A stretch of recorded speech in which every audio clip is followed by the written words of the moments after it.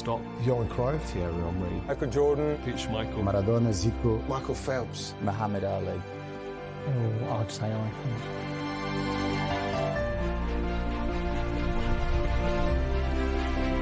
That just moves the needle. Doing great things under pressure. The word icon is how other people see you. All the names who are actually present here, they are all icons. Leadership, elegance, unique.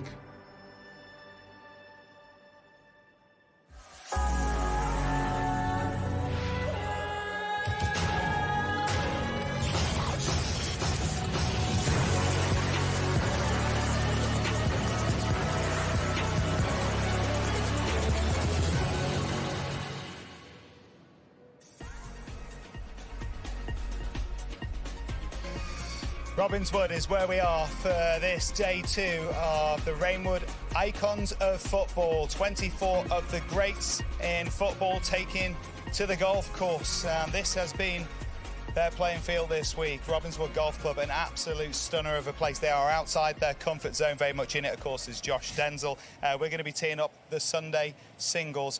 This is special because we're talking about guys who are icons of football, but why would that come across to the golf course? What would it be like to watch these guys do something that they weren't experts at? It's proven that competitive juices and spirit transfer from the pitch to the course. What have you made of what we've seen to this point, Josh? It's been incredible. You talk about that competitive spirit. I was just in the locker room, and the physios are on double bubble. They're working on hamstrings, quads, lower backs. These guys have been out playing golf in 41 degrees. I know we look cool, calm and collected, but it's not cool out here. These guys have been grinding it out, and they hate to lose. They hate to lose. You've been in amongst them throughout the week. What does this mean to them? How important is this to them today, representing England, representing the rest of the world? You see, when we're here and you're doing your interviews after the games, whatever it may be, whether it's alternate shot or in the team games, they walk up here, either huge grins on their faces or they are dejected. They're talking to their caddies, go, how'd you let that happen to me? They do not want to lose. I spoke to Jimmy earlier. He said, this is the best thing I have ever been involved in. Keys have played about 400 games. Yeah. For many of us watching who are fans of these icons of football, it's one more time around on the giant roller coaster of watching greats of sport, because you get to see them come alive and reawaken, playing a different sport, but still with that athlete's mindset that made them great in the first place. However, Team World will have to be great because they are trailing significantly so as well to England. How do you see this playing out today? To be honest with you, I'm not too confident for Sergio's boys, because it's going to be a massive hill to climb in the singles games. I've seen some of the matchups. We're going to talk about that a little bit later. I'm going to tell you, I think you feel the same way as me. I don't want to put words in your mouth, but it could be tough. And guys, you're not going to want to miss this. This is the final day. This is the final session of Icons 2025, and you can watch live on YouTube or across Icons social platforms. What you're also saying, I dare to say it, is that it very much might be coming home, Josh. It very much You've might. ruined it, Nick. Sorry, What's going on here? Don't jinx it. Now, of course, these guys are great competitors and they love to win. But even more than loving winning, perhaps they just hate to lose that much more. But when they do, we're there with a camera for them. Take a look at this.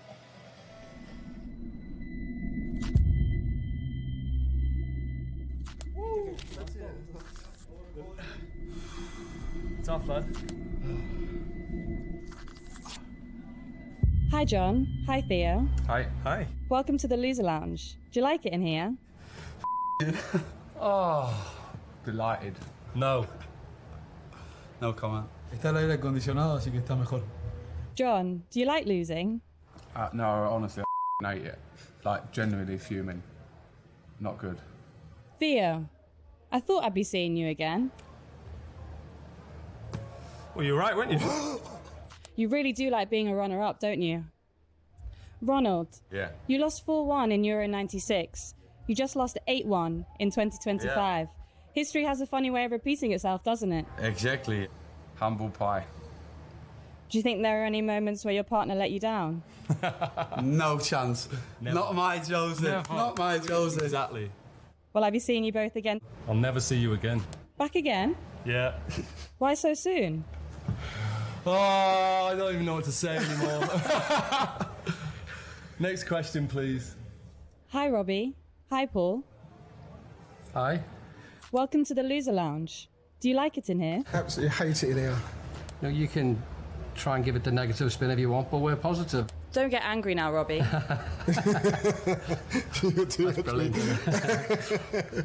Can we leave now? Thanks, boys.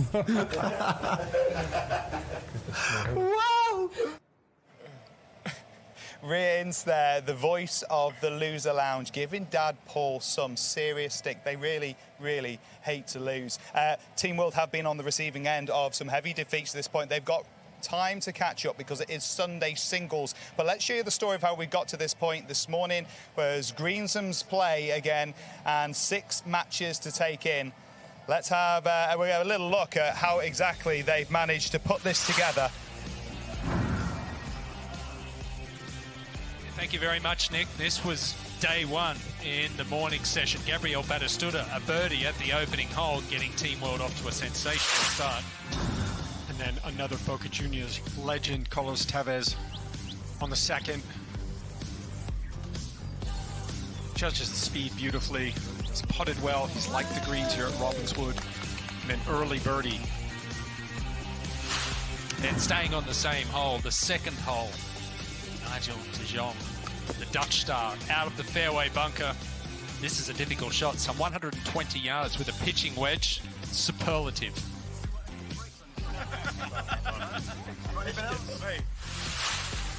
And then one of the stars so far this week, Jimmy the Bulldog Bullard, par 3s is when he has shown he's got the quadruple there. His distance control with his short irons has been fantastic all week. Almost made it. Of course he likes it. Well, David Ginola got off to a tough start on day 1 in the morning. Alongside Patrick Berger, they lost the first 3 holes, but then he poured that in at number 4 for a half, and you can see what that meant. Lee Sharp has been one of the standouts for Captain Lee Westwood. Lots of good shots. Really a good golf swing. This is at the 6th. And another really good short iron shot for Lee Sharp. The 6th is the longest par 4 on the course for these icons. Didn't think we'd see anything better than Lee Sharp's shot in until Teddy Sheringham came along and hit this 9-iron approach from the left rough. Absolutely brilliant. Not enough adjectives to describe that shot. And then pay it off with the no-look birdie putt. Well done, Teddy. And then the call, the captain, one of the unique features this week in the Icon Series, ball above his feet on the par 5, 10th, trying to hit a cut, hold it against the slope. Oh my God! Pin high, over the green, but a really good golf shot. Are you tipping up there? I'm sure there were many better shots than this from Ronald de Boer on Saturday. Out of the bunker, first hole in the afternoon. In it goes, a birdie and a win for Team World.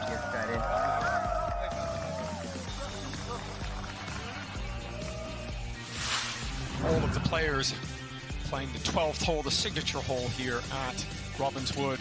$10 million swing. $10 million on offer. First person to stand up, Robbie Fowler, just rips an iron shot right at the flag.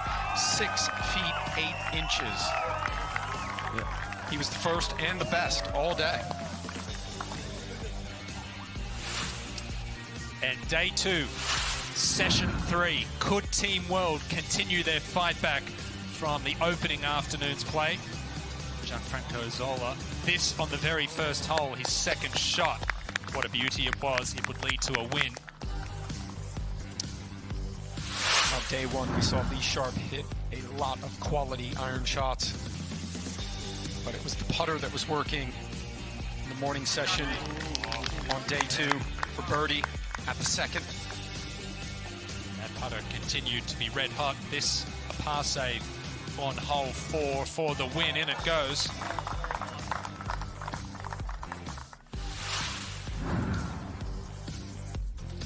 Team England, Jimmy Bullard, good iron shots, pays it off with the putter, fist pump.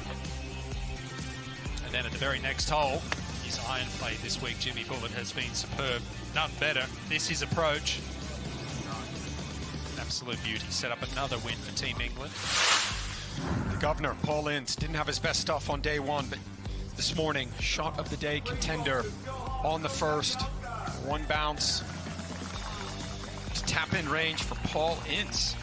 He starts off the morning sessions solid.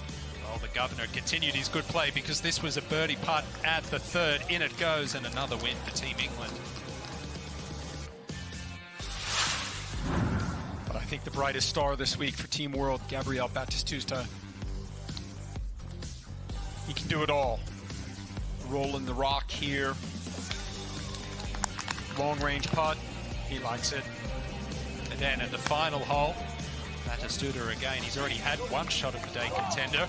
How about two? Because that was a beauty, and it would set up a win for Team World. And Mr. Reliable for Lee Westwood's England side, Teddy Sheringham. Long range putt. He's played fantastic, you know, just such a steady player. Not a lot of mistakes. Let's see what it means.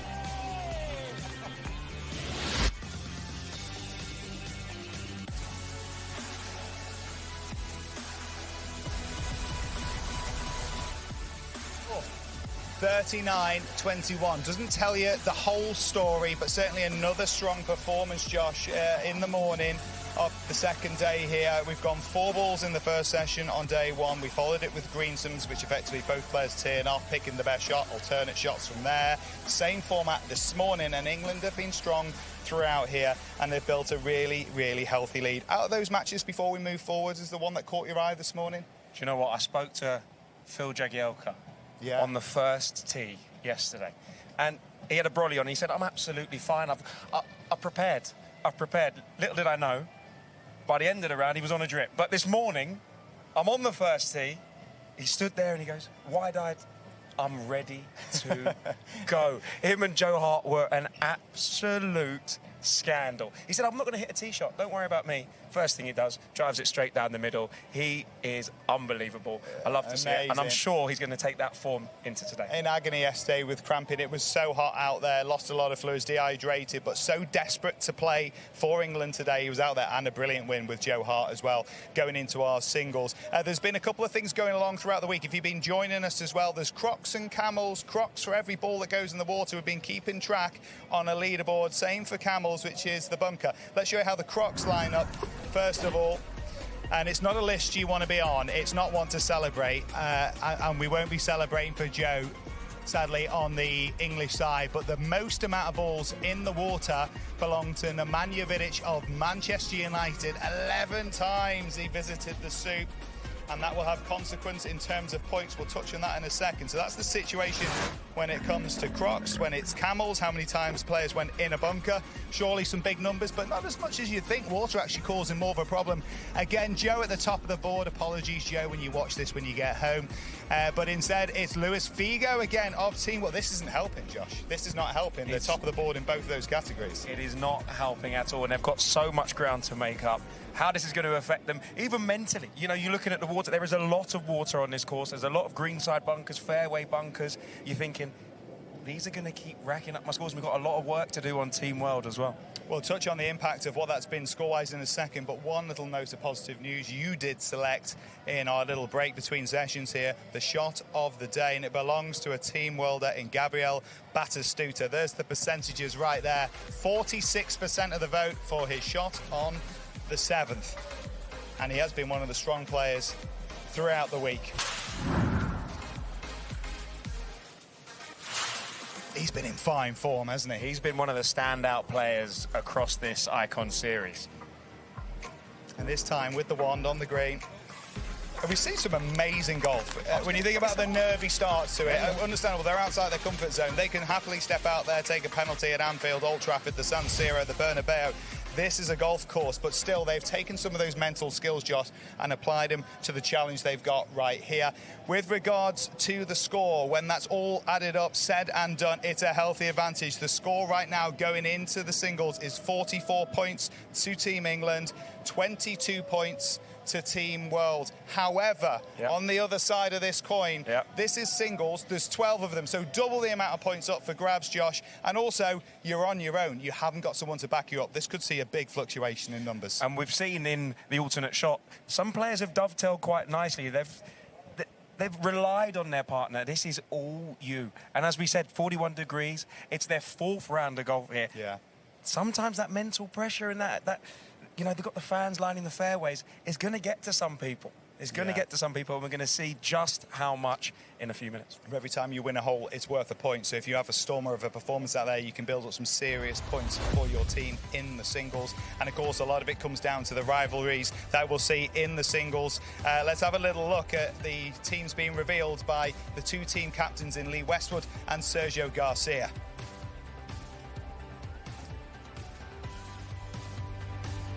These are the reactions in the team rooms as they find out who they're drawn against. And you know what? This is amazing because we see it in Ryder Cups. You hear from Ryder Cup legends where they talk about the feeling of having your teammate next year. All of a sudden, it's real lonely in those singles on a Sunday.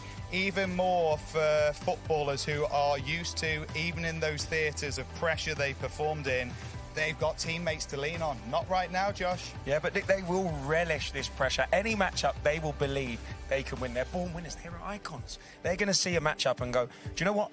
I might not have played well in the last 3 rounds, but today's going to be the day when it matters. You know, we've spoken about Bullard being the postman. Delivery was late earlier today, but I'm sure he's going to want to get revenge there. Well, leaning on Ryder Cup legacy, you will think Sergio Garcia's team talk will revolve around perhaps a certain miracle at Medina that took place where they were down and out. It couldn't happen, but you've got to believe you take care of business in your match and you can get the job done. What do those matches look like? Let's show you how the pairings line up here for this Sunday singles between the icons of football. Team England up against Team World. And there you have it. Now you look through him, obviously leading with real strength. Teddy Sheringham has been fantastic through the week, up against Ronald de Boer. What do you like here when you look through him, Josh? I think Teddy has been a standout player, a bit like Gabriel Batistuta. He's come out, and de Boer's struggled at times on this course, and I think that's going to be, I wouldn't say an easy win for England, but I'd say that could potentially be points on the board. And Lee Sharp, obviously a scratch golfer against Ruud Gullit again. You might think that one could be tucked away nice and early, but who knows what happens out on the course. We've got Phil Jones against Carlos Tevez. Tevez has been absolutely electric with that putter in his hand. He's been sinking absolutely everything. Ince's had his moments. He's up against obviously the legend in David Ginola. I mean, that's going to be an interesting matchup because I think maybe the condition's going to play a part in that, but they've both had fantastic moments, both been a little bit wayward at times, but I think that's going to be massive. And John Terry Batistuta, that's going to be some of the highest levels of golf we've seen in this Icons tournament. Not to forget Jimmy Bullard, Gianfranco Zola. That's the one I'm really looking forward to. Incredible lineup for you to enjoy as we head down to the cauldron of pressure that is that first tee. Over the course of this weekend, please put your hands together and welcome 2 great golfing icons. Well, we've got some pretty awesome matchups coming our way this afternoon in the singles, leading off with Teddy Sheringham against Ronald de Boer. And up to the Crocs and the Camels, it's Team England 22 points ahead of Team World, leading 44-22. But Court, as we've said, there's a lot of opportunity for fluctuation out here. A lot of points on offer, but the world team is going to have to get out to an early start. They can't afford to get behind early. Try and keep those matches kind of going around the turn, kind of in that 1 to 2 point range, because if it gets 3-4 points down, they're going to run out of holes. And he is going up against one of the Dutch players' best ever performers. He's won the Champions League. He's represented the likes of Barcelona, Ajax and Rangers with massive respect. Please welcome Ronald de Boer and Teddy Sheringham.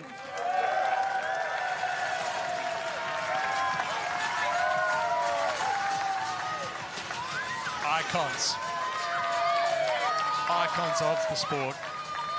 And Teddy Sheringham, no one's been better than him on the golf course this week, earning all 3 points for Team England. Ronald de Boer, well, his game, Claude, has changed since he saw Hugh at lunchtime yesterday. I didn't see me. He saw one of my instructors, Joe Marshall, gave him a little setup tip, got him out of the shank, squared the shoulders up. He's played a little bit better since then, but so impressive from Teddy Sheringham. Just solid, a lot of quality iron shots, keeping the ball in play off the tee. How are these great champions? They've been used to being on teams.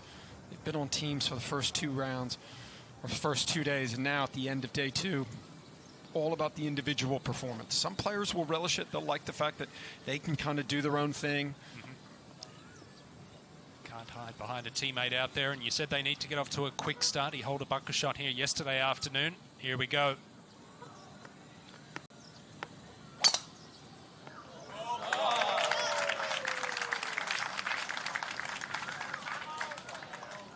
Looks like it's found the bunker down the left-hand side, avoiding that water down the right. I was hoping that would turn a little bit, just stayed straight. Teddy Sheringham sneaky long off the tee. He's got some firepower. He got within 20 or 30 yards of this green this morning.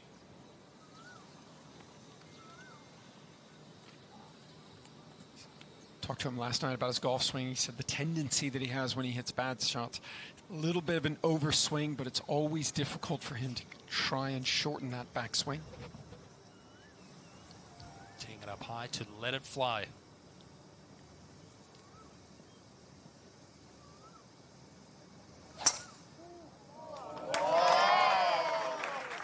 He likes it, the crowd likes it. And just another fairway, steady as she goes. Yeah, good one there, Sally.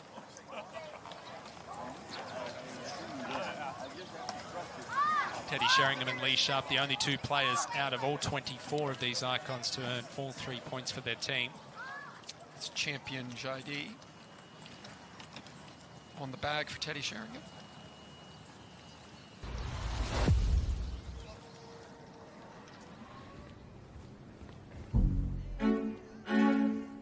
Let me tell you something about rivalry. I think rivalry in sport is very important.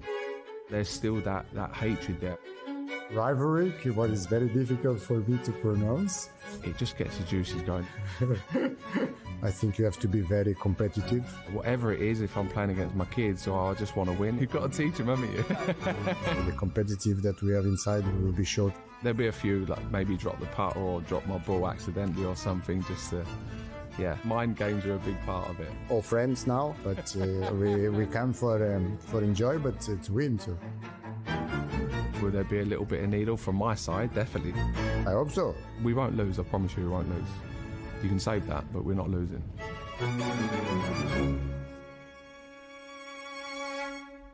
Let's go, boys. It means a lot to every single one of them. They do not want to be putting the cream jacket on the winners, do they? No, I mean, you don't get to the level of sport and football that all of these great players have without not wanting to lose. Their competitive juices are very evident this week. Nobody wants to lose.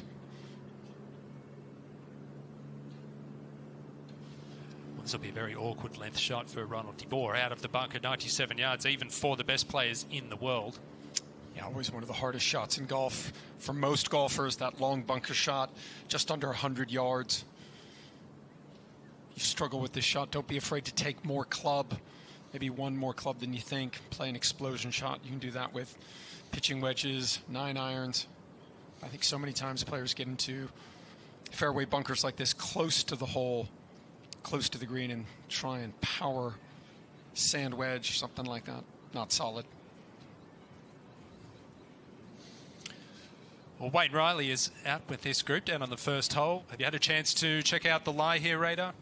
Ah, the lie's really good, but the thing I like to look into their eyes, doesn't matter if it's Tiger Woods, Rory McIlroy, or these boys.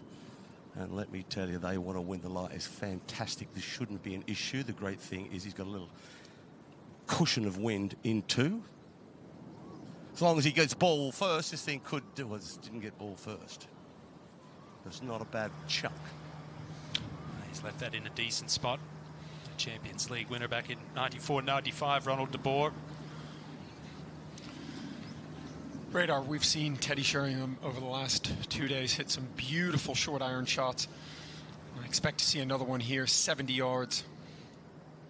Yeah, absolutely. This is just perfect. You know, he's on a little launching pad. There's just a puff of draft into him. Like, if he really wants to get cute, I wonder, I think he plays for round 4, doesn't he?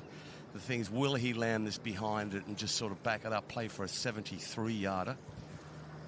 That's the way you would play it, if he, especially with that little wall of wind. So this shouldn't be an issue. This is a great opportunity to gain an early advantage. I think it's important for, as you said, Team World to get off to a good start. I mean, it is going to be very, very hard to come back if the last few matches all see red on the board. Okay, if he doesn't spin it, it'll stand to attention. In there low, trying to growl it in there and stun it. Pin high, controls the spin, and another really quality three-quarter shot from Teddy Sheringham. He's just played solid. And he plays his game, Ewan. He doesn't try and do anything special. He's not the longest, but he knows he's straight. He knows he's very consistent.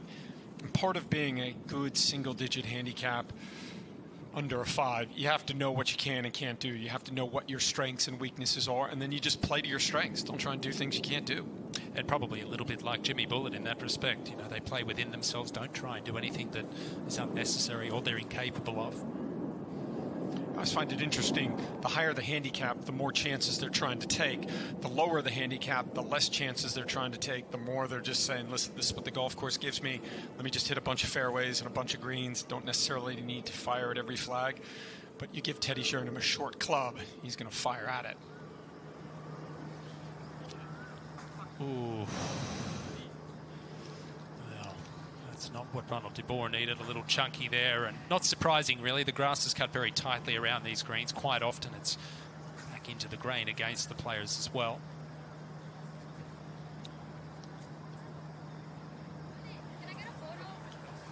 And I think if you're just joining us from wherever you are in the world, as a few autographs are being signed down there on the first tee.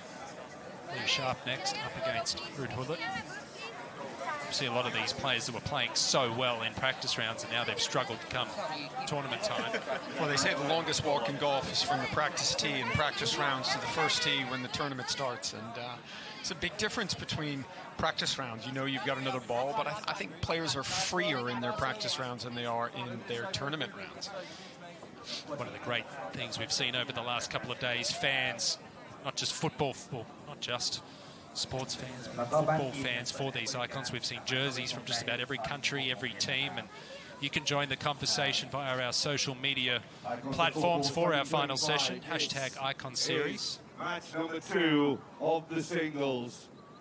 Please welcome 2 true icons of the game. A 3-time Premier League winner, a player who helped to build Manchester United's monopoly of English football, and against him, a Ballon d'Or winner with 2 European Cups as well, the Dutch maestro. Please welcome Lee Sharp and Ruud Gullit.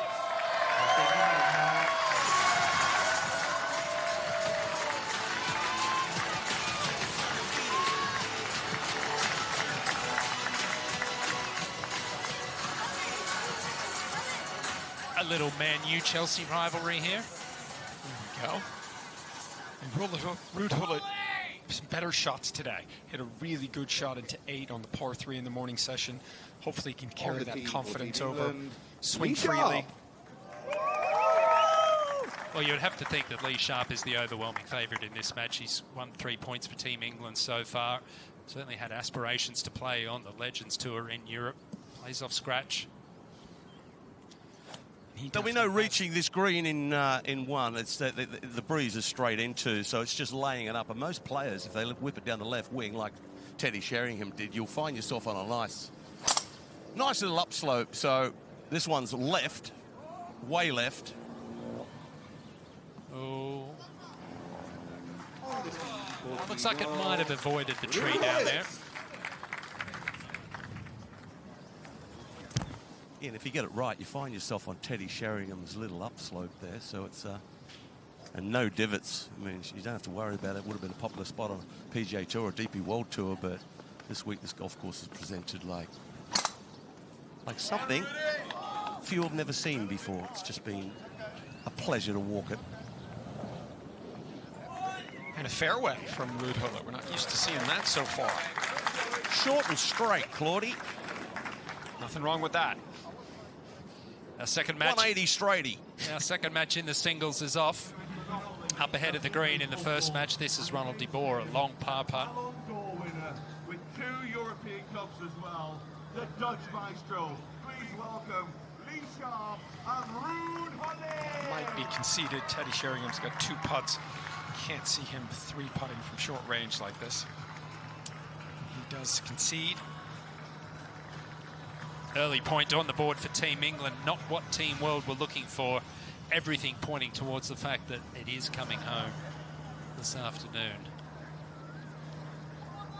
Just having a putt here for a little bit of practice. Yeah. Should break from his left to right. 2 putts to win. Hasn't been conceded. Thought it might be, but... I thought it was. He certainly appeared to gesture to pick it up. Maybe just wants to putt it. That no-look Jordan Spieth-esque putting stroke, which I'm a huge fan of. Takes you out of thinking so much about your stroke, about the ball, frees the stroke up, gets you to react like an athlete. And he was definitely a good one of those.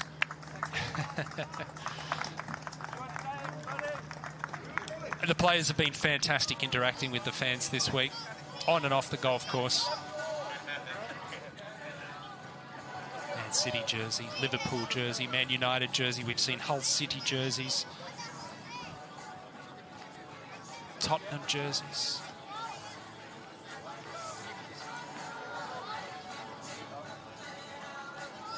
Wonder what's the strangest thing the players have been asked to sign this week.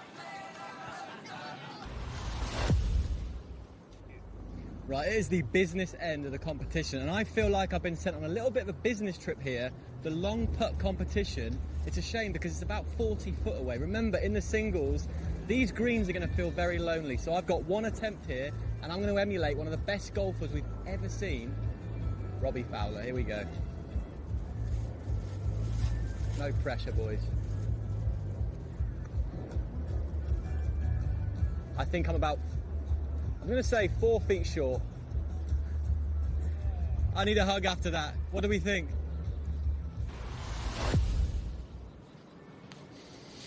Well, I think it wasn't a bad effort, Max. But we'll get back down to our second match out.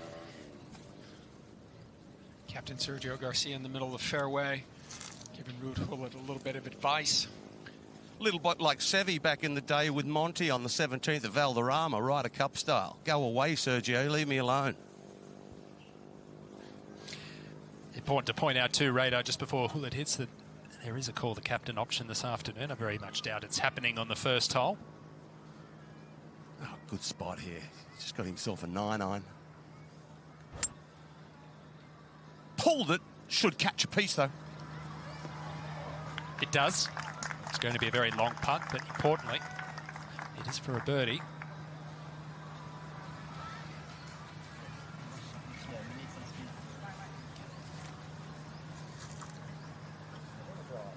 Clear the bunker.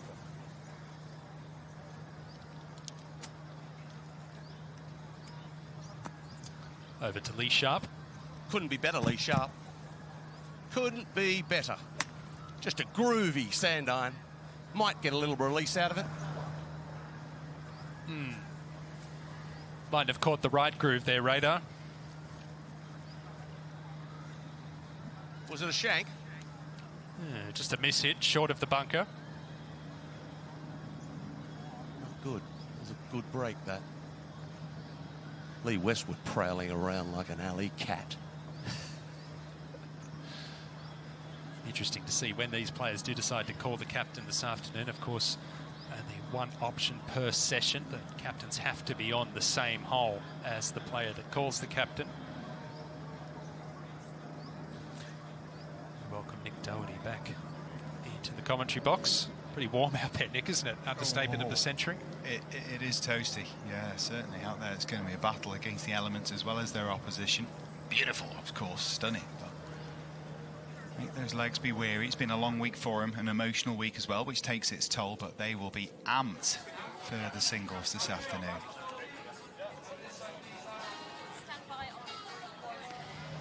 For that up to Lee Sharp, trying to get this up and down, put a bit of pressure on. Good shot there from Lee Sharp. Short game skills on display. But that's a good start for Ruud Gullit, Nick. hit the fairway, hit the green. That'll give him a lot of confidence.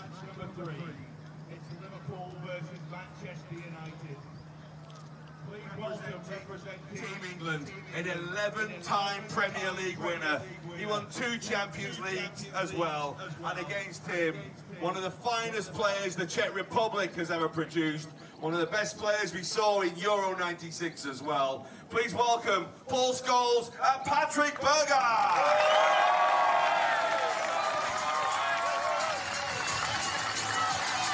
Fitting reception for 2 icons of football.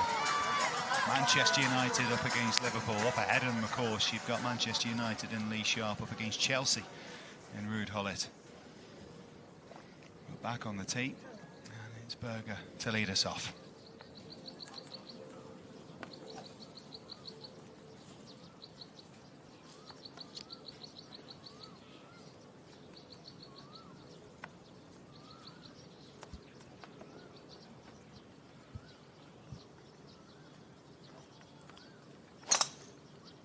Well, this is a low, ducky one.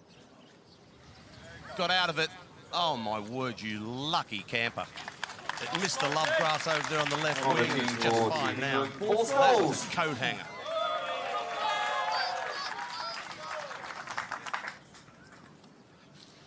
No leeway, is there now? You haven't got a partner you can hope can get you out of jail if you make a mistake off the tee. You're on your own. Wherever you hit it, that's where the next shot will be played. And I think that's going to be interesting. I think there will be some players that kind of like that. They're used to kind of, they want the ball, they want to make all the decisions. And then you'll have someone that says, hey, I liked having a partner. It took a little bit of the pressure off me. But as you said, Nick, nowhere to hide in singles. Greensome's has been fun, but this is going to be more fun. Yes. We're going to see what they're made of out here. Singles Sunday. Oh, it's flirting with that water, flanking the edge. He's aggressive through the ball, isn't he, Scholesy? That looks like a sigh of relief. All right, yeah.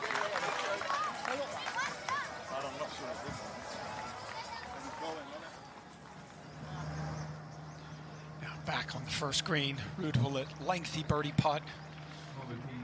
Just cozy this down there, 2-putt. Sprint to the next tee. Don't give anything away on hole 1. Pretty good for pace there. 3-4 feet short.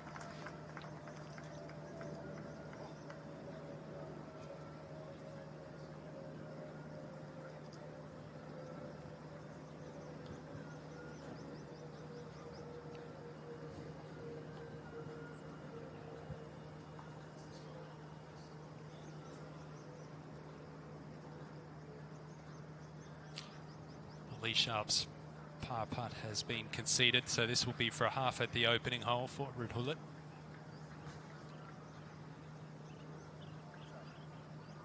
Interesting matchups. And Captain Westwood has put 2 strong players in Sheringham and Sharp out first, and then anchoring it with Bullitt and Terry. Another couple of Scholes is wet. We'll get back to that in a second, but it sounds like bad news down the fairway for England. Good news for Team World up on the green. Coaxed in, and it's a half on the first in 4s. So these are the early toings and throwings, and Sheringham, as perhaps we expected, leading by example in that top match.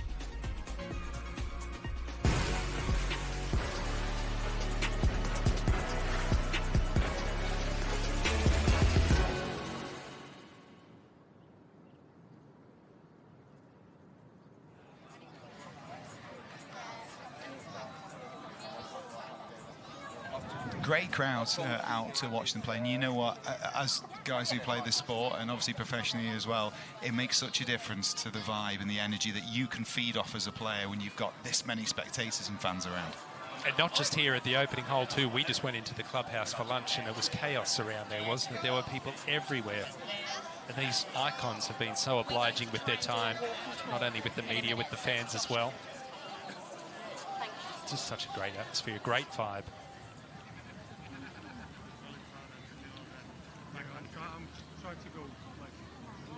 After a lucky little scrape with the bunker and the love grass and all that stuff, he finds himself in a great position. The angle's great. Flag's over there on the right. He's way left.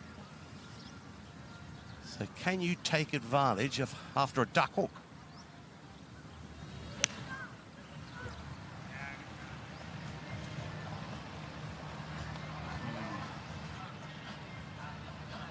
Unfortunately not, is the answer.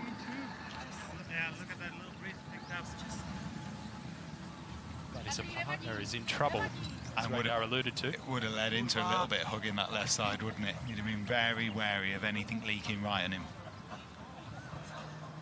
Penalty drop taken. He can still save himself here with a moment of magic with a wedge.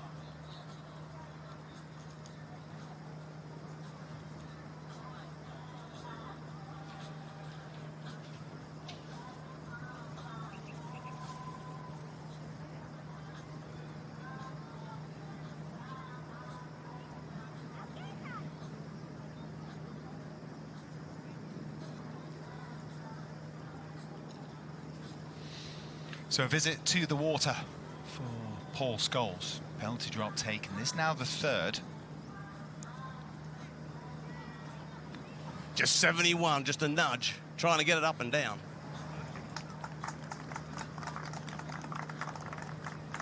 Not out of it though with a 5 potentially, because up against Patrick Berger, who has work to do from the sand. And I think it's fair to say this afternoon, Team World have to take every advantage they can get. Not one or two players, the entire team. If they get a sniff, they've got to take it with both hands and run. Patrick Berger from the bunker leaves him about 20 feet. His par. Match number 4 is between one of the world's greatest ever players and the youngest player. It's something sentimental you can look at. It will go in the trophy cabinet. To go home with a cream jacket would be incredible. Be nice with a glass of champagne in my hand. I didn't touch it, barely looked at it. Like the World Cup trophy where you can just look and stare at it and not touch it. The losing team has to put the cream jackets on the winning team. He's going to present me the jacket. Are you serious? Oh, that's brilliant. Nah. For the other team to put it over your shoulders, you know, rub it in a little bit. I can imagine there being some very smug people around. I'm gonna go in front of John Terry and I'm gonna show my jacket. We won't lose. We won't lose. I don't have to do that. We are the one who's going to wear the cream jacket on the final day.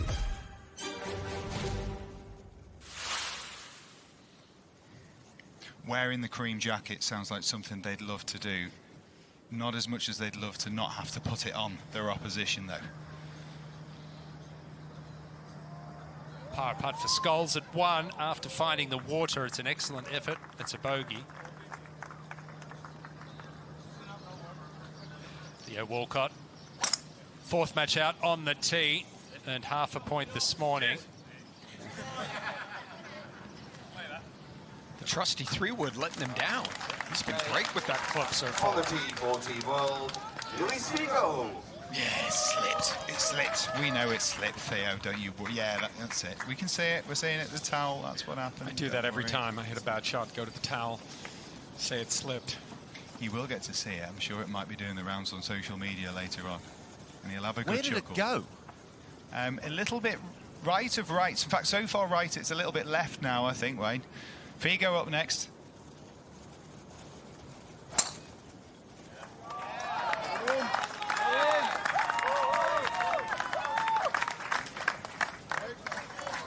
Excellent start for Luis Figo.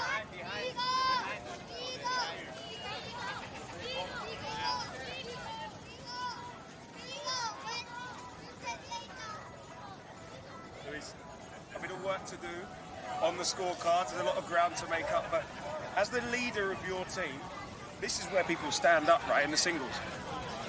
Yeah, we have to work, continue to be persistent. We know that we're in a tough situation, but still a lot of games ahead. So try to enjoy and make the result change. No doubt. Well, you just had a fantastic drive. What a way to start. Enjoy your round. Thank you so much.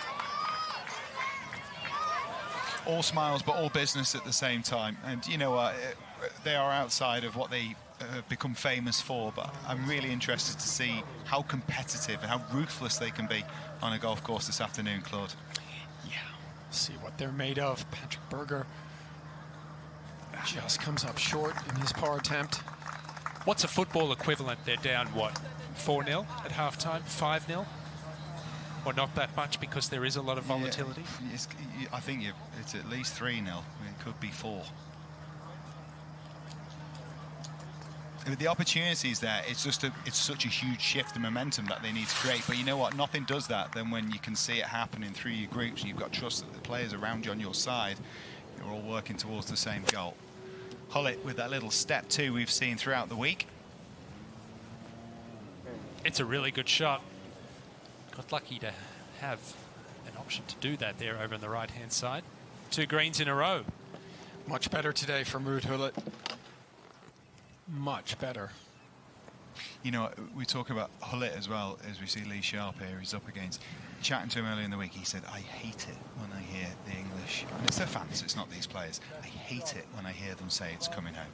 He says, you don't understand. It's silly. He says, you don't understand how much that helps the opposition because it drives us and inspires it so much to want to beat you, more than is probably normal. He said, and it's such a weapon for us because this mentality that it's your sport and it's coming your way. And he said it really is something that sometimes elevates performance of opposition. Well, we'll see if they're definitely going to need to elevate it in this afternoon single session.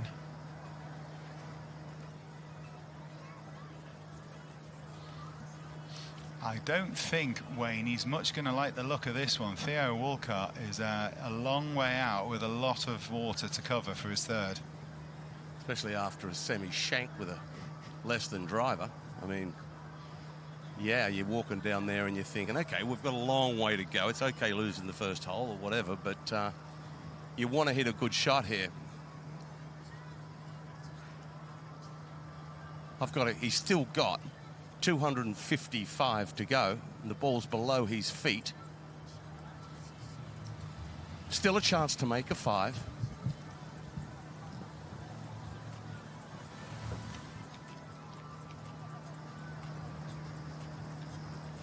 What an amazing golf shot. That's brilliant, Radar. It wasn't pretty, but who cares? And that's it was low as a snake's belly, that was. Bottom groove. And he's still in there with a chance, isn't he? Like you said, 5's a good score here. Well, it means that Figo now, he's still got to have his focus, hit a good wedge shot, still sees the hole. Yeah, just under 180. It shouldn't be an issue for the player that I believe was a better player at Barcelona. But he won more at Real Madrid. Giddy up. Hold on. It should. Bit of rough there. That wasn't that bad of a shot. Just came up short. Shot it, Oh, I'm loving this. This is fantastic. Now these guys know how I feel. Slightly less smile on the face of Figo right now as they're all striding down that fairway when his playing partner spooned it away to the right-hand side. Icons of Football 2025, the afternoon session on day 2.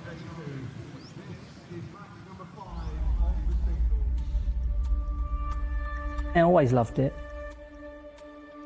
I've been obsessed with the game since a kid. If I didn't play football, I would have been a golfer. It's such an art, something that you can learn. It's for every standard. Yes! You can be competitive against old, young, whatever you can play. One of the greatest sounds in football is the ball hitting the back of the net. When you're on the golf course, the greatest sound is catching that ball sweet from the tee and then sinking a nice putt. I don't think you'll ever perfect the game. You think, I can get there, and you think, can I grab that, but you never can. It's the only sport that I can go out and not think about anything else. It's just 5 hours playing golf. It's a ball sport, right? It's a bit of an international language like football. That's why I love the game. I love golf. I love it. No matter how long I play this game, if it's for the next 20 years, I'm not going to master it. I think that really gets me. It's very, very complicated game. It's the hardest game that there is out there to try and figure out. It's you versus the golf course. 60-70% is in your mind. There's always something new to learn. It's got that element of escapism about it, I think, that footballers love. With golf, anything can happen. That excites you. It's the closest thing I think you can get to playing football. A game that you play against yourself, and for so many of these icons, it's been a great outlet for that competitive juice they still have within them that never retires. Maybe physically they can't be what they were, certainly mentally, as we've seen this week. That still lives in them. Tevez down the left side and in some real bother. How can it not be the greatest game of all, Nick? Man against the elements. Absolutely. Oh, Phil. Figo, third shot. Missed the green with his second and a wedge in hand, and that will be to, well, not be to win the hole. Theo Walcott still not on the green for 3.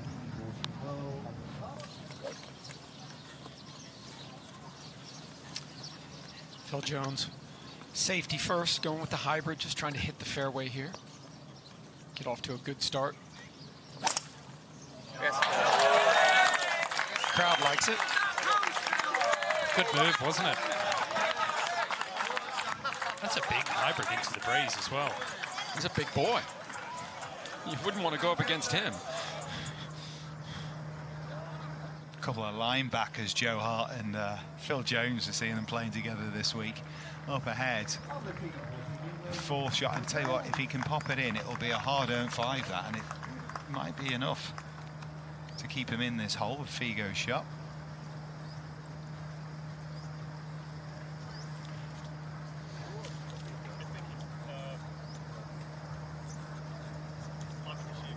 Figo 7 or 8 feet left here. 4 apart it will be to win the hole. Walcott couldn't bring home a point for Team England day 1. Salvaged a half point alongside Jermaine Dennis this morning. You feel very differently there, don't you? These two, if they do end up getting a half here, the thing about the head drops, well, I don't know if Figo's that sort of player, to be fair, to drop his head, but how you'd feel kicking yourself that you haven't won the first when you're playing partner. It's such a terrible tee shot. And Theo, well, tail would be up, wouldn't it? Absolutely. If he managed to sneak out of here with no blood, he'll take it. After rinsing it into the water off the tee. Radar loves his putting stroke, so let's see what he can do. Oh, yes. Pours it in. A little fist pump and a look back to his partner.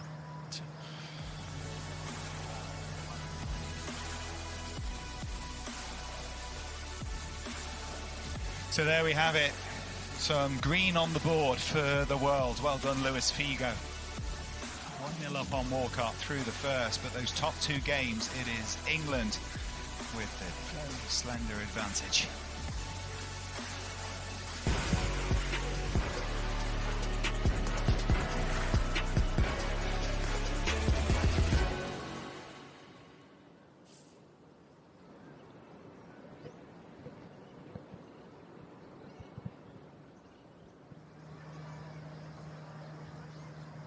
What's the story here on the first for Tevez, Wayne? He's taken the drop. This is take 3. Draft in 2, got himself an 8-iron. Off the back foot, trying to trap it. Hands forward.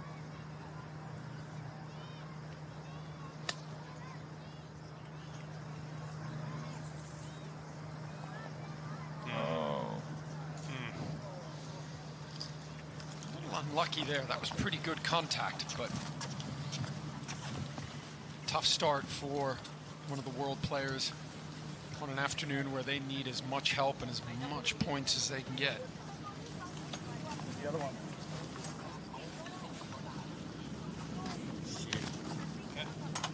hybrid, 232. Phil Jones with some speed and power, 77 yards. And this is where we've seen these players shine. Short irons in their hands, wedges, the swing becomes much more compact. Footwork looks better, they don't overswing. Look to see this inside of 20 feet.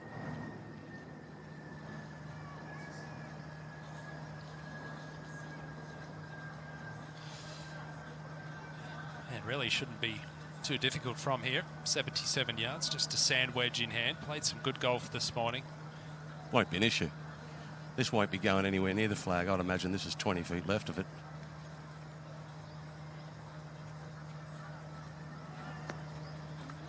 Good call, Radar. He gets one Pick it right up. now. I'd imagine they're going to go pick it. Well, no. We've got Tevez with a chip, haven't we? He could chip it in.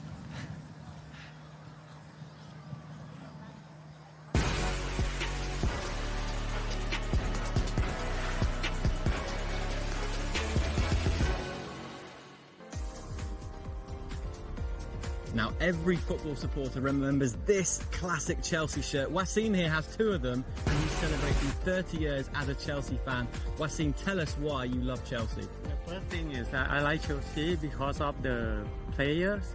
And the first player I like is Scholes. So you can see here. Yes, so Ruud Gullit, it starts from 1995, so almost 30 years now. And the second one that all Chelsea fans love is Zola, original one. And here you can see original shirt. Yes, original shirt, the original everything.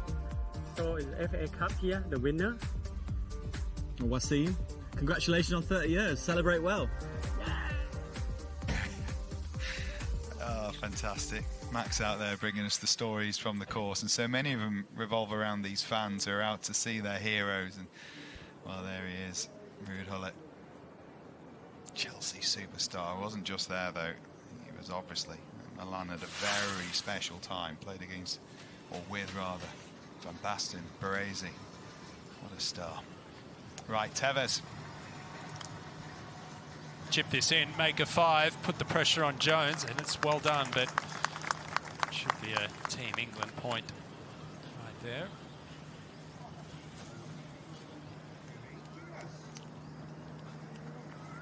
Of course, Carlos Tevez having a lot of success at Man United, but we'll build up the Man City-Man United rivalry here. Yeah, he might be trying to think about it like it's Man City, Man United, because he needs to have a bit of an edge against Jones. To be fair, nothing against Phil. He's played quite nicely, but you would fancy Tevez in that fixture between those two. Yeah, I think if you look at the way he's played so far this week, lots of putts going in, some good quality iron shots.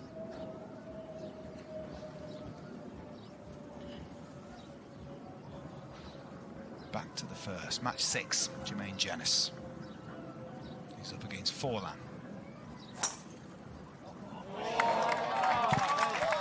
Hit a hummer down here this morning. He hits it a long way. Almost hit Sergio Garcia in the cart. That's how far it went. We'll get relief, or they might move that board there. Quite incredibly, as much as he's a very handy golfer, he's also now a professional tennis player, which is remarkable.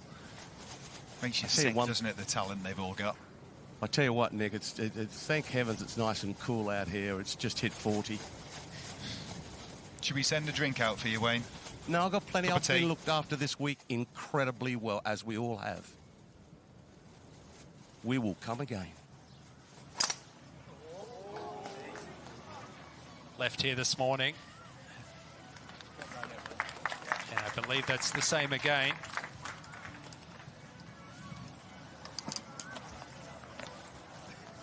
I think Jermaine will feel a little bit disappointed with his haul of points this week, because he is one of the stronger players, certainly in ability on the English side. Hasn't quite happened to this point, so looking for it to come good this afternoon.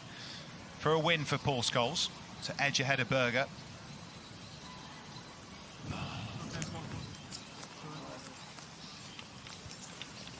He one-hands the one after the miss that was longer than the first one. Hey, steady.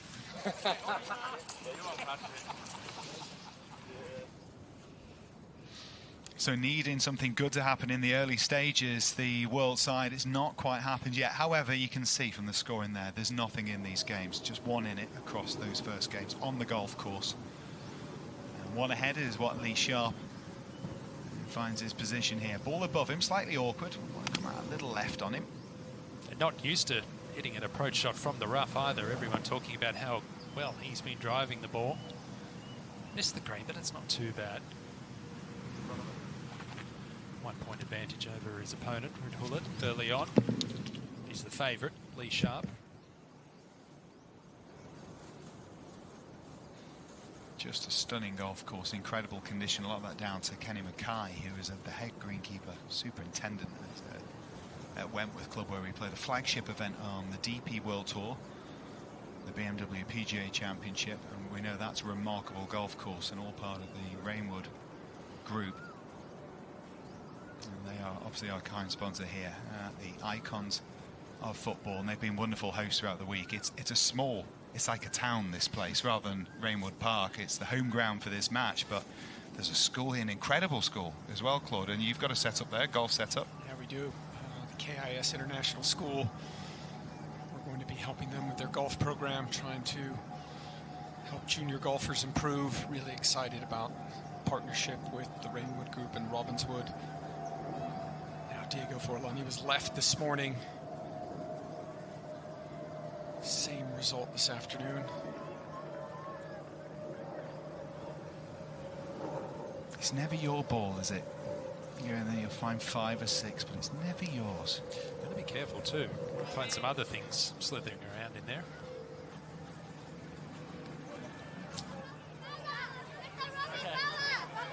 Well, whilst they hunt for the ball, moseying back towards that tee.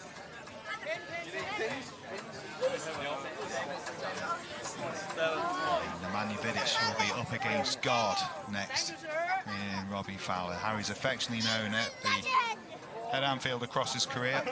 Cop singing his name for so many seasons.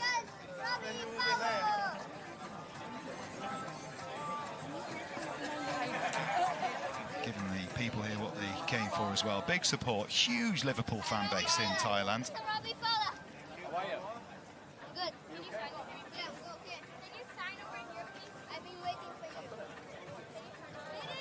Part of Liverpool's treble-winning season as well, 2000, 2001, the FA Cup, League Cup, and the UEFA Cup. Yeah? How many Manchester United fans? It's the contest when the players come on now. Who can make more noise for their player, whether it's Vida or Robbie?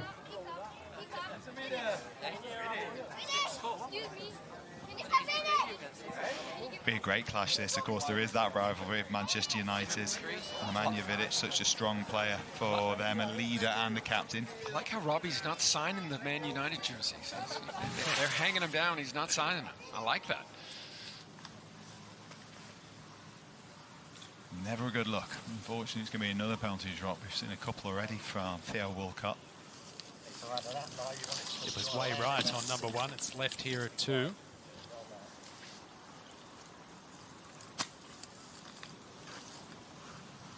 Point down to Luis Figo. Good angle, does have a shot here.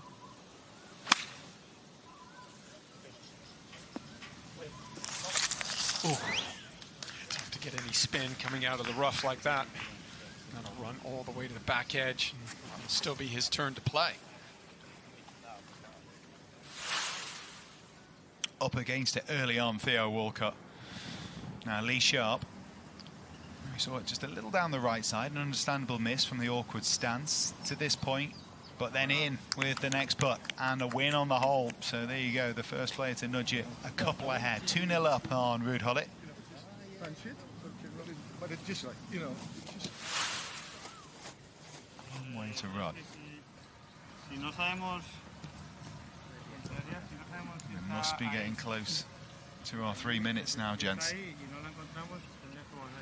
Yeah, which Jermaine Jennings, 10 metres off the green with his 10 yards off the green with his tee shot. Could be a concession here. It's interesting. Quite a few a huge amount of fans on the ground here watching as well. And you know what? It's one of the perks of professional golf, isn't it? And I found this. So whenever you hit it in the junk, there's those people to find it for you, which isn't the case in amateur golf or weekend warriors that you see. Gary Evans would have loved that. Yeah. Well, Nick, that was one of the issues when the PGA Tour came back from COVID with no fans. I mean, you were used to hitting the golf ball offline, and you could find it. And when players were hitting it offline, and the other thing, there was just no energy because there were no fans out there. So helps you with your ball, but also gives you that good energy to keep you going. And talking about that energy as well, it's one of the things that's made it exciting for these players here this week is having this many people watching them. It's just added, sure, to the nerves, but also to the excitement. There's been plenty of it. You know, all these players have had a busy week. Robbie Fowler last night, after playing his 2 rounds of golf, made his way down to BG Pathum United versus Wangthong United's local Thai game. Well, taking that time whilst they are looking for that, and we just heard from Wayne there that he's going to be making it, he'd have to go back to the tee. So it gives more time for Nemanja and Robbie to sign the autographs for the fans here. Would you sign if you were a Liverpool player, would you sign a Man U shirt? Why not? Would you? Yeah, fans are fans. Yeah, but what if you don't like their taste in tea? Price you got to pay for being famous, I guess. Well, we should get in touch with us. Let us know if you had the opportunity and you're a Man United player or fan or whatever. Would you sign another team shirt? Or would you turn away from it in disgust? Wayne Riley's there now, so they must have had an idea it's in the penalty area because there's a penalty drop happening. Wayne, what's the dealio here? We can see it just creeping into shot. Having a chat with Sergio. He's not interested in us. He's got Sergio there. No, I got you. They've got a rule this week that if you know it went into that love grass type stuff, that if you know it went in there, which it did, it means you can take a drop, even though it didn't go in the red-lined penalty area. So a fortunate break.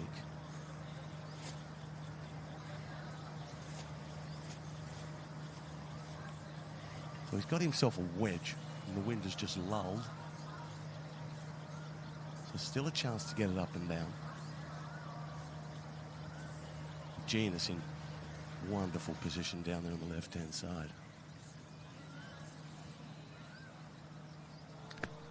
Now this is a sclaff, front left.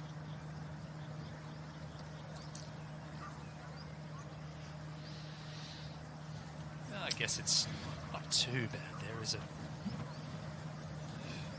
it's not out of the hole. What a tee shot, Wayne. 290 off the tee. 36.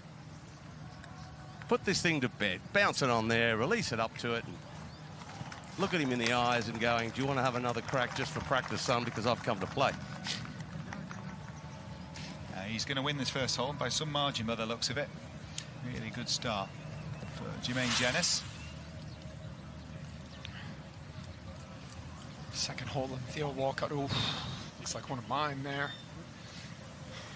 And that will be a victory, almost certain victory for Luis Figo and the world team.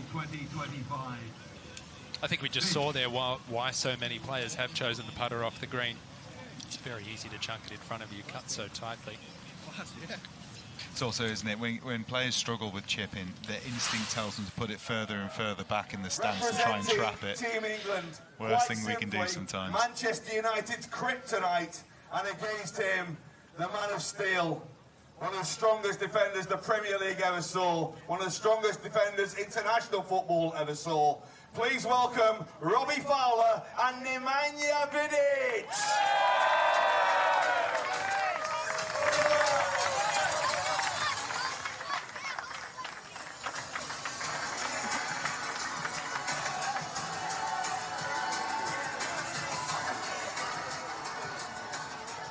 He's been a strongman for the world side, undefeated through the series of 3 games so far. Half this match this morning. Nemanja Vidic. And won both on the first day. So he's got plenty of length to get there, but going with the iron for safety. Just trying to hit the fairway here. I like it. I'm surprised more players haven't tried it. I mean, a bottleneck's down there when you hit any kind of wood, and that's why they're wearing out the left-hand side of this first hole. So I just really do like this. It's an iron and a 9-iron at the most. Good play.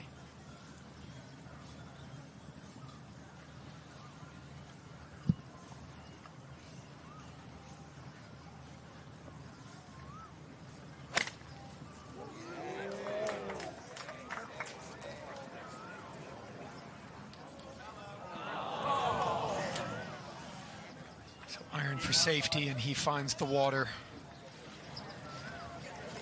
On the tee for Team England, Robbie Fowler.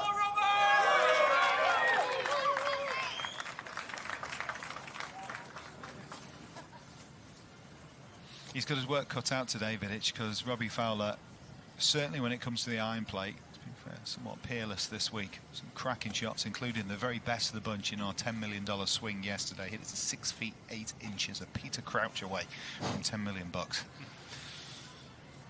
Just goes to show you the confidence he has in his game. His opponent in the water, but he's still going to choose driver.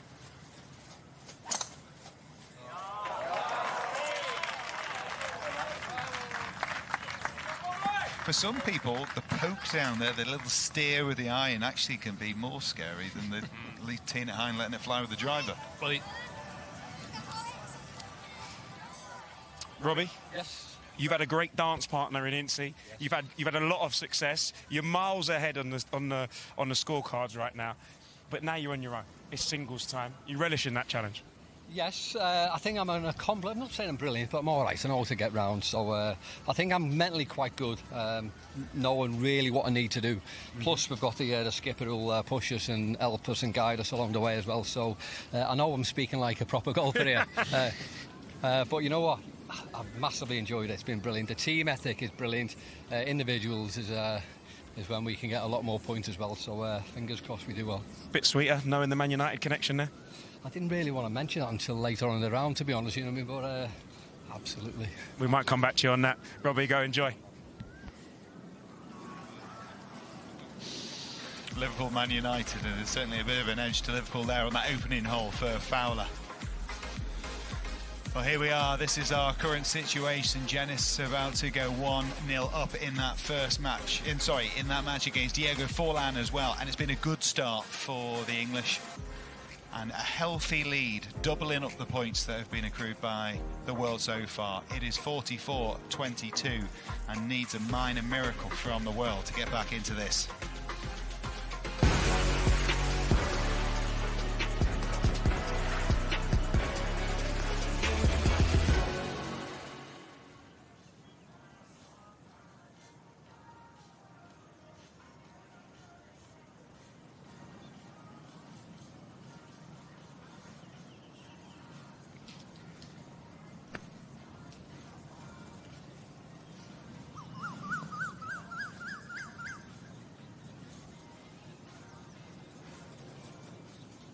There's Figo there.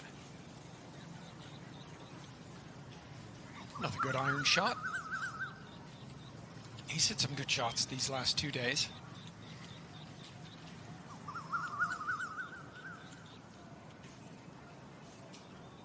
Quite a day out this for Theo Walcott, because obviously this is a game of golf, but there'll be a huge amount of respect and, well, I'm sure probably an idol when he looks at Figo. It'd be, if you're a footballer, it'd be hard not to fanboy on Luis Figo. I mean, he's such an iconic champion, won everywhere he's played. Theo Walcott not having his best stuff so far. No, he's just got to gather himself. Take a few deep breaths, try and settle down. It's been a rough start for Theo, unfortunately. I think you got to try and pull the shorts down at this point because the high shorts aren't working. Maybe change the mojo up.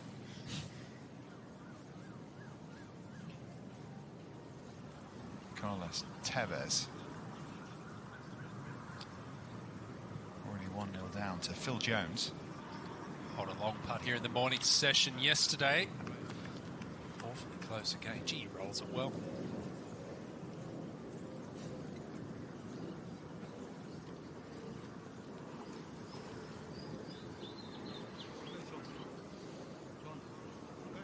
It's a concession.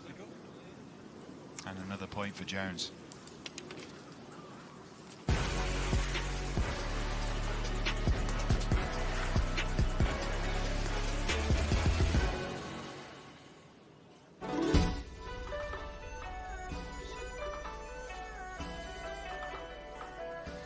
Really is an exquisite structure, and that is the Chinese palace. So Reignwood Group very proud of its Chinese ancestry. It's an exact replica of the Hall of Benevolence and Longevity in Beijing's Summer Palace. And we were there a little earlier in the week for the captain's barbecue when they announced the partnerships for the first day. That feels an awful long time ago. There's been an awful lot of good golf shots hit since that point. Yeah, Robbie Fowler just coming up a little bit short there, but I like what he said, Nick. He knows how to manage his game. He kind of likes being in control. He's not going to really try and do what he doesn't do. And I think that's part of being a really good player, is just understanding which strengths, weaknesses, just playing to them.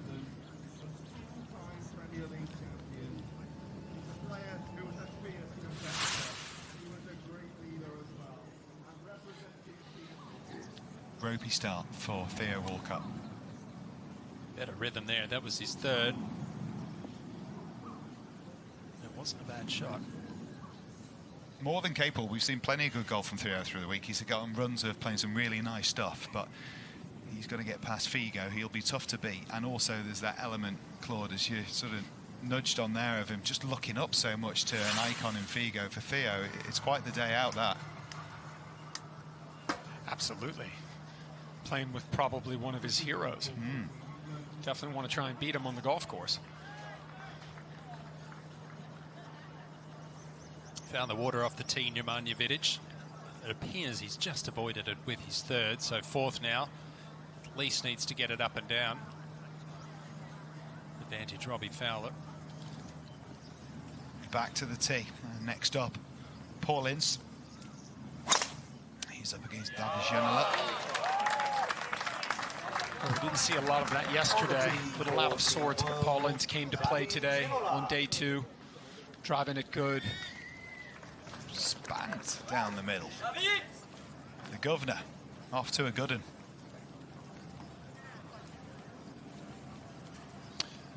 Well, Ince and Fowler 6-point winners over Ginola and Berger this morning. So it's, you would think, with a little bit of the mental edge. David Less than Ginola. driver, I would think. Yeah, Iron Wayne.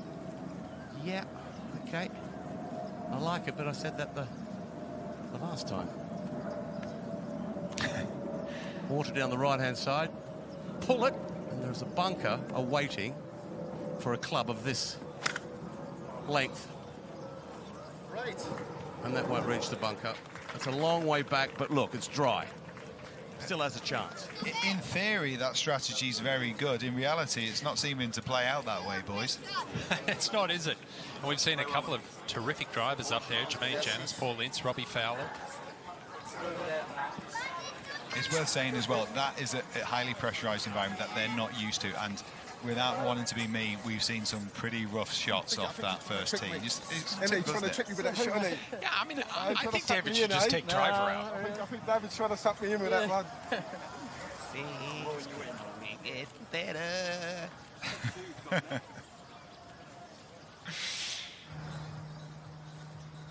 Yeah, it's an uncomfortable environment. It's, even at professional level, always the most nervous the top-level professional feels is right before they go out on that first tee, of the pinnacle of that being the Ryder Cup. Players talking about being unable to get the ball on the tee peg, hands are trembling so much.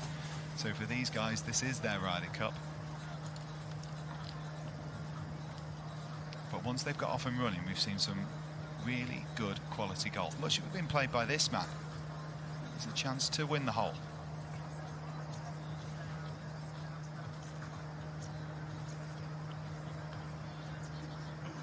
Good roll. Never missing, was it? Another point on the board for Team England early on.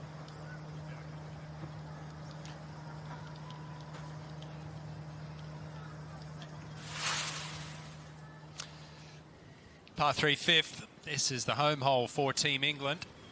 Teddy Sheringham has got the early one-point advantage over his opponent, Ronald de Boer.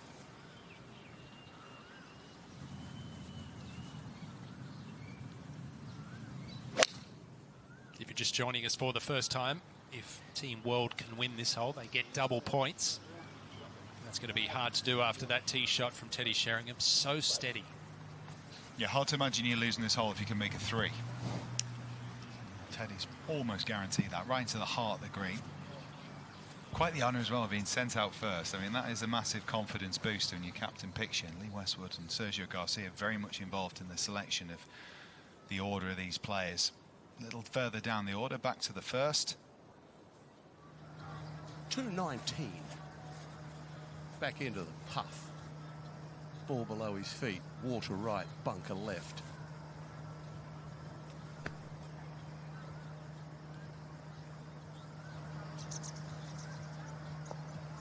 Oh, stay there. You lucky devil. Might be a little awkward stance there for David Ginola. He might have to be careful he's not wet after the next one. Nick, I would think this is a better flag for a left-hander. Ronald de Boer, he can hit a little left-handed draw in there. Apologies for the language there. Not his best. He's missed quite a lot of the face with that one. El Hosel. You know what, he's been thinking a lot about his swing this way. It's not a good place to be, is it, when you want to play well, having to think too much about how you do it. Figo. At the third. Won the first 2 holes. And a half there. Still 2 points ahead, but you don't want to see those left short. Fell in love with the line. We've seen that a lot this week. I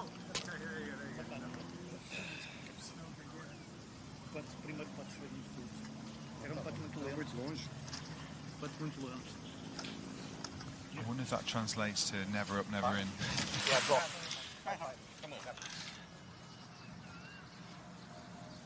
Well, we saw him hole a bunker shot yesterday in the afternoon. But this is going to be a double camel for Ronald de Boer. Second chance at trying to hole a bunker shot, sadly, for Ronald. And far from stealing the away win on the England hole, it's going to go the other way. Could be a home win. In fact, Sheringham might have to do a lot of work at this moment, and at least a couple for it. Second shot for Paul Ince. We saw him hit a really good one here at the first this morning. It's amazing. Middle of the green. Amazing Paul Ince. I mean, so when we watched him play for United all those years, he was like, he'd look at you, like his looks could kill, he'd just strangle you. But the thing is, as a man, he's just totally different. He's just such a placid, nice fella. I mean, it's quite incredible. Yeah, gentle, jovial, isn't he, Wayne, when you spend time around him, but I think competition brings out that ferociousness in him. Certainly was that for Manchester United. Now, Ginola, this one looks awkward.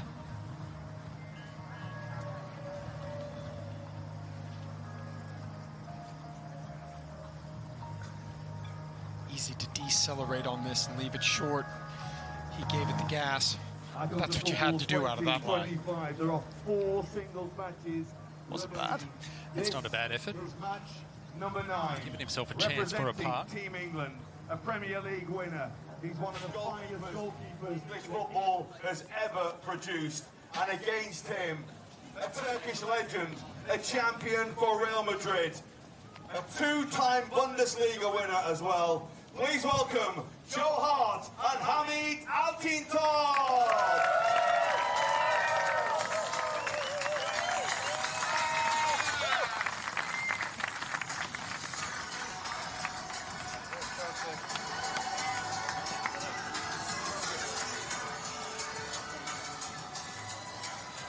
Now, these are the 2 highest handicaps together. But they have done a mighty fine job, because arguably they're also the ones with the most to lose in terms of... Hamid Altintop, making themselves look silly, being embarrassed, playing bad golf. But as Joe Hart said so beautifully, I'm never afraid to let one go between my legs. And obviously a goalkeeping term there, of which he was a brilliant one. But the willingness to fail is one of the main reasons why he's been so successful. Yeah, I think that was a really good point yesterday. He's put himself on the line, and I think he's grown in confidence and stature as this tournament has gone on. He's hit a lot of really good shots, won a lot of points this morning. And I think Hamid Altop's been quite impressive as well. Yeah, he's hit some really good shots. He's made some putts when it's counted. You can see his confidence has grown through each of these sessions as they've progressed. Just hoping to find the fairway here. Yes, good shot. There we go, he likes that one. On the tee for Team England, Joe Hart.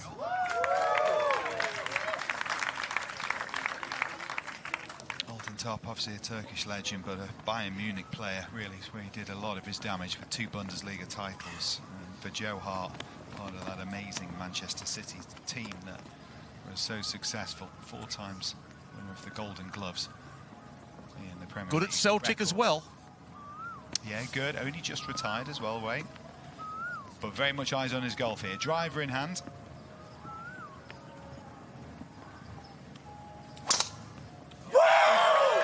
Have it. Have it. What a great shot. More of that, please, Joe. He's been a revelation, hasn't he, through the week?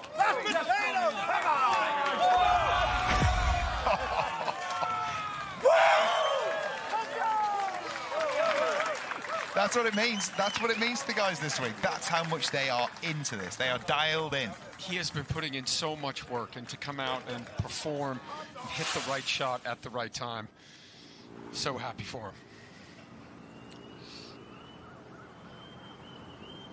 Up ahead at the 4th to halve the hole for Ruud Gullit for Team World. That's going to be a 3-point advantage to Lee Sharp and Team England. Getting away from Gullit, that one. Up against a scratch golfer in Lee Sharp. Well, that's the thing, isn't it, Nick? Ruud Gullit knows he's got to hit quality golf shots, and Lee Sharp's not going to make a lot of mistakes, that's for sure. Birdie putt for Jermaine Jenis, a winner of the opening hole.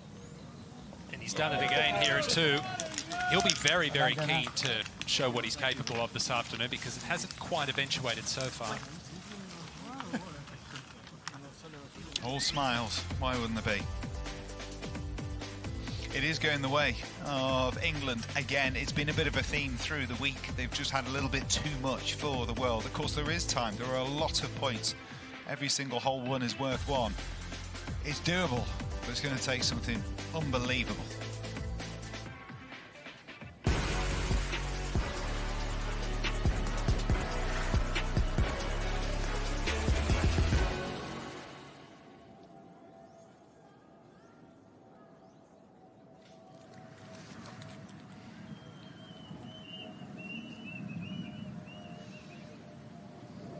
Lee Sharp, 3-point lead over Ruud Gullit.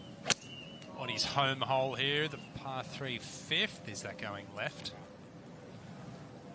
By a long way. That's a wide one for Lee. We haven't seen him miss one that wide with an iron. Potential opening of the door for Team World.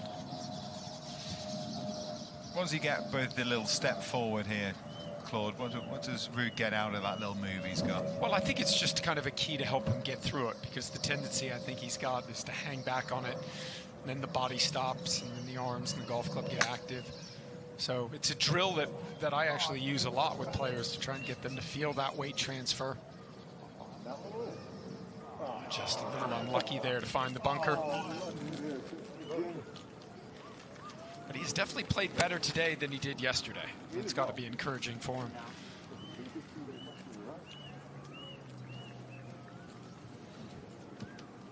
There's been a lot of that. Wet towel on the neck, trying to keep him cool. It's been fairly tough going out there in terms of trying to keep your concentration, fluids up.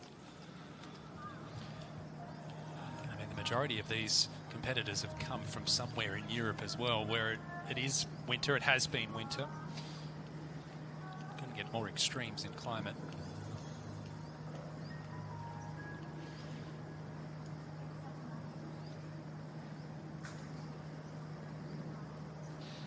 Match 2 certainly leaning the way of Lee Sharp right now.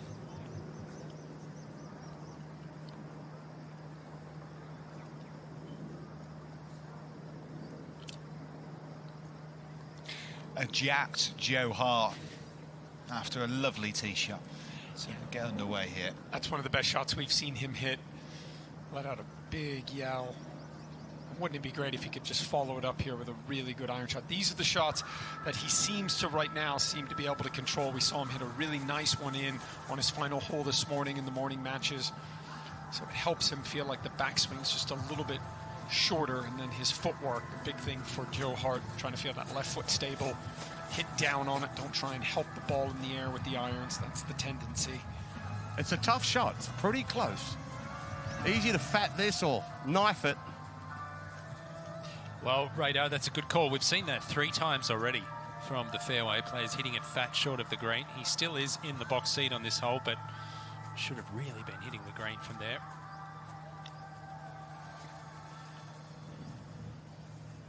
Another gentle giant, Joe Hart, but he's an intimidating-looking presence, isn't he, to come up against? Yeah, ask Nigel DeJohn from this morning. He was towering over him in the interview, coming off the first.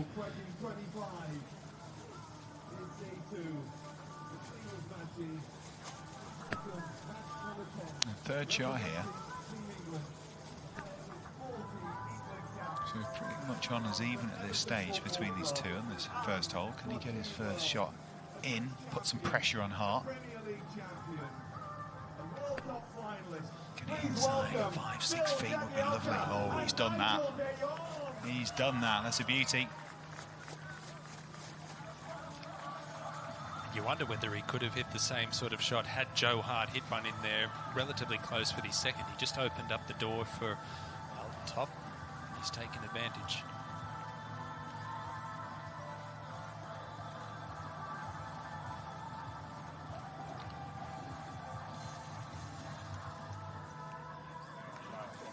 On the tee for Team England, Bill Jagielka.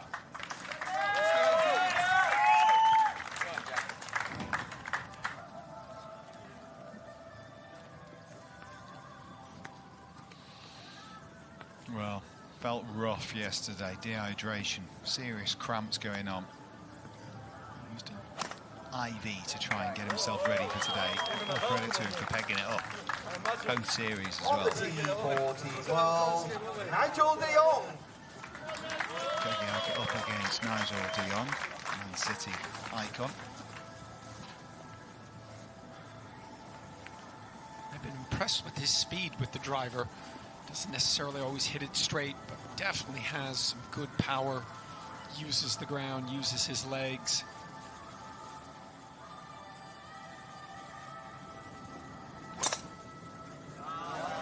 Oh, he likes that. Goes for the early tee. Right down the middle. Had some bend about it. Like that. See you later, brother.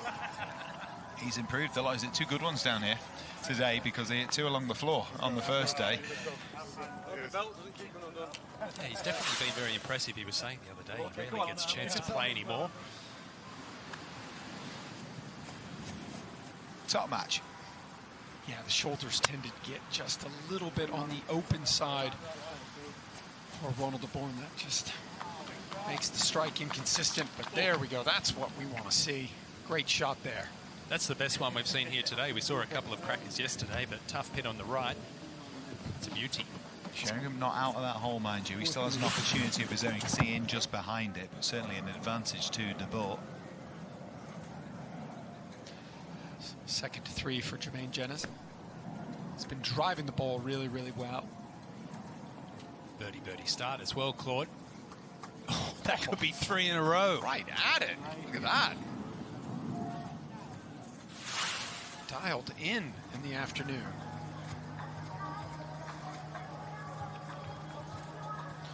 Ahmed Alton Top, a par putt on the opening hole, up against Joe Hart. To the right, believe that putt was for the win.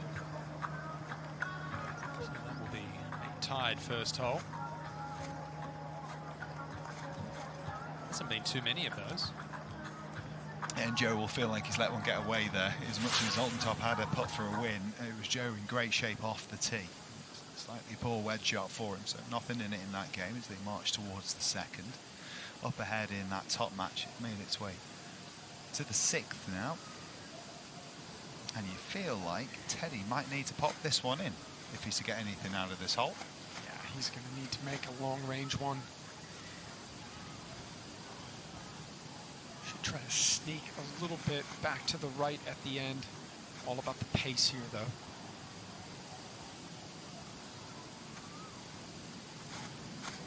Talked to him last night. He said he just loved putting on these greens.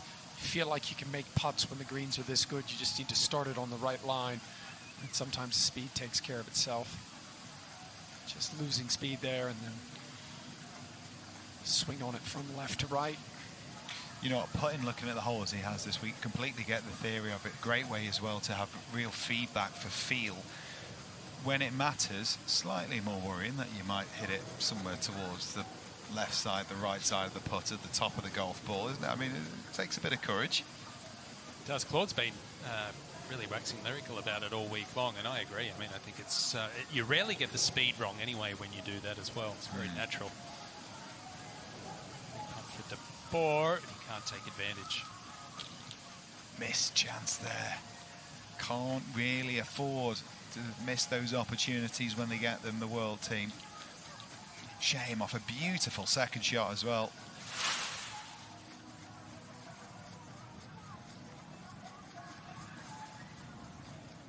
Now Ruud Gullit for the win at the 5th. Can he get it done? Hit it, hit it. Yes, there we go. Some emotion. Well, the Dutch icon pulls one back on Lee Sharp. That's an away win. 2 points for Team World. And at the same time as well, we see that Teddy Sheringham found some bother on that 6th hole, so in the end they had 2 putts for the win, De Boer, so he gets his own point. Now 2-1 in that top match. Look at this shot. A little bit of a run from Team World right here. And Nigel de Jong spinning it back at the 1st. That's a lot of spin to get from a relatively short distance. It just shows you got to have that speed at the bottom to get that spin. You don't have speed, ball does not check. It's probably the biggest question I get asked all the time, Nick, as an instructor. How do I spin the golf ball around the greens? This man generates plenty. And he's trying to generate a 3rd straight birdie to start the singles for another win. Oh, he is feeling it, walking it in, 3 in a row. Claude, you have an academy here. What's the course record? Because he's on it right now. Well, I can tell you, I've never shot the course record. I knew it was good when it came up. I saw your post. When my dad and his brothers were younger, my grandfather has the course record at the famous Seminole. And every time they'd go play, he'd say, boys, let me know what hole you get to when you shoot 60. I made it all 18. International, a Premier League Player of the Year. One of the best technical players the Premier League and international football ever saw. Please welcome Jimmy Bullard and Gianfranco Zola! Now this, gents, I've got to say, is the match that I'm most excited to see. They're all important. Jimmy Bullard has been the best golfer out of the 24. However, a nudger, a strategist in Zola, he has been solid, consistent, and might just wear Jimmy down. Well, we're going to see 2 different personalities here, right? We're going to see Jimmy being aggressive, loud, tons of confidence, and then Gianfranco Zola just steady. And of course, Jimmy Bullard is favourite. If you've been watching the golf he's played across the session so far, he has been standout. And if you're watching this morning, I do not want to see those shorts around the chest again on the final hole from Jimmy Bullard. I can't unsee that, no, unfortunately. So, bad dreams. Wayne, he's got the hybrid in hand here, Gianfranco, so playing it the smart way. Yeah, this is the group I'm going with, and the wind's just picked up, so just find the fairway, wriggle one down there. It's a fairly tasty move, isn't it? He rarely misses the fairway. He rarely misses a green. That's going to put the pressure on Bullard. Oh, he's bringing the chief out, Radar. Yeah.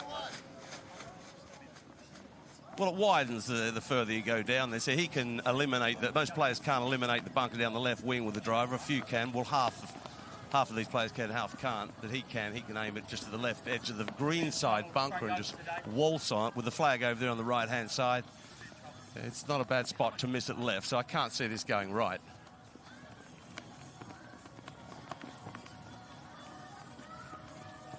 Well, the self-professed postman this week, Jimmy Bullard. He has delivered throughout. Watching it closely. Tight line. And the same outcome as this morning. Oh, he's going to be hating that. Is that let's hear from him. Jimmy, Gianfranco, mano a mano on the final day. Singles, you relish this, Jimmy. This is the world you live in. Do I? Just put it straight in the drink. I've hit this twice on this hole now. What a great man, though. I've been looking forward to it. As soon as I see the draw, I'm like legend. You know what I mean? So this is going to be great for me. Gianfranco, you're a humble man. You never like to, you like to get... Like me. Not quite, Jimmy, not quite. But you do... This must feel nice to twist the knife in one of the better golfers on the England side. To beat him would be perfect. It's a clash of styles and personalities. I think I got drunk only once in my life, and I think tonight is going to be the second one, because when I'm going to get hold of his mentality, already I'm starting here, thereby it'll be fantastic. Strong words. I know you don't really want to do this to a legend and someone you respect, but are you going to twist the knife? Are you going to do this? Are you going to put another point on the board, deliver it like the postman? Because the postman was late this morning. Yeah, he was late. I'm going to rephrase that question. I do want to twist it in, yeah, really, really, really do. Yeah. I've got to bring a point home, right? I want to beat him so bad. I want to beat everyone I play against, you know what I mean, Josh? But especially him. He's good. He beat me earlier. Him and Bats beat us properly, so I want to get me own back. We've got Steady Eddie over here, the magician, and we got Jimmy, the postman. Let's see who wins, guys. Thank you very much. Go enjoy. I look forward to seeing you in the bar later. Maybe not you, Jim. Great stuff. A great battle between friends, that'll be. De Jong. What a start for Nigel de Jong. Team World are looking a little bit stronger, certainly in the tail matches.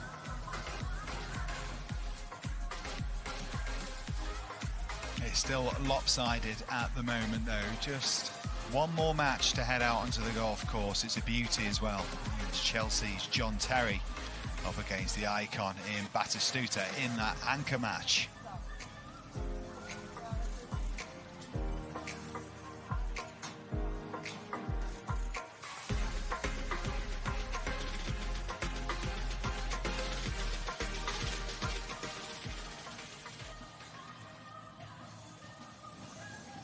A couple of healthy advantages as well in some of those more central games. Jones and Jennings both 3-0 up, and it's about trying to find the point right here where it sort of decided to not be over terra firma anymore.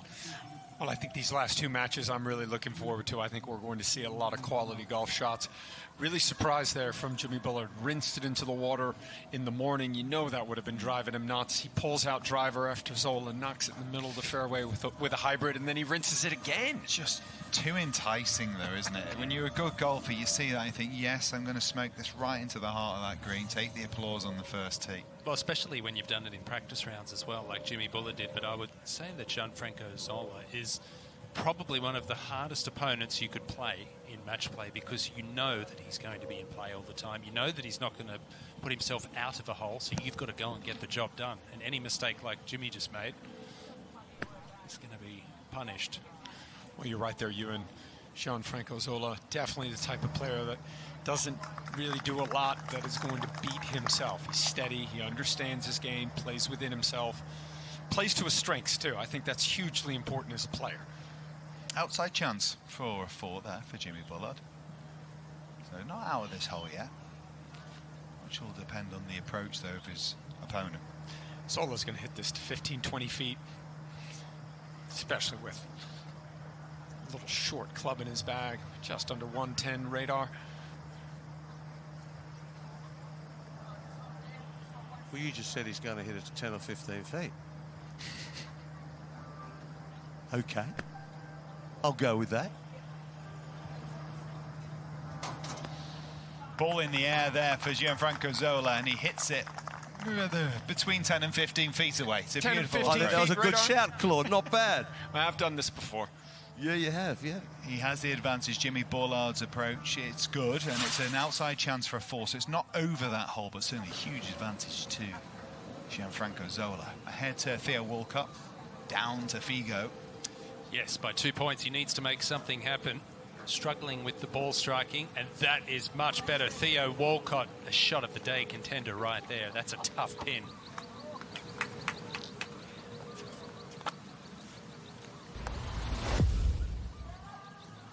Well, this was just a few moments ago. On this hole, Paul Scholes from the wrong side of the bunker. No. Oh. But everything right about that. You can't do that unless you're the Ginger Prince, I guess. He thought that was in the bunker, I can promise you. Well, what a great shot.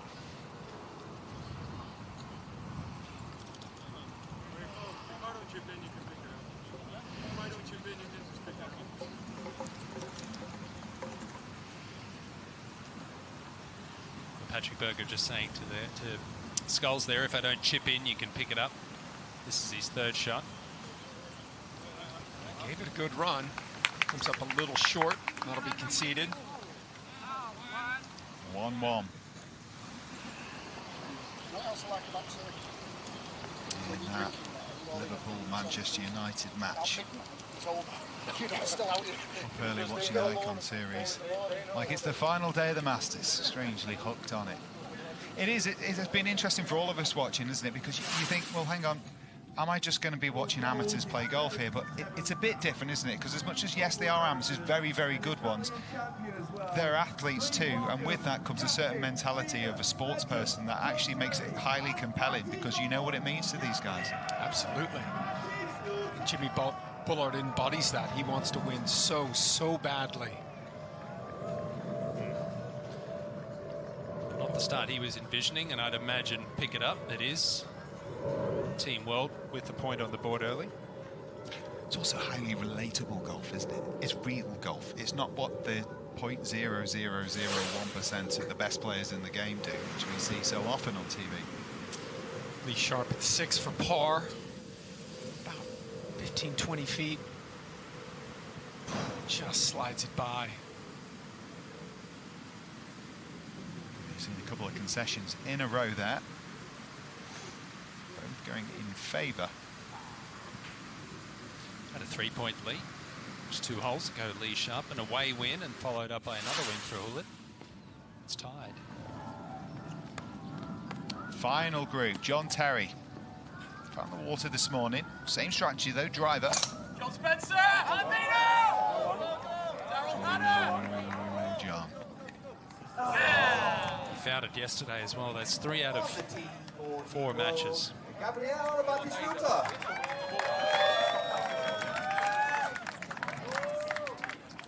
he hit it in the dead centre, sadly, of the lake.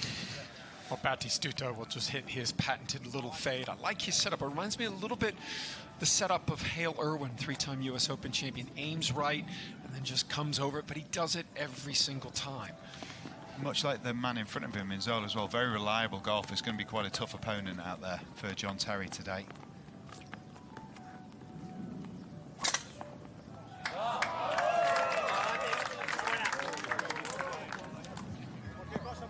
That's fine. Make some noise for Gabriel Batistuta, John Terry. Yep. Team England have got their work cut out in the last 2 matches. And Lee Westwood. The captain's work on the first tee is done. They've seen all of their players, the 12 men. They've given them the advice. They've given them the team talk. They've sent them on the way, and it's now up to them. Battigol heading down that first hole. He's been a pleasure to watch. One of the best players, you'd have to say, on Team World this week. Well, when we watch golf week in and week out, Nick, we see the best players in the world and we marvel at the birdies and the bogeys. But the players that are playing well this week, lots of pars, nothing crazy. Well, it was 2 putts for the win for Theo Walcott, so 1 not needed. He claws 1 point closer to Luis Figo. Lights the ship a little bit there. He Better, needed wasn't that. it? Yeah, well, what a proper shot that was into the green as well, and he needed something like that. He does, yeah. He struggled with the ball striking the first few holes. Just the spark he needed, perhaps.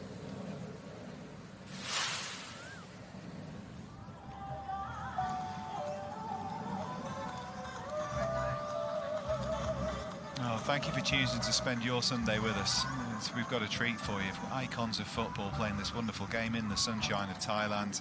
It's friendly, but it's competitive. It's been quite the cauldron, the first hole. A lot of pressure, and because of that, sometimes they don't find their best stuff. Goodness me, it looks like fireworks on New Year's Eve. Well, you could land a 747 between Mr. Tevez's ball and Theo Walcott's ball. Yeah, I don't think they wanted their names attached to where they finished somehow. You know Jimmy Bullard doesn't want the middle of the lake to be where his ball finished. You see the strategy down, some of these players with less than driver off the tee, making that fairway as big as possible, playing away from the water, but some of the players with length pushing it towards the green. Obviously, Jimmy more than capable at leaking it, but Jermaine Jenis, you'd have to say, with arguably the most impressive tee shot down there. And he's the hottest man on the course right now, Nick. 3 birdies in a row, birdies at 1, 2, and 3. Off to a great start against Diego Forlan. But I think it's just, as a viewer, you can learn so much about how to play the game of golf by watching these players. And the players that have played well this week, the Zolas, the Sheringhams, and those players, they've just kept the ball in play. They're not trying to do anything crazy. They're not flag hunting unless they have a short club in their hand. But just a lot of quality golf shots and boring golf. But boring golf is the way to play. John's got to go hunting here. Probably needs to up and down this to stay in the hole. Yep, that's right. Found the water, so that's his 3rd shot. And we've spoken several times about what pressure does. It doesn't matter what sport it is. John Terry hit it to 4 feet here in a practice round, made an eagle. 3 out of his 4 matches, he's found the water. So Gabby Batistuta, understandably conservative with his line after seeing his playing partner find the water. But I've just been so impressed with his distance control and the way he's been able to control the flight and the spin.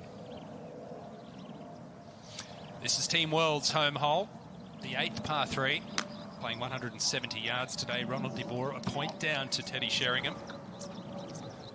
Finds the putting surface, puts the pressure back on.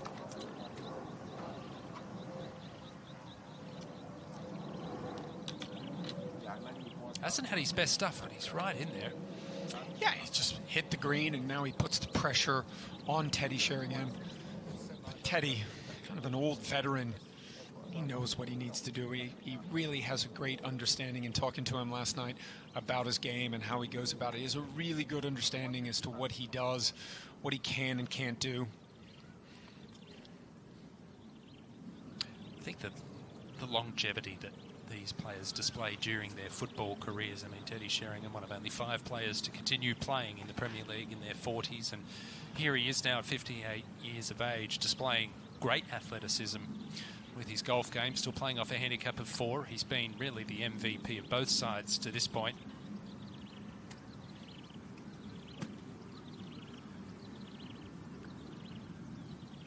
Takes his golf very seriously. It's a game of passion for him.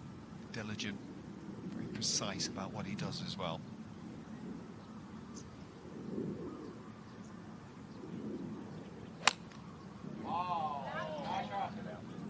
They like it. 7-iron. Oh, what a good shot. And remember, a win on this hole would be worth double points. As much as that's added a complexity to keeping track of the scores here this week, I like what it adds in terms of the mentality. It's a chance to maybe push a little harder on the accelerator if you're Team England there with double points up for grabs. Yeah, and that's the fun part about this format. Some volatility built in if you can produce on the par 3s. So in the water off the tee, John Terry. Lengthy putt for par. Somehow managed to get this in.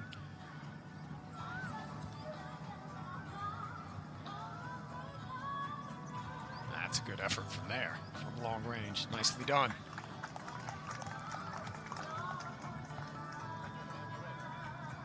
You get so much of this game's played between the ears, guys. Where do you think, having been an elite level sports person, as all of these guys have, obviously icons of football, what do you think is their advantage they've got from that mentally, perhaps, that helps them be good at this game? Well, I think to be a great athlete and to be a great sportsman and to be a great footballer, I think the best players expect to make mistakes. They expect to make bad shots, and they learn from those mistakes, where I think a lot of regular golfers, especially from their golf, they don't expect to make bad swings. They don't expect to hit bad shots. And then when they do, they don't really know what to do because they didn't plan for it. You know what I haven't seen one player here out the 24 do all week long? Just drop their head when they've hit a really poor shot. They might be annoyed at themselves for a split second, but they're onwards and upwards, resilient. That's a great point. Excellent point, and an excellent shot from Carlos Tevez. And to your point, Jimmy Bullard hitting it in the water off one, and 10 seconds later he's doing an interview talking about how much he respects Zola.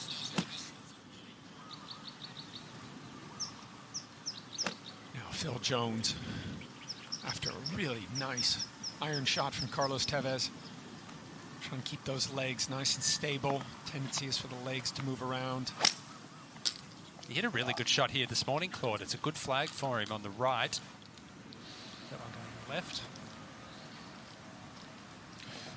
It is England's home hole, so there's an element of defending going on here for Phil Jones. Probably the right man for the job, considering his career. Long putt for Ronald de Boer at the 8th.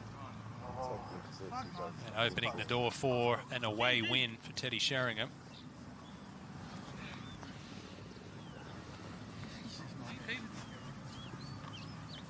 Speed control, distance control, Nick, we've seen it all week. That's been the key. Players that have putted well on these greens have had that good speed, that good distance control. They've done pretty well, let's be honest, these are tour speed. What they're putting out this week. It won't be something they've had a huge amount of experience on. I'm sure they get invited to play amazing golf courses, right? I mean, because of who they are, but they won't be used to putting at 12.5 on the stim meter very often. Well, there's a lot of adjustments they've had to make, not just the speed of the greens, but the type of grass, the heat and humidity, all the obligations they've had on and off the golf course, the jet lag. A really cool story here. That's champion Jaidi, Thongjai JD's son, on the bag for Teddy Sheringham. Plays a lot of golf here at Ravenswood. He's part of our junior development program. And I think it's been helpful to have him on the bag for Teddy. Warrants a 2, this one, doesn't it? It's a lovely iron shot into the green. Correct. I mean, 2 putts may be good enough, but he'll want this one to drop.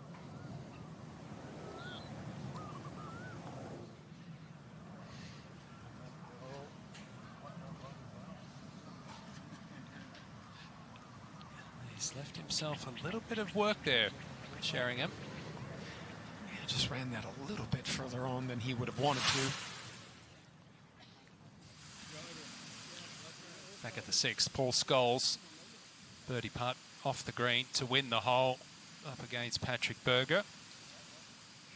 Walked after it early, but Berger out of this hole and ready to concede. That'll be a point to Team England. What a career. 718 appearances for Man United. So back over to the 8th. Looked like Ronald de Boer just missed that one, so this will be for the win for Teddy Sheringham. And you would hope he can pay this off after a really quality iron shot right to the middle of this 8th green.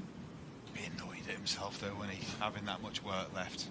Double points on offer, and I just, in this sort of situation, I wonder if there's a little bit of over-analysing going on for Teddy Sheringham. He should have seen what the ball was doing past the hole. It should be fairly straightforward. He's trying to look for something here.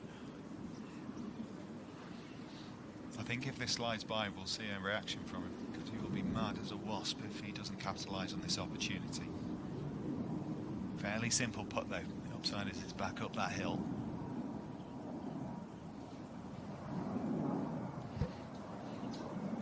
Looked at the ball then. Oh, pulled it. Oh, he's going to be kicking himself after that.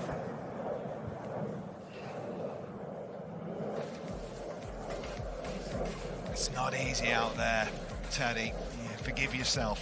It's tough to get that speed, but it was a great opportunity.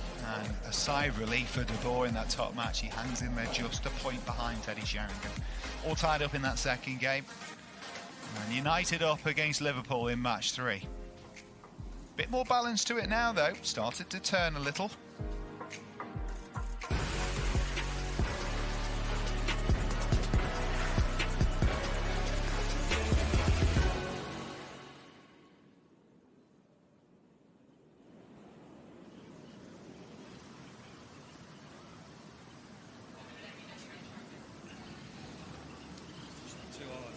That was for a half Phil Jagielka.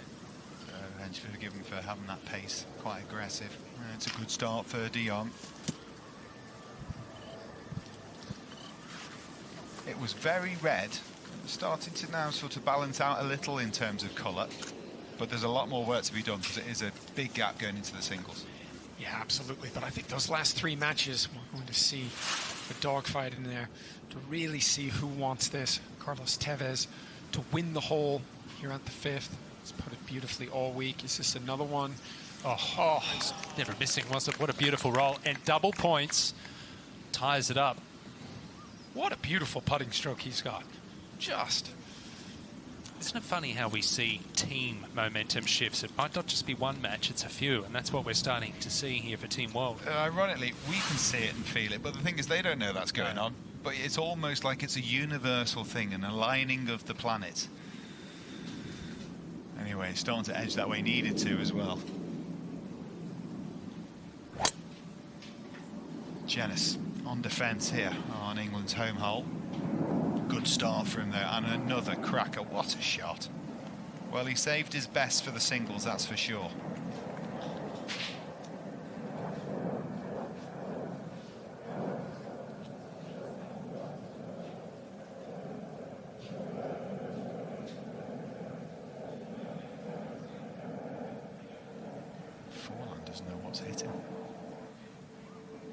Lady's trying to escape a wasp as well by the looks of it.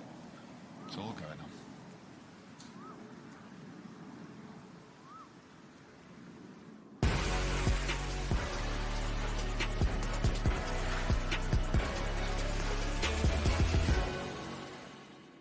Patrick, 6-0 defeat this morning. That must be a tough one to take.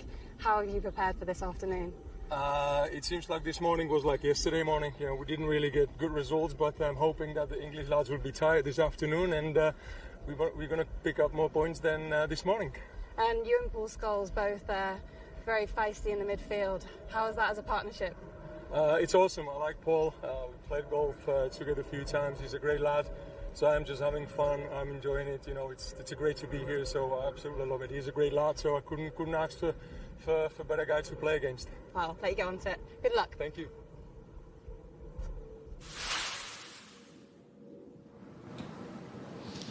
Good to hear the thoughts of the players out there, rear ends, giving us an insight alongside Patrick Berger. All of them trying their hardest, wanting to be part of the team that's victorious. Remember that the winning team gets the cream jacket, as well as obviously the trophy. The losing team has to put the jacket on the winning team. There's a certain amount of professional pride that goes way above and beyond what's happening here. Competitors in football, that doesn't ever go away, even in retirement, so they will not want to lose, probably even more than they need to win. Pull it. Oh boy, that was a lot of leg action considering it's a putter. I've got some guests moseying in here next week. Come on, gents, along you come here. You'll get to hear from them very shortly. They're quite special guests. We've levelled up in terms of between us guys, sitting down now, I can tell the three of us, we've been world #1. We've won a major championship as well. How many Ryder Cups between us? 21 Ryder Cups between us, I think, as well. You might have guessed I've contributed absolutely nothing, but next to me, glad to say, the captains of both teams here, rest of the world in Sergio Garcia, and England, of course, in Lee Westwood. Sergio, all you got to do, push your little button there, that's it, turn it on, and let's take him through it. What are you thinking so far? I mean, obviously it's a healthy lead for them, Sergio, at the moment, but doable with the points on offer? Well, the way it's played, you know, there's so many points, and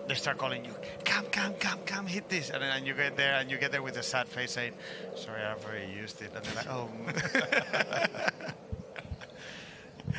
We're seeing caps on all English players today, Lee. I think maybe a little bit of a nod towards what we saw with Phil. How's he getting on? Phil Jagielka battled with hydration. Do you remember when Tyson Fury got knocked to the ground in the final round? He's bounced up off the canvas today. I didn't think we'd see him this morning, but he's that's what these lads are all about, aren't they? All about bouncing back. And I must admit, when I looked at that match this morning, I thought, well, that's going to be a tough one, and they cruised through it. I think even they were surprised. Sport has excitement when it has meaning, and you see these guys, this isn't what they made their living from. This is not where their fame came or the fact that they're icons. From your point of view, how much has it meant to them in what you've witnessed from them as individuals through the week? Yeah, phenomenal amount. You know, you've got to understand that these were ultra-competitive sportsmen, and they've retired now, and how often will they get to feel that adrenaline rush and that competitiveness and that competitive edge in life now? And it's not that often, but this, you know, they've really made this mean something. They don't want to lose to their mates. They want to have bragging rights. And to have fans here and the feeling on the first tee, you could physically see people shaking, and you know they were truly nervous, and you could see how much it meant to them. I had to tee up the ball for. Yeah. Oh, that was a good fight. Paul Ince. Did you see today, though, Paul Ince teed it up before his name was called out? I said, just if you're first up, get in there and tee it up. I've used that tactic at the Ryder Cup. Then you don't have to stand there with your hand wobbling around. I'm going to put a little bit of pressure on my producer here, because I'm hoping he's going to go to it. But I want to talk a little bit about the order in which you put out the players today, if we get a chance at some stage to see how you've laid them out in terms of the 12. How does that work in a mentality for a captain? Obviously, you've got a great experience around who you've played for in the past as well. What's the strategy? Bearing in mind the situation going out there, how do you build in your mind who goes where? Yeah, I mean, it's a funny little thing, because you can stack it up front and try to get it going as much as possible. But at the same time, if it comes down to the end, you still want to have a couple of solid players that can close it out. So, I think that's, you try to go with whatever feels the best, and then at the end of the day, it comes down to the players playing. It's as simple as that. It's like in every Ryder Cup. Obviously, the captains, you can have a better or a little bit not as good captain, but at the end of the day, it just comes down to the players coming out with the goods. Captain's only as good as the talent he's got to work with. Yeah. So it was a little bit easier for me, because I felt like my team was slightly stronger before the week started, looking at the handicaps. So, I mean, I don't want to say I put my strongest out. I tried to put my strongest out at the start and at the end, But I think undoubtedly, Teddy, Lee Sharp, Paul Scholes, I mean, he's generally so solid. Hopefully he's backed me up by it in a good shot here.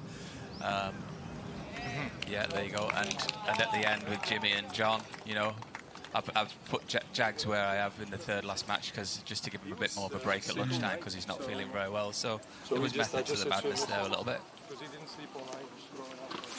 How is that as we head across to the 6th hole here?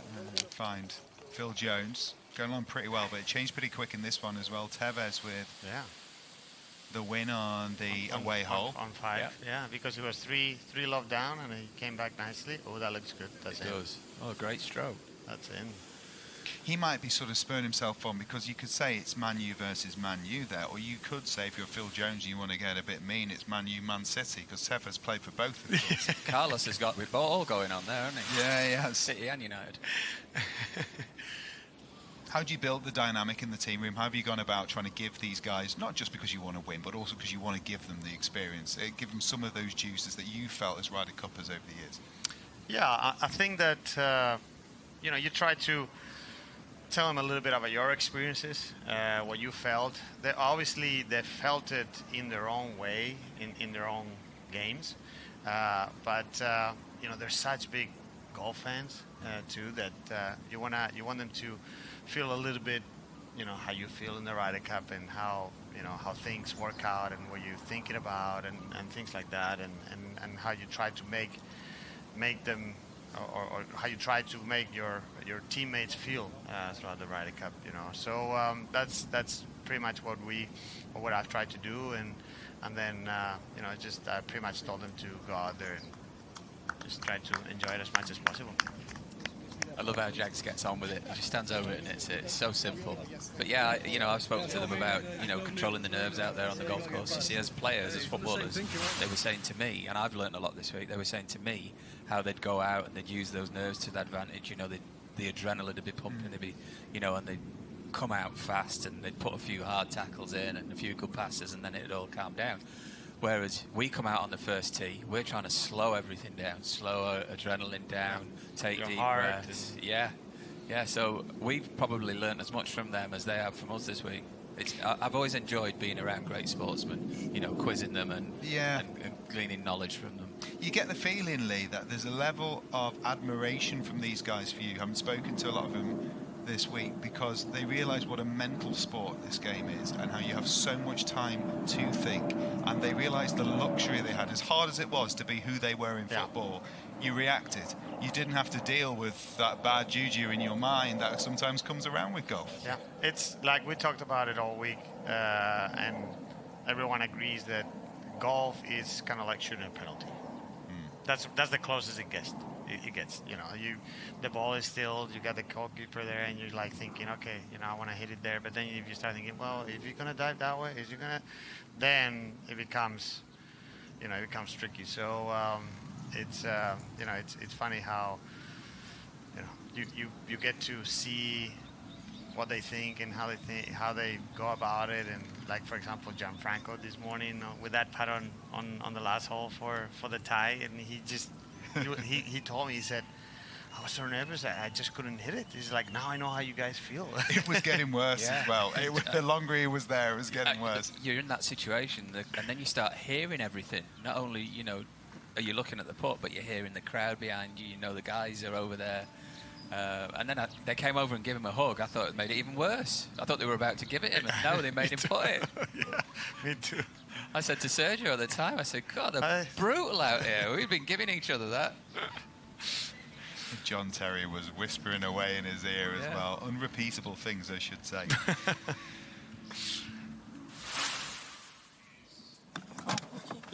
Oh, here he is, Gianfranco Zola. Look how simple that action is, though. Straight up, straight down. Swings on a lovely plane. Have a look. It's so solid. Set. He complained to me just before he teed off that he wasn't long anymore. But I'm like, but you never miss a fairway. Well, actually, he was in the semi there. But look at the gap, though. Yeah. But when you watch Jimmy, though, it's almost like watching a professional golfer. The 3-wood he hit into 18 this morning with a hard fade. We were both stood watching it, and we were like, wow, that is a proper shot. Just a wedge for Jimmy. That's a flick for Jimmy from where he is. Straight down breeze this hole's playing. I know you two have been gallivanting around the world. All I want to know, is there any chance you can both lend me a $5? Maybe. They've only got coins, they said, Wayne. Pesetas. Don't carry $5s anymore, Radar. That's a while. What have you made of Reignwood Park in itself as well? Has it been a perfect place for an event like this?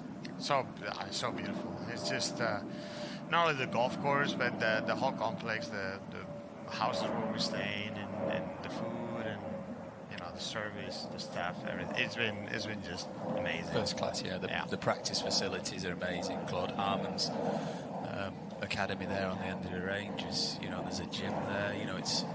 It would be an incredible place to come and do a bit of pre-season, and also if they ever wanted to hold a tournament here, quite capable of doing that. Because there's some serious beef to the yardage, they can stretch to where we are. Well, these guys, obviously they're not playing the back tees, but I went out and played a few holes with Teddy Sheringham on Thursday before we got here, and there's some tees out there 100 yards further back. You've got par 5s at 650 yards. These guys are playing them a bit shorter, like this one. But yeah, there's plenty of room. It's a big property. We got Wayne out there with this group. How are we fancying Zola here, Wayne? Well, he's really good at this so far this week. He plays these unbelievably well. This one with a little spin and just release.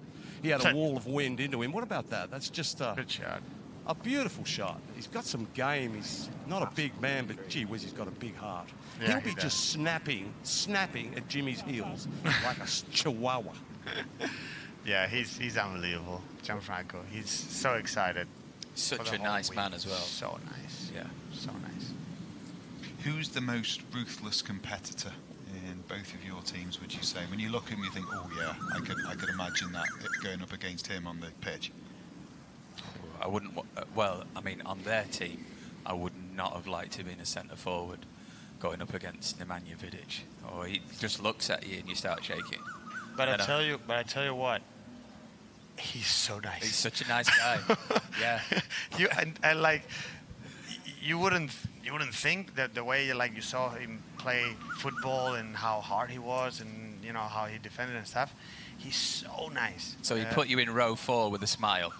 Correct. There you go. And on my team, I mean, the governor, you know, Paul Ince. Again, though, a lovely guy, so gentle. Guy, yeah. But there's some talent out there on show. A couple of times they were announced onto the first tee, and it was like, wow, there's some skills in this 4-ball.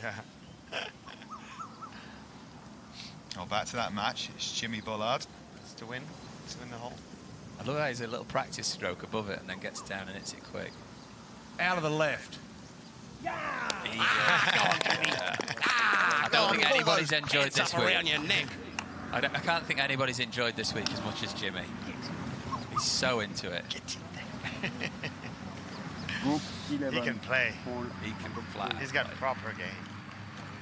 Outside of their swings, what's the thing that you've been asked the most by them in terms of picking your brain? Well, it's been strange. Some want to know about the swing. A lot want to know about the Ryder Cup and what that's like. I think Ryder Cup's probably dominated our team room. Well, talking of domination, that is certainly the position right now for the English, much to the disdain of Sergio Garcia. His team have work to do, and quickly.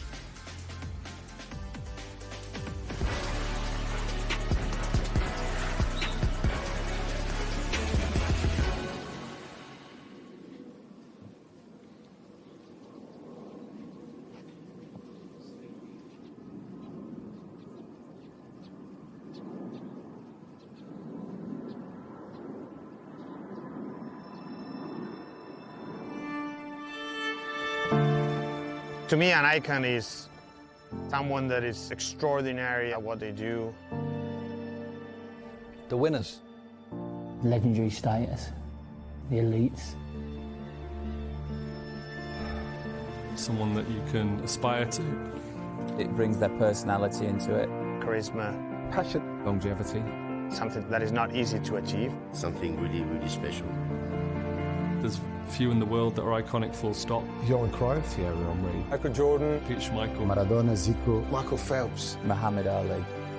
Oh, I'd say icon.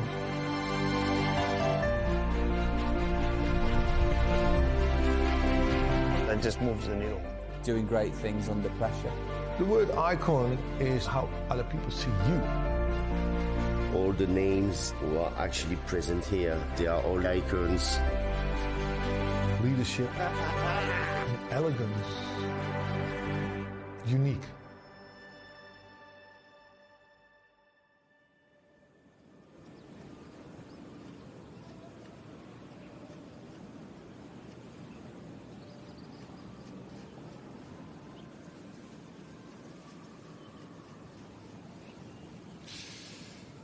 Well, you might recognise the look of that clubhouse right there.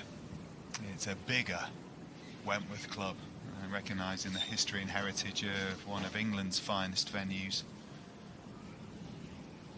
Welcome to Robbinswood.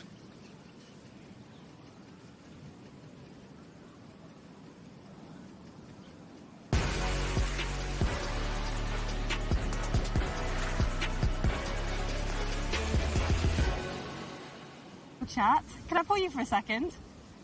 Clearly doesn't want to speak to me. Excuse me. Would you like any tips for today? No, I don't really. Have you got any for me? Well, you played well this morning. You weren't playing so well yesterday. Thanks, darling. Very nice of you. No, I've just said we started okay. I said the second day is quite, well, the second session in the afternoon was always quite tough because people are tired, because the sun gets a bit hotter. But yeah, it's going okay. It's going okay. And you're up against Tevez again this afternoon. Any part of his game that you thought you could pick on today? It's certainly not his looks, that's for sure. I like that. You're not doing too bad. I like the way you went Tevez, you know what I mean? Now listen, I think Tevez is quite tired. You know what I mean? We're all tired, but Tevez seems to got sore hips or something like that. So listen, it's about just being out together. You know, I mean, it's great to play with someone like Tevez, who's a world-class player. But I've got to focus on my game and, you know, hopefully get the 3 points that we need. Well, if you need me, call me. You know where I am. Listen, I won't be calling this before.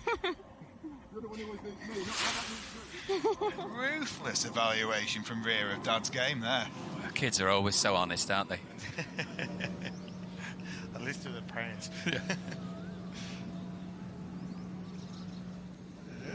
Good try. Bit of speed to these greens, especially in the afternoon, you know, as they're drying out. Get down grain. They're beautiful. Yeah, they are. Roll so nicely. They're good pace. They're not tour pace, but they're close. Yeah, is that being a challenge for a lot of the players if they're just not used to it? Yeah, they've gotten used to it as the week has gone on, but a lot of the comments, mostly early on the week, were like, oh, "These screens are so fast. These screens are so fast." So come on, Ruud.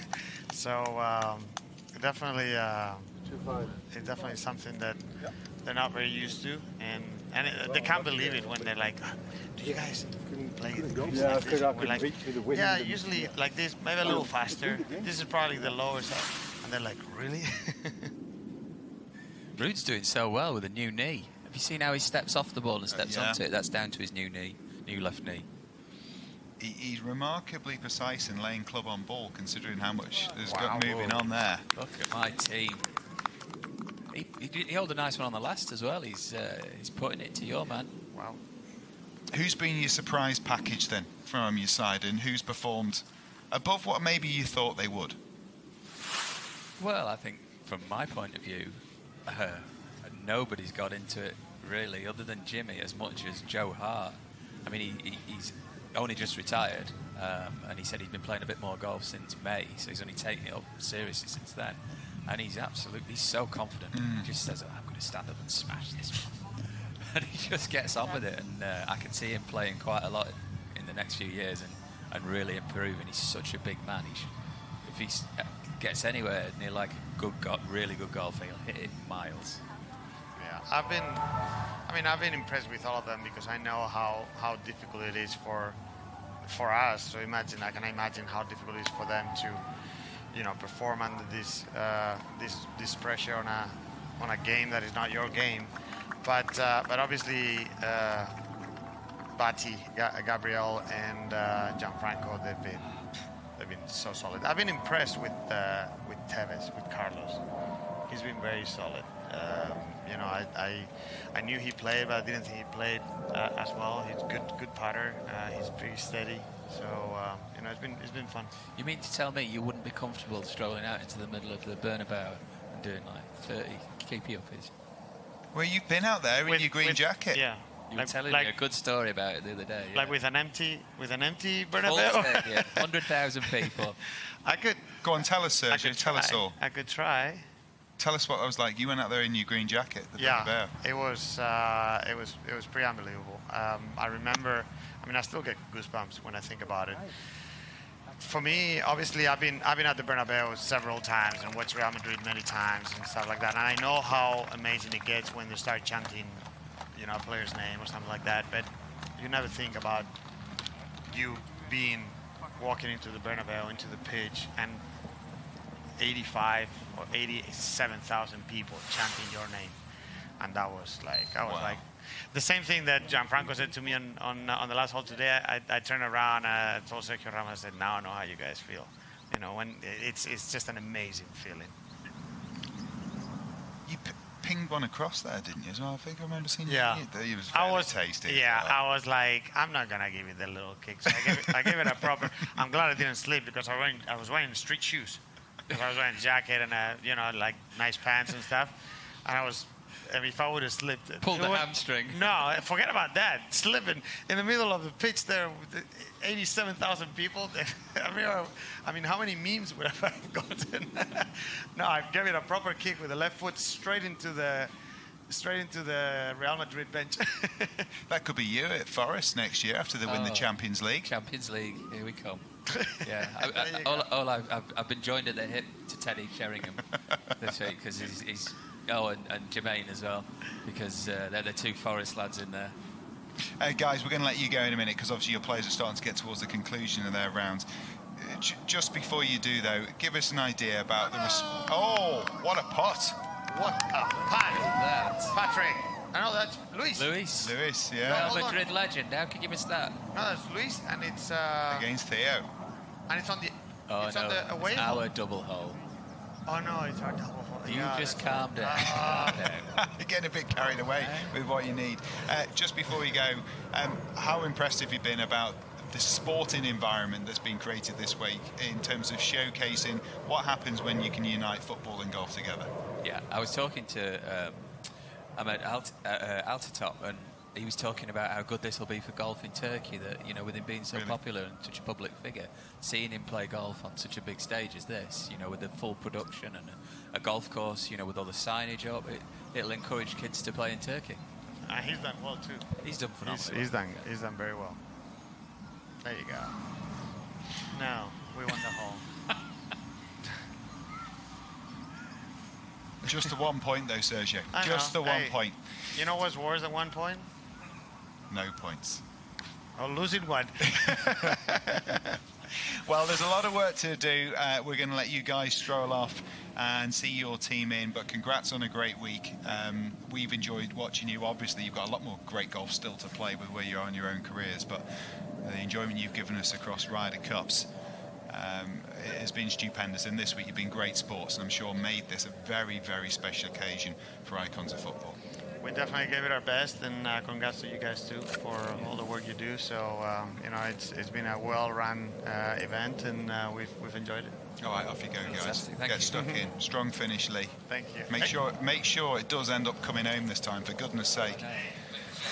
Strong finish for us, so it's nice and tight, you know.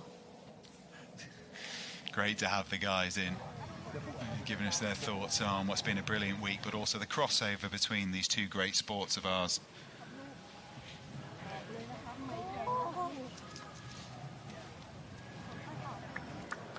Well, there you go, the first match in the fist pump for Teddy Sheringham. It's a 4-1 victory in the end for England in the top match. It is a responsibility. Get out there, deliver for me, and Teddy did. Not just today in the singles, but throughout the week. And I'm sure a little bit of relief. Might be a couple of cold beverages enjoyed tonight. He's played his role, played his part, and delivers for England against Ronald de Boer.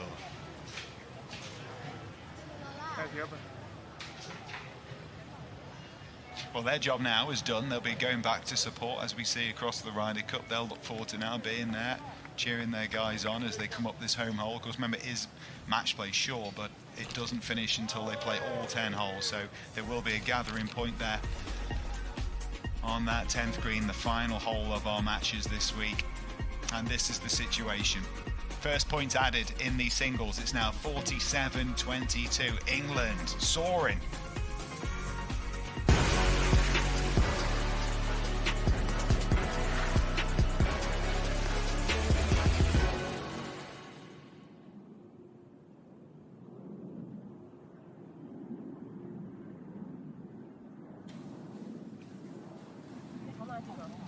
Lee and Sergio stepped out, back in.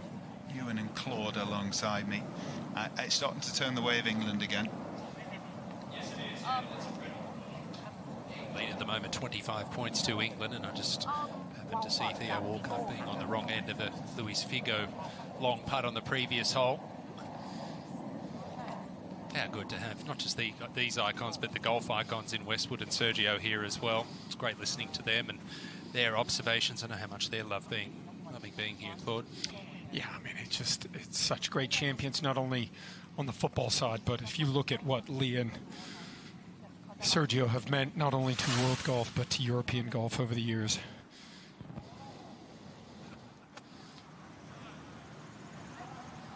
I was happy for Ruud Gullit to play a little better today, because yesterday he was just not happy with the way he played.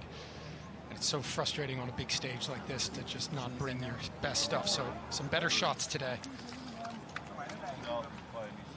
He's playing probably you would think the second best player in either side in Lee Sharp, and he certainly hasn't disgraced himself, just 3 points down.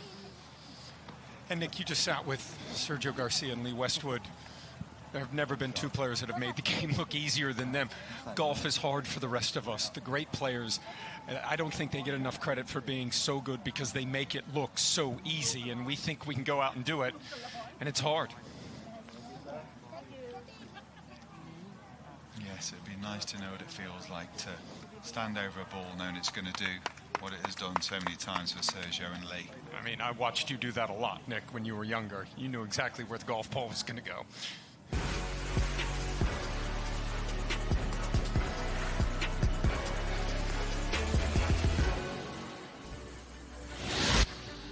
Well, a lot has to happen in the singles for Team World, and here's what's gone on so far. In that top match, Teddy Sheringham victorious 4-1 in the end over De Boer.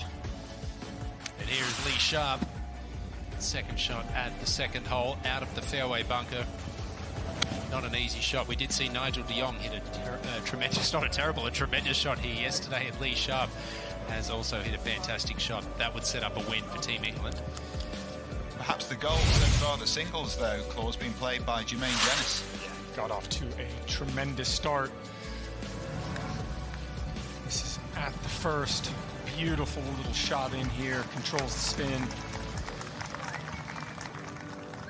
That would lead to a birdie.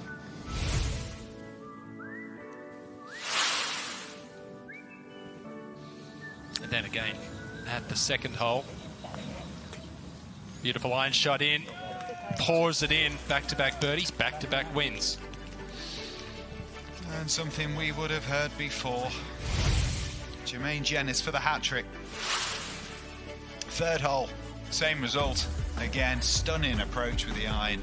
In for the three, and just the perfect start. At the moment, 4-1 up against Diego Forlan.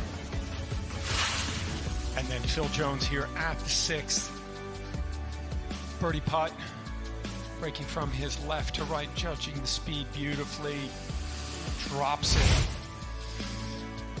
He's been impressive. He's hit some really good shots. Back to the finishing hole, and the second match onto the golf course. Sharp and Hullett.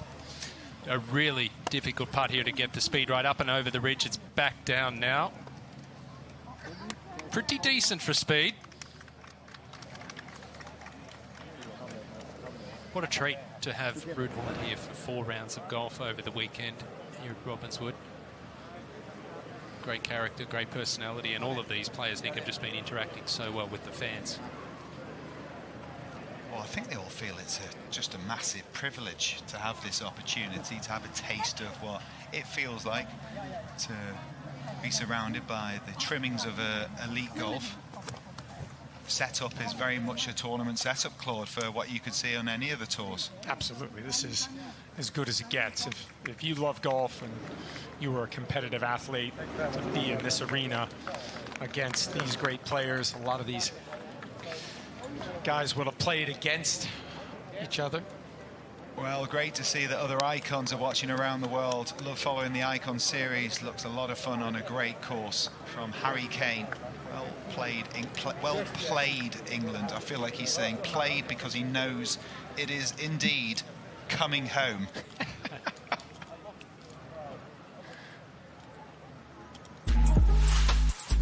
The most iconic thing to happen this week would probably be to get some world-renowned icons putting a cream jacket on me. That would be phenomenal. Well, I think if we win, celebrations would be probably lots of champagne, a bit of dancing, throw ourselves in a lake somewhere. It would be pretty iconic.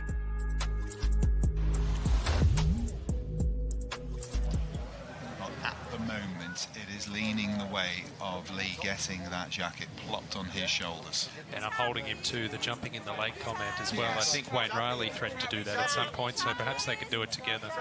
That's just how Wayne washes. Does he wash? Are we sure about that? As you guys have been saying, they have had all the time in the world for the fans. So many of them here talking about the good that this does in the uniting of the two sports. This is about golf, but let's be honest, a lot of the people here in Thailand, with football being such a monumental sport for their culture, they are here to see the footballers. They are here to see icons of football, and the golf is something they're learning as they go. I'll have you know I bathe in fine oils. Where?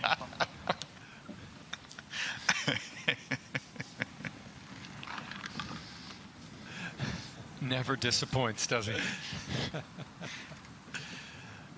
But neither does Zola with his iron play. That's a tremendous shot there.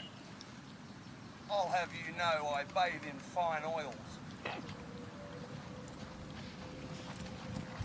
Well, if you could model your game off someone, everybody wants to model their game off of Scotty Scheffler, Rory McIlroy, but Gianfranco Zola, I mean, I've just enjoyed him so much this week. The shots he's been hitting, just quality. Just looks like he's just in total control of what he's doing.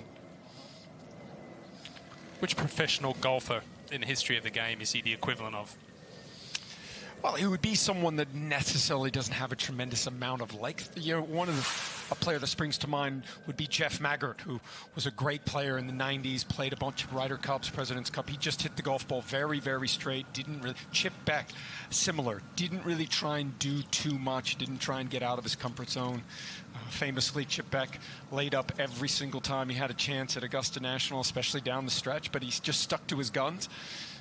But I guess of the modern players, Nick, maybe a guy like Zach Johnson, who just basically goes about it point A to point B. He knows he can't overpower a golf course. And I think for everyone watching, find something in your game that is a strength. It can be anything, green reading, bunker play. But it's easy to think of all the things you do poorly. But you will do something that you do well, and then just play to that. Try and set your game up to that strength. Yeah, secret is staying in your lane, isn't it? And playing your game, what works for you. Sometimes easy to be distracted from what's around you. Jimmy Bullard, a very different makeup to his game. Much more power in there and flamboyance. Good match this one, Wayne. Yeah, this is a great match. A really good match. I'm so happy to be with it. It's there's not a lot of chat going on. Good friends, we know that. They're all good friends, but this means so much to them all.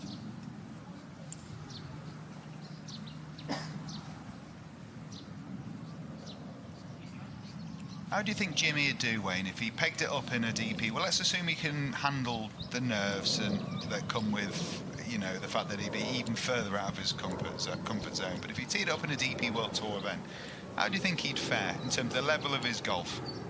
Well, I think let's do it. Let's see if the powers that be, the DP World, give him an invite sometime. But you get him around the right sort of golf course, and I sort of say a Crane, Montana, up there on the mountain would be a good one because he's not overly long. But you get him on the right sort of course, I think he'd sort of hover around the cut mark. Definitely, yes.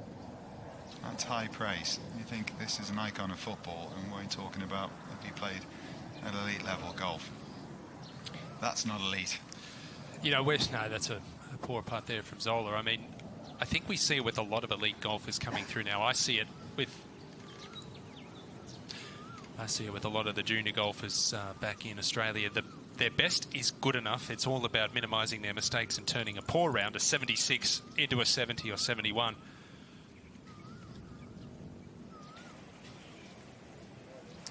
I'm delighted to be joined by two of England's victorious groups. The first two to go out, Teddy, Sharpie. What does it mean to be here victorious? Points on the board already and just hammering home that total, Philly. Well, we've watched the Ryder Cups, haven't we? And we've seen how the lads, you know, prepare and how they talk about getting the right colour on the board early on. And we knew we had to make a good start because you never know in this game. You know, if we go down, they get a bit excited and they come back. But it looks like we're done and dusted. They had a good day with the Pro-Am, and I think they'll be very, very quiet tonight. There we go. And we've got Jimmy over a a tough putt, but he's been electric over the last few days. What have you made of his golf? He's a good golfer. He's a very good golfer. I played with him just recently. He's a level up, you know, and he's great to have in the team as well, because top players do good things at the right times. He's just left that a little bit short, so he's been calling himself the postman. He hasn't quite delivered yet, but you two have definitely delivered. And when I saw your embrace as you come up here, it really does mean a lot, doesn't it? Because I know you both love your golf. Yeah, it's also, I think you do get a bit of like adrenaline and nervousness, and you played, you know, the last 3 rounds you've played with a partner, so you've had a bit of backup, bit of support, but today you go out on your own. It's you against Mano versus Mano, and we had a good game, me and Rude.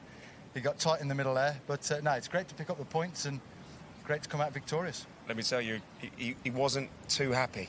He wasn't too happy. He started playing some really good golf. He's come in here, he's got a bit of a frown as we just watch Zola unfortunately miss it. But he's been another player, a legend of the game, who's off the tee been fantastic, so steady, just like you two boys. Someone that we need to worry about for Team England or not? I said it earlier, that all these boys that have played at the top level at sport, you know, they know how to grind out results, and you think, you know, I got 2 up, I think I might have even been 3 up one time, but Ronald de Boer hangs in there, gets 1 back, gets 2 back, it gets a bit nervy. You know, that's what these competitors do. Well, there we go. Well, you two, some of the best competitors in this game. You played well for the last 2 days. Guys, enjoy. Well-deserved victory. It's not coming home yet, but it's very, very close. It's on its way, mate. It's on its way. Back to you guys. Well done, Josh, and well done, Lee and Teddy, of course. Lee Westwood sent them out first and second to do a job, and they duly delivered, emphatically as well. Paul Scholes at the 10th. Across the ridge, we've seen a number of players putt from this angle today. Be interesting to see these UK football icons, the England football icons, take on some American football icons, because we know there's a lot of good golfers amongst the American footballers. That could be a good matchup. The ones that play the most golf of all the professional athletes are the baseball players. The pitchers are allowed to bring their clubs on the plane and play because they're only pitching every 4 days. They're the only ones, so. I'm not sure I can find the right words for that putt there from Patrick. It certainly wasn't his best, though. I know that one. It looks very familiar to me, Nick.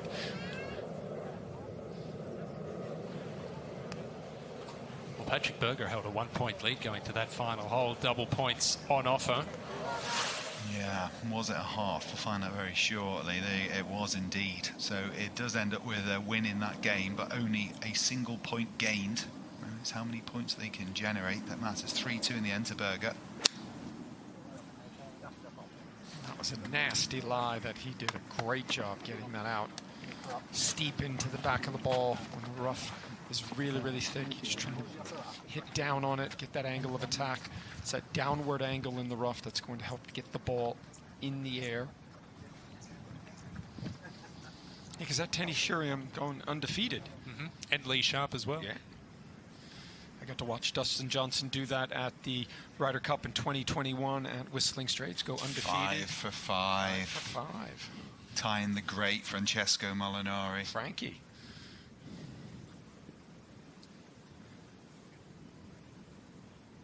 That was a serious whooping that the Europeans got at Whistling Straits, but of course all good things come to an end, as they did in Rome. Absolutely.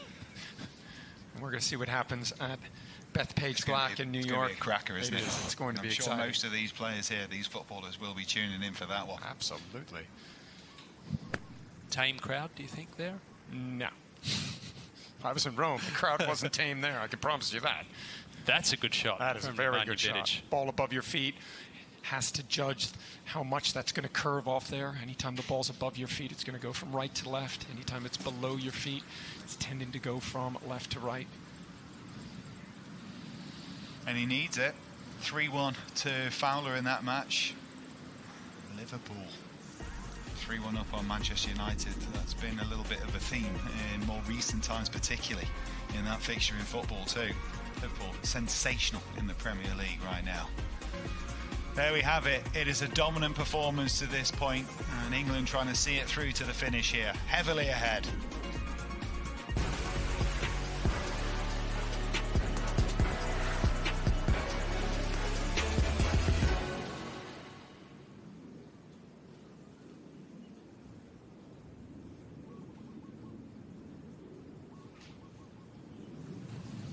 Theo Walcott. This on the 9th hole to tie Luis Figo. It's a lovely putt as well. And he'll head to the 10th. He's loved being a part of this. Hasn't had his best stuff on the course, but done a lot of good things away from it since he's been here. Interacted with a lot of the kids at the KIS school, doing different sports with them earlier in the week. Yeah, they really enjoyed that. And I'm sure Phil Mickelson and Johnny Drama would be jealous of Theo Walcott's calf game. That's for sure. We saw Robbie Fowler in trouble off the tee. He had to punch out to here. Vidic up there relatively close. This is third. Oh, what a shot. Get it past the hole there. Fantastic. Chance to save a par for God here at 7. It's a tough nickname to live up to, huh? You can't do anything wrong, can you? If you do, well, then they have to start to question it. But what a career. Of course, scored that famous hat-trick at Anfield. 4 minutes and 33 seconds. And it was really cool to talk to him the other night at one of the dinners. He was talking about he's trying to make his way in management now. He's been doing some work in Saudi Arabia. What he liked about that, I was asking him what he liked and what he tried to bring to management that he learned from his playing days. Been fascinating for me to talk to these great footballers this week. Yeah, also managed Brisbane Roar down in Australia, and I think you can learn something everywhere you go too.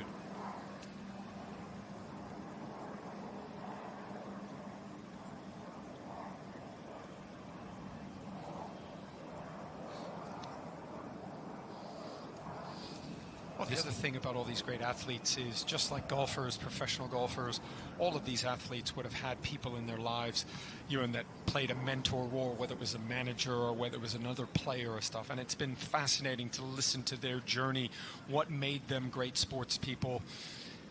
But it's hard work, it's dedication, it's attention to detail, and it's doing the things that you need to do every single day to get better. And all of these great footballers have all done that throughout their amazing careers. So special to have them all here in one place. Oh, there's a beautiful shot in from Vidic. Good try as well. I think the other thing that's probably been overlooked this week is when you're a part of a team, when you're a part of a football team, everything, your day-to-day life is so structured, whether it's physiotherapy, whether it's the gym, whether it's training, whether it's game time, whether it's a day off, your meals, etc. Being part of the team this week, everything's been so structured and organised. It would be nice for these players to have familiarised themselves with the routine that they had in their playing days. Yeah, and I think it's interesting. I think golf more than ever now, Ewan, is starting to be, you know, if you look at the teams that the best players in the world have, they have the same makeup that a lot of these players would have had when they were playing on a team sport. But most of all, the best players inside the top 50 in the world, they have teams of people. They have coaches, they have physios, they have chefs, they have people that stretch them, they have all these people.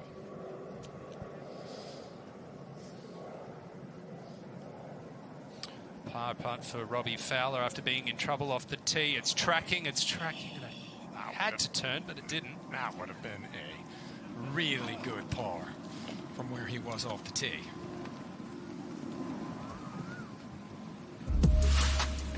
I have been part of Icons Cup twice. When the first one was in Las Vegas years ago, and then one in Dubai. So just to be here, it's you know, I was really looking forward to it. You know, I know how well the whole thing is organized. I've played this golf course a few times. It is immaculate, fantastic golf course. So I'm gonna have fun for 2 days. You know, great to see the lads. I don't really know some of the lads, so I'm really looking forward to get together with them and have fun. That's right, the teams keep rolling in. Delighted to be joined by Patrick Berger and Paul Scholes. And in true Liverpool United fashion, this one was a tasty matchup. To and fro. Scholes, the last time I spoke to you, you were sitting pretty. You were feeling quite confident. What happened? Yeah, I didn't play too well this afternoon. I was all right after tea, but Patrick was better than me today. It wasn't nasty. It was very friendly, wasn't it, Patrick? Yeah. No, listen, it's always pleasure to play with Paul. We had a great battle. And I was just a little bit more lucky than Paul today. Oh, you're being very humble there. That's the truth. That's the truth. How does it feel to get some well-needed points on the board for Team World? Because it's a bit of a drubbing. Listen, I don't think it's going to make such a big difference to the final But personally, score. it means a lot. But personally, I'll sleep well tonight. No doubt. It's been an incredible 2 days of golf. Obviously, we're coming to the end of it now. What's been the standout moment? What's been the one that you've looked about and you've gone, wow, this is special? It's very hard to pick one. The place is just absolutely amazing, from the clubhouse to the people looking after us to the golf course. It's just been a brilliant weekend. A little bit nervous at times, especially on that first tee, but no, the hosts have been absolutely amazing. It's been a really enjoyable weekend. Now tell me, which of the matchups are you looking forward to seeing? Because I know your good mate, Robbie Fowler, obviously up against Nemanja Vidic. We've got Paul Lynch, we've got Big Joe Hart, the 12 handicapper striking the ball like you've never believed. Who have you really enjoyed seeing playing around here? Well, I played with Gianfranco. He's a very steady and good player, so I'm looking forward how he's going to do against Jimmy. Aubrey held Batigol also against John Terry. It's a big match, so I'm looking forward to that. And how are you feeling? You feel like he's coming home. It's rare to say those words and really believe it, but I'm looking at the score. I think we can't mess it up from here, can we? And I say we because I'm supposed to be unbiased, but I'm not really unbiased. Especially in this weather. You know, we struggle a little bit with football in this weather. We've struggled a little bit with golf, but we've not done too bad. So hopefully we can't mess this one up. Well, hopefully. Well, guys, enjoy. It's been an absolute pleasure spending time with you. And we've got a lot more golf to come. Guys, enjoy. Cheers. Thank you. It was a pleasure. Thank you. Always. Thank you. 29 points ahead, Team England. It would take something monumental for Team World here to even make it a game. There's 9 matches left on the course. This is one of them. Nemanja Vidic on the tee at their home hole at 8.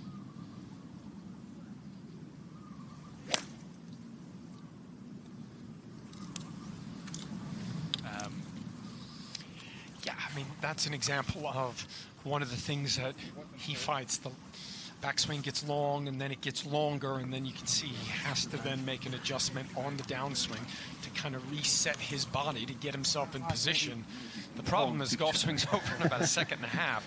And so I think a lot of the misses and the bad shots that we've seen from these great athletes this week, Ewan, has just been speed and excess movement. And I think if you look at the best players, the players that have played the best this week, there aren't a lot of moving parts to these golf swings.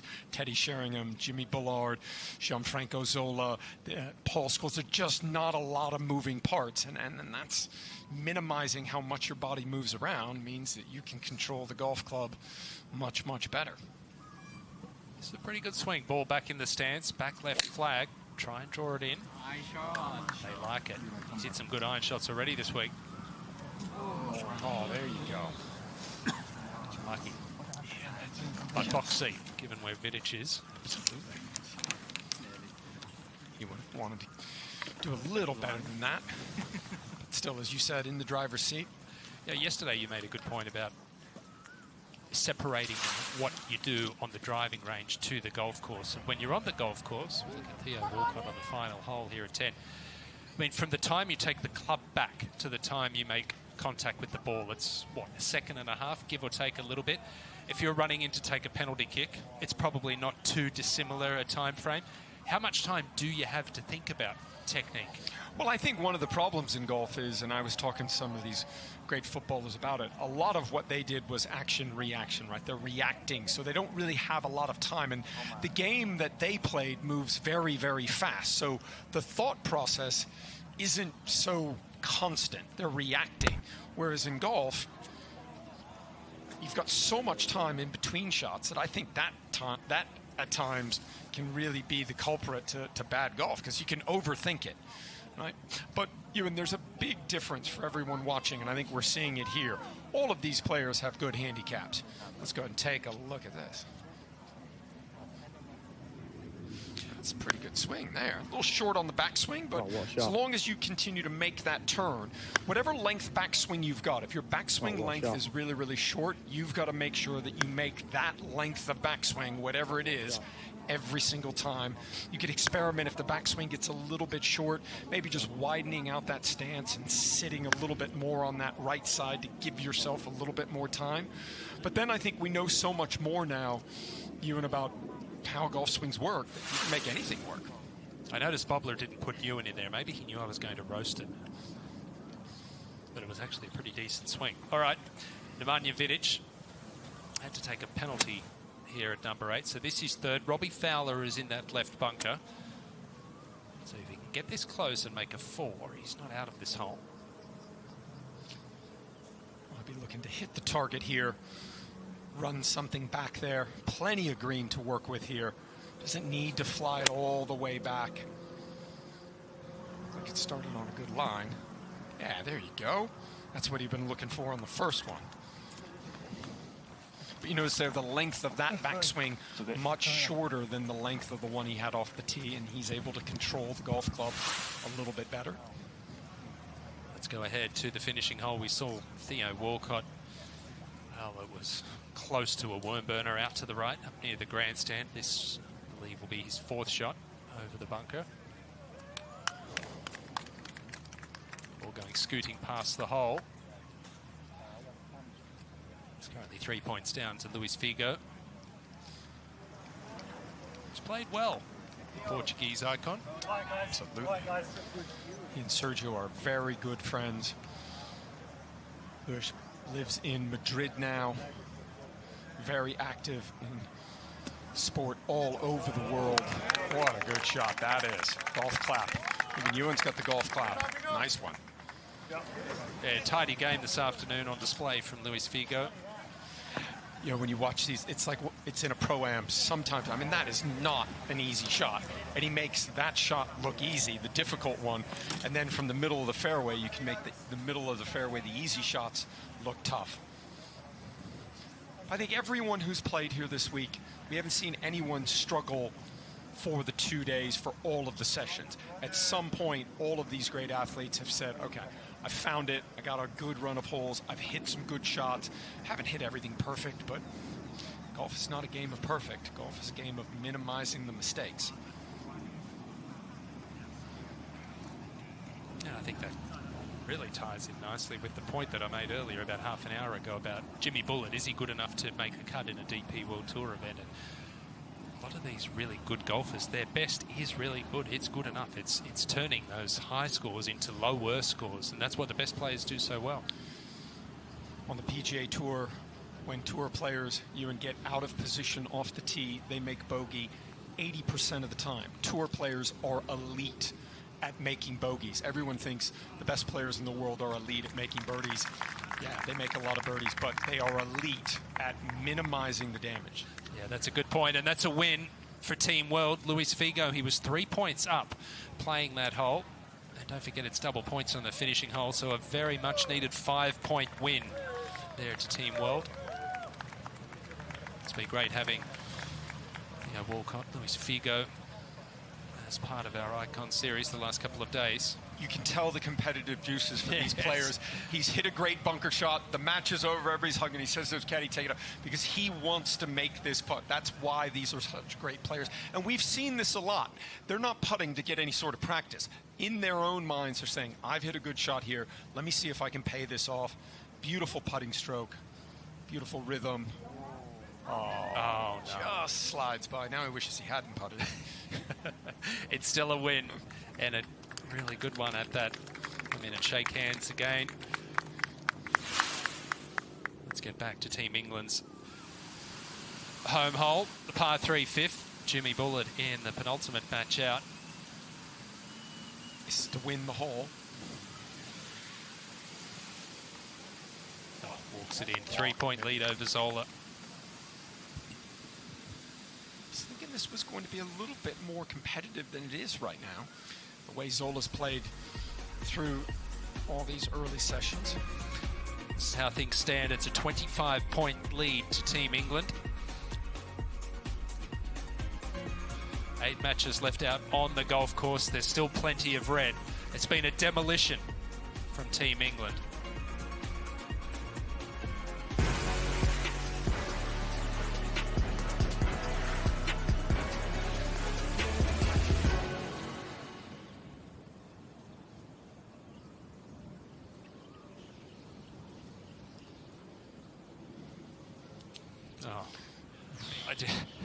I didn't think I needed to see this again.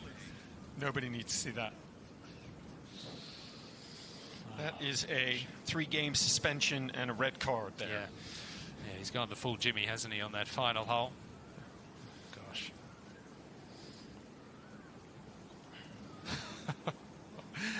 There is definitely only one Jimmy Bullard.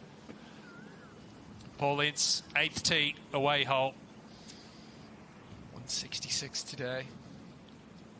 Just right in the middle of the green. Moving so much better today. I mean, he's like a different person compared to where he was doing in the first morning sessions. You know what? I'm giving a golf clap. Maybe you can hear that one. Just so impressive. And he's hit some great short game shots, which he will say is his nemesis.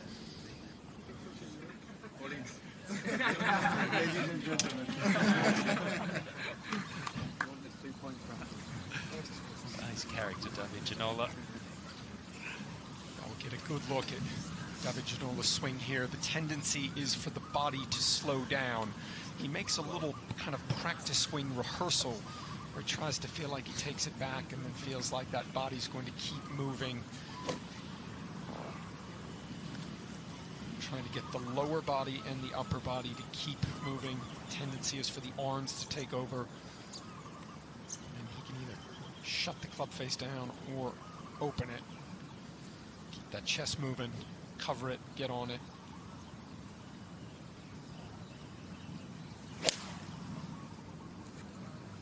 Well, of course.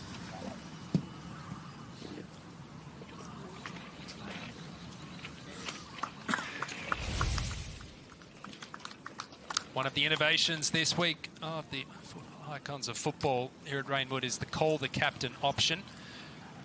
Each team only gets one of those per session.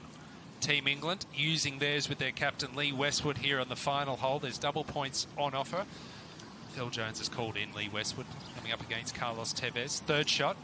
Even out of the rough, one of the great things about Lee Westwood's golf swing, you could marvel at a lot of things, but if you look at his footwork and how stable his lower body is through impact, it's just beautiful to watch that left foot nice and quiet. Beautiful shot there, almost pin high. How many times has he hit iron shots to about 20 feet in his career? Nice shot, Phil. It's been a good year for Lee Westwood in football terms. They're bringing it home now. Not Forest, currently in third position, looking at a Champions League berth next year. I've been impressed with Carlos Tevez this week. He's hit some good shots. Thrown in the odd bad one, but... Ball well above his feet here. Yeah, the tendency is that for that to go left, shut the face, lose the distance. Narrowly avoids the sand. I think he's had his best stuff this afternoon, Carlos Tevez, but fair play to him. He only arrived at midnight Thursday night, was on holiday in Colorado skiing with his family, missed a flight, courtesy of that, missed a connection, and no doubt battling jet lag as well.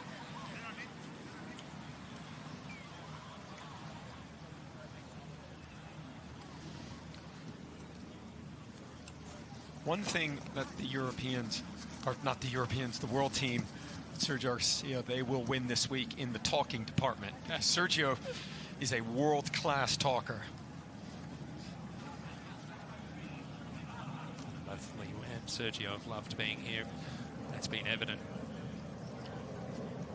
And that's my mistake there. I'm so used to thinking of Sergio Garcia as a European because he did so many great things for that European Ryder Cup team throughout the years. No one better. Highest points scorer ever for the European Ryder Cup team. Now John Terry in the anchor match. Currently all square with Batistuta. This is the fifth. Come on! Finally. I think it means something. Well, he will not be happy with the way he's played through the first sessions. Such a good golfer. Loves golf. Back to the finishing hole.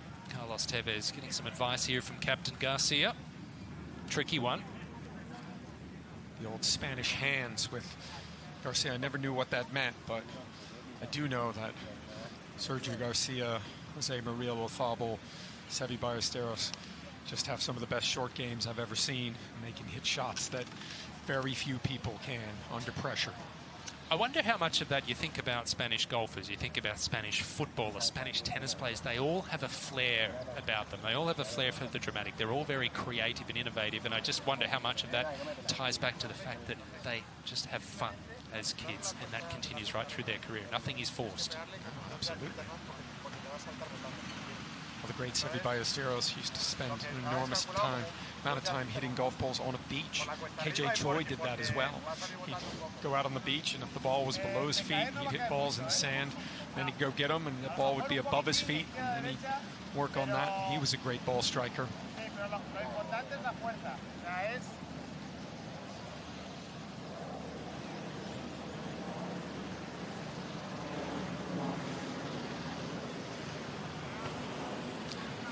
Well, if you'd like me to translate the Spanish that Sergio's talking there to Carlos, I think he's pretty much saying, look, you've got no chance. This is an extremely difficult shot.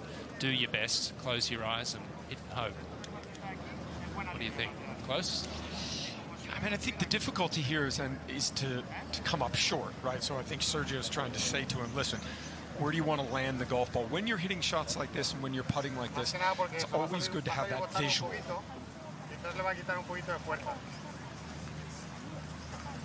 Speaking of visuals, the scene around this green, it is as good as it gets, isn't it? Clubhouse is amazing. Property's incredible. Everything here is just first class. Up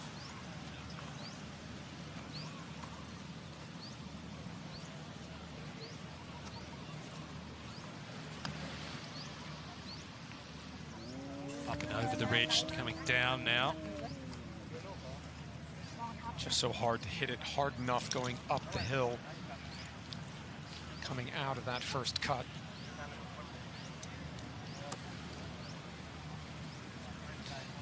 You know, credit where credit's due to Phil Jones, his opponent.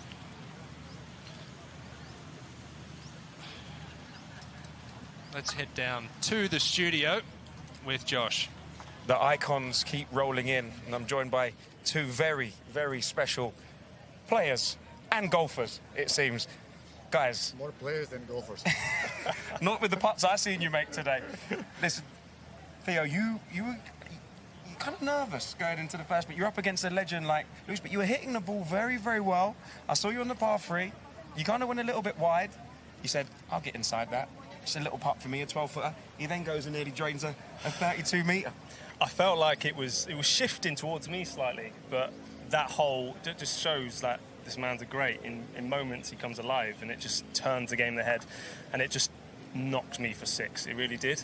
But look, I wanted to play with Luis at the start of this tournament, and my dream come true. Look, I didn't share the field with him, of course, but look, it was an absolute pleasure, honestly, to play golf with this man and be in his presence. Absolute Thank you so hero. much, Theo. I think it was a surprise because I didn't met Theo before. I think we had a good time, a good day.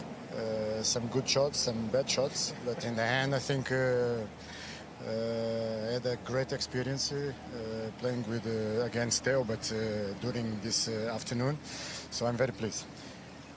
Luis, you said to me at the beginning on the first tee today, you said, I said, is the momentum going to change? You said, I've got to worry about that. I just got to win my own game.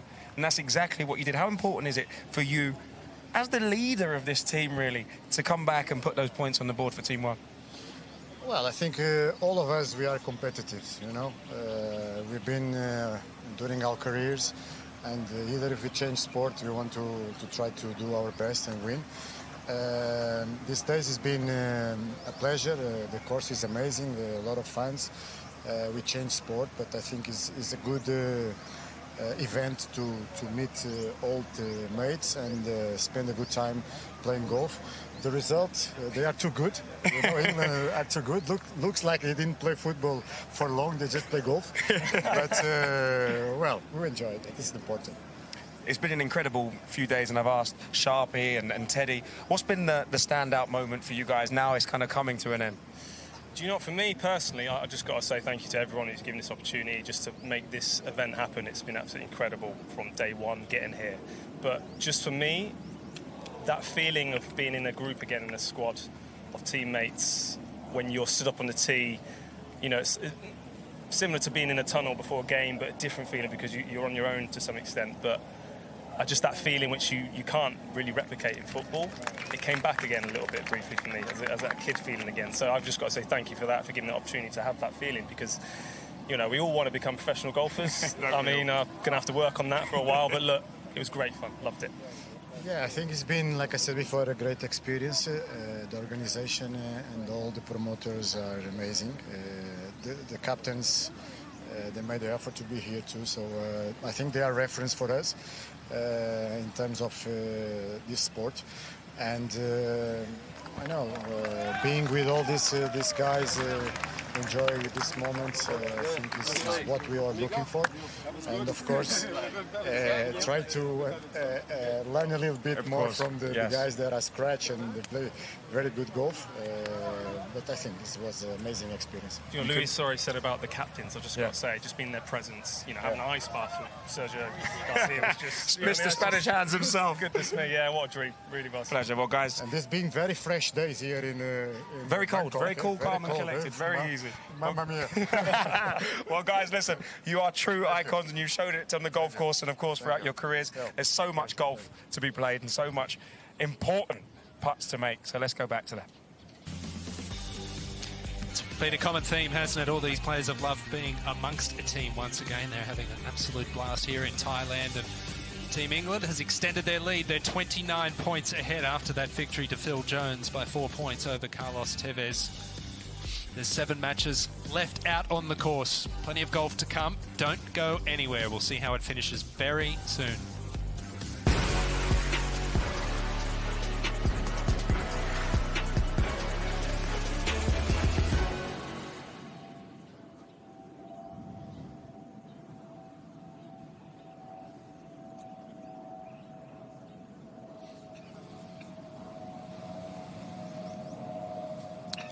This is Robbie Fowler and Nemanja Vidic. They're on the 9th green.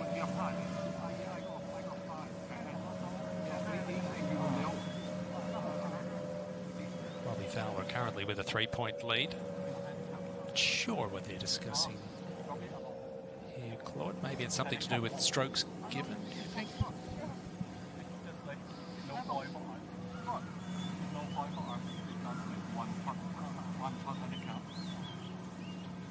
Sure what they're talking about.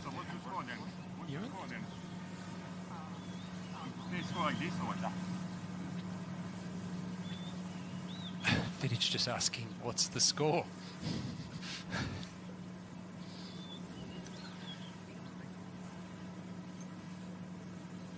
Meanwhile, Robbie Fowler's back in the zone.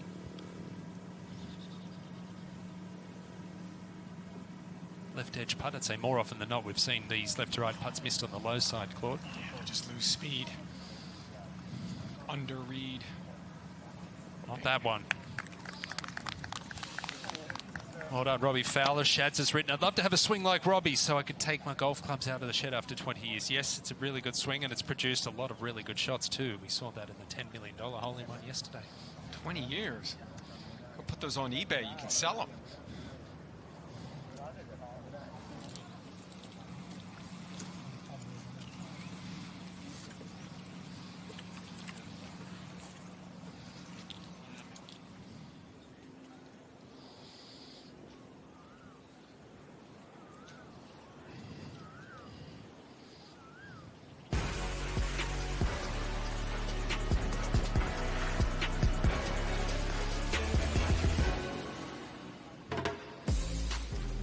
Absolute treat to be here in Thailand this week for the Reignwood icons of football. It is the land of smiles.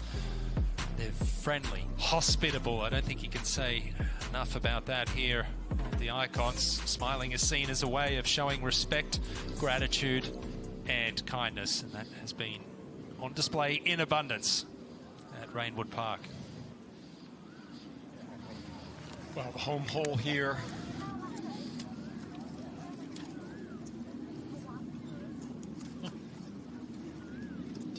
Forlon.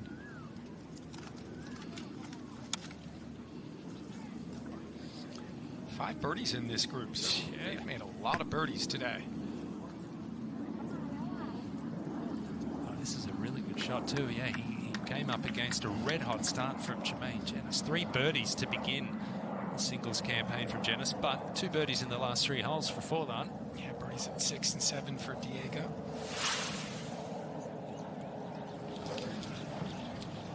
Ginola at the 9th, 3rd shot. Just going to be a little bump and run, or No. He can't hit it into this slope because the slope is going to want to take it back. So he's got to land this on the green. You can see he's aiming left. Ball's going to want to leap to the right. It was an unintentional bump and run. I think he caught the top groove of that. And we've seen so many of those shots. Uneven lie, the body just slows down. Golf club's going to keep going. Golf club in the hands are going to keep going. You've got to keep that body moving, especially off these side slopes. Back to the home hole and the Janice Forlan match. Double points on offer here at the final hole. Janice currently 3 points ahead. Impressive today from JJ. He's brought his A game today.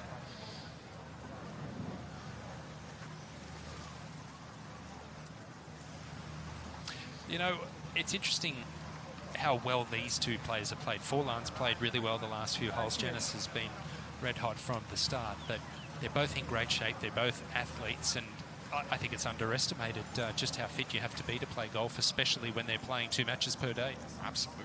If you look at the players that make that jump from competitive golf on the PGA Tour and DP World to the Champs Tour to the Senior Tour, the ones that have kept themselves in really good shape, the ones whose bodies aren't necessarily that broken and can still move pretty well, they tend to have a tremendous amount of success.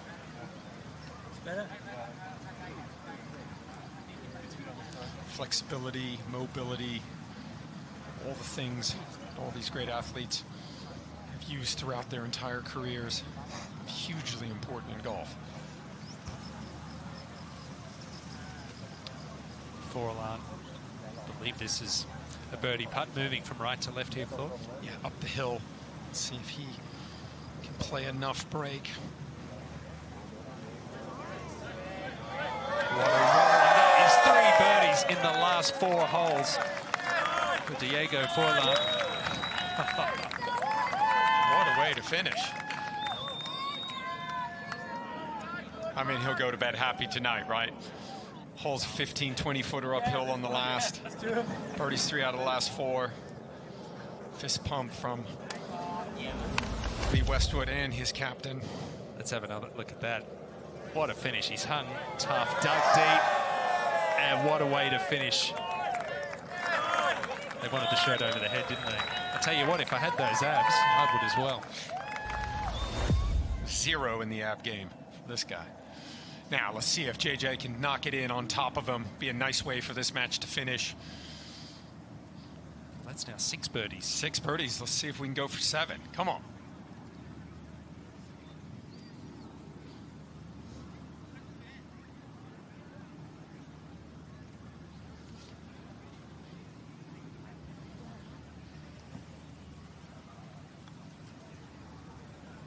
It's tracking. It's got a turn. Oh, he gave it a good effort. Nicely done there. He will have wanted to make that, but a really good match between these two. Enjoyed it. Brilliant, great ball. Hey man, A lot of really fun golf to watch in that group. Lots of smiles.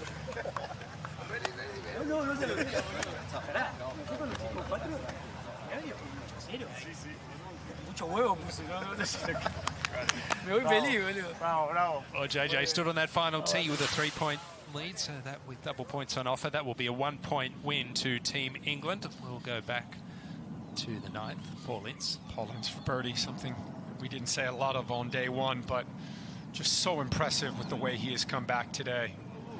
And so nice to see. Takes his golf very seriously, fierce competitor. Is there anything you've noticed? Why the change? Why the improvement? Well, he was carrying a little bit of a back injury earlier in the week. Back wasn't feeling great, lots of travel. And then I think he was a little bit tentative yesterday. Didn't get off to the best start in the morning.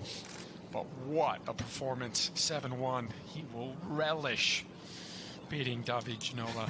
He will dine on that every time they see him. And he's got the fresh Travis Scotts on. I mean, if you're going to wear those, you better play. Yeah, well, he certainly showed up and played today. Nigel de Jong up against Jagielka. That's at the 7th. This has been a good match. Very even throughout this whole afternoon singles match. Well, that's a concession on that hole to Team England, so that will be all tied up heading to number 8. Back again to the finishing hole, the Robbie Fowler Nemanja match. Robbie Fowler 4 points ahead here.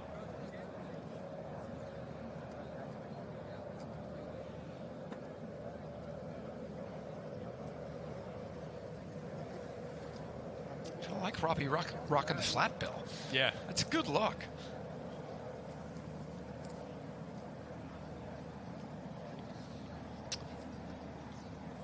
Well, let's quickly throw it down to the studio. Josh has a guest waiting.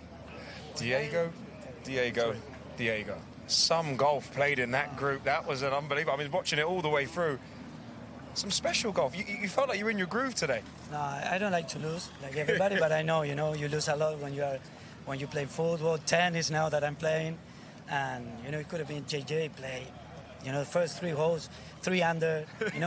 If he was playing against Lee or Sergio, I think he would have been, okay. better. So at the end, it could have been, I don't know, 5-6-0, and 5-4 at the end. It's a little bit decent. But the thing about pro athletes and obviously in your mentality as an icon is you're never down and out. You saved your skin many times. Yeah, well, it's tough. It's tough. This sport's tough. Now since I retired, I didn't play much. I didn't play for 2 years. I was playing too much tennis and like being the pro and also training paddle.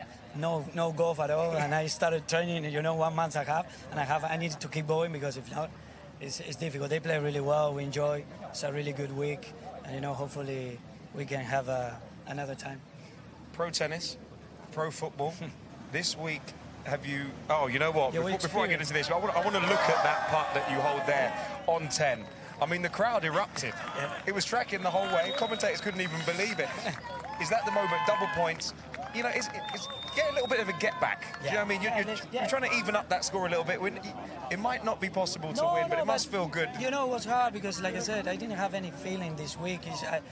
Seriously, I hit it well, and I was not playing my handicap. I didn't have that feeling that you need to have in this course with the people, with the environment. You feel a little bit nervous, and at the end, I tried to fight, with JJ. He's a really good golfer, and like I said, the first 3 holes, he was unbelievable. 3 under, in the first 3 holes, and then I fight a little bit back for 2. I saved our hole, which was 2 points for him. I make a par, a really good one, and then I came back here a little bit, so I got a good feeling at the end. It must have been good. It must have felt good because you got your abs out for the celebration. One of the few icons here that can still do that. Diego, go enjoy, relax and chill. There's a lot more golf for us to get through. Pleasure. Thank you very much.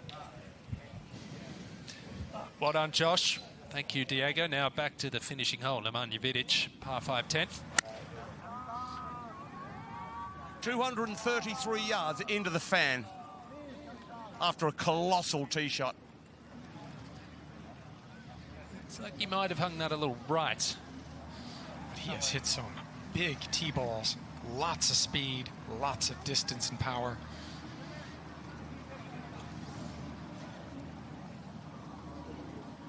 He's a big man. I'm seeing a lot of these icons for the first time this week, and it surprised me just how tall a lot of them are. So 5-1 up, Jimmy Bullard putting it on Gianfranco Zola. Didn't see this coming.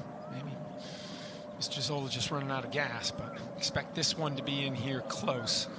This has been his bread and butter this week, 93 yards.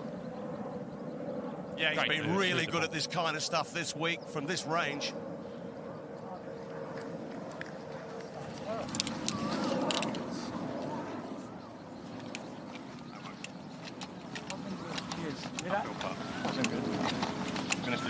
Wanted to leave uphill. That wasn't one of them.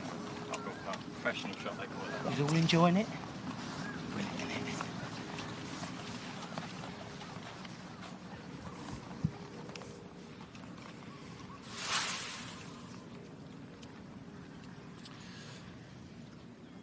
Up ahead 1 hole to the 8th, par 3, Team World's home hole. 170 yards this is playing today. Nigel de Jong has taken a 2-point lead over Phil Jagielka. 166 today.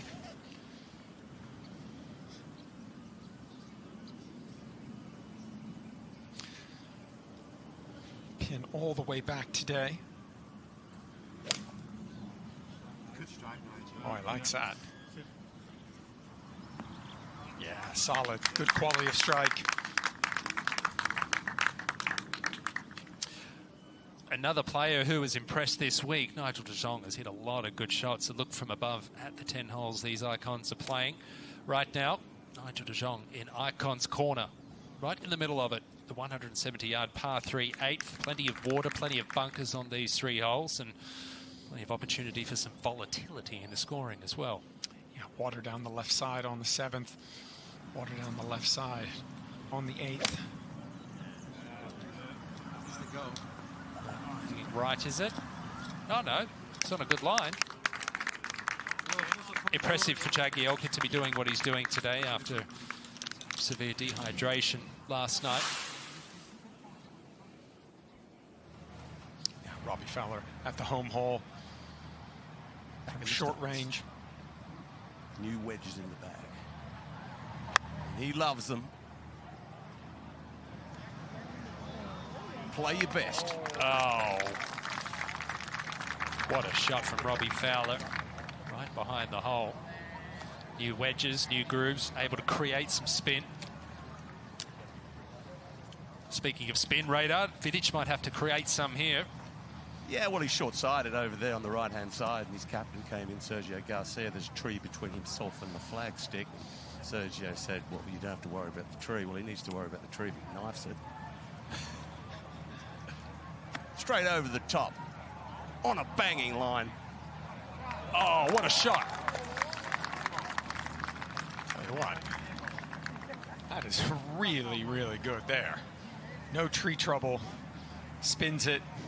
That was full commitment there.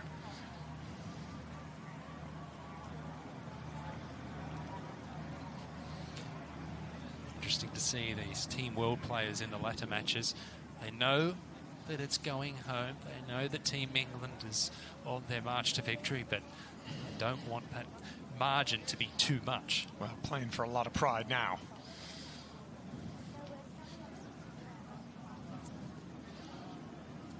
Great finish from Forlan. Finishing well here. Nigel de Jong, a couple holes to play. He's playing very nicely.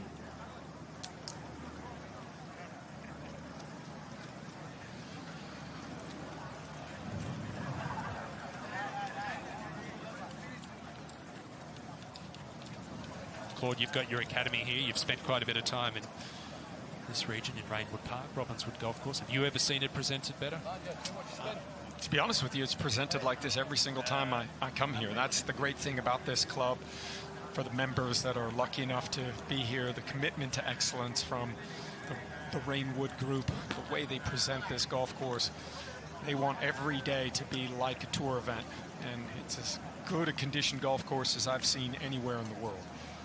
The first time I came here was on a Tuesday afternoon, and I said to myself when I toured the golf course, Ewan, they could play a tour event here right now, and that's the commitment, and that's not easy to do. That takes a number of things. It takes a great greenkeeper like Kenny. It takes a great commitment from the ownership. You can't grow grass out here in this type of climate. There's something wrong, but they will do what it takes to present this golf course and create a world-class facilities for the membership here at Robinswood. Oh, we've got a couple of opportunities for birdie here, Radar. Yeah, absolutely. This one up the hill and quite slow. When you said that to yourself, Claude, did you answer yourself back? I did. I always answer myself back, Radar. Me too. Too many demons. Got to answer. It was always on the left side there for Vidic. It's a par. And he's been impressive the last couple of days. Former Man U icon. 56 Serbian caps in his career.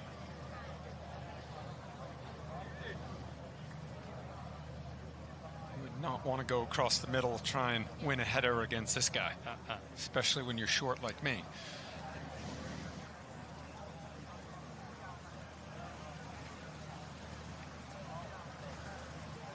4-point lead currently for Robbie Fowler. Double points on offer here. This for the win and a 6-point margin over Vidic. You just know he wants to finish by holding this out on the final hole with the big crowd.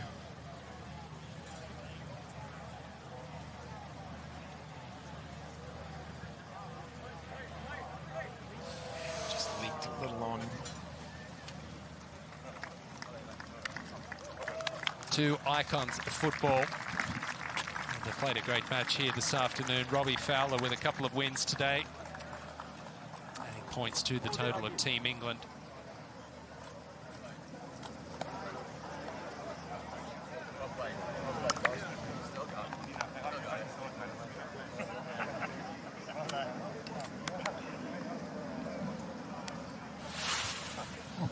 Let's head back to the 8th. Jagielka, long birdie putt.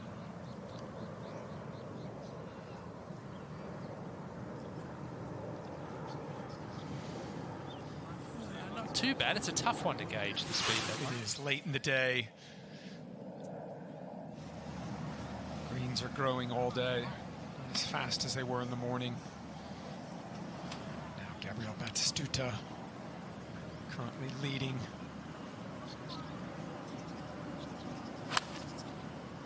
Trying to draw one in there.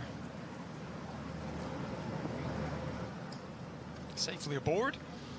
Lengthy putt for birdie. Tell you what, the fact that Diego Forlan birdied 6 and 7, two of the more difficult par 4s, it's seriously good playing. John Terry a bit out of position here.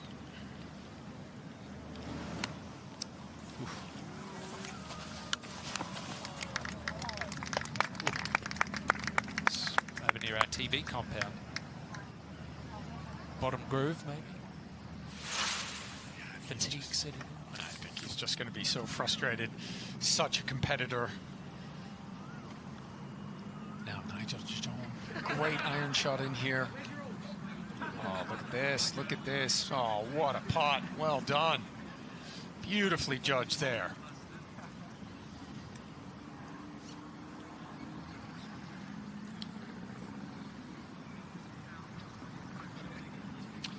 Good par there for Nigel de Jong. Jagielka will have this par putt to remain 2 points in arrears with a couple to play. He's Swanley, he's here. I'm actually and you're there. You know Swanley? You know Swanley. Oh, Good par, good save from Phil Jagielka. Well, let's head back down to our studio. Nick Doherty is standing by.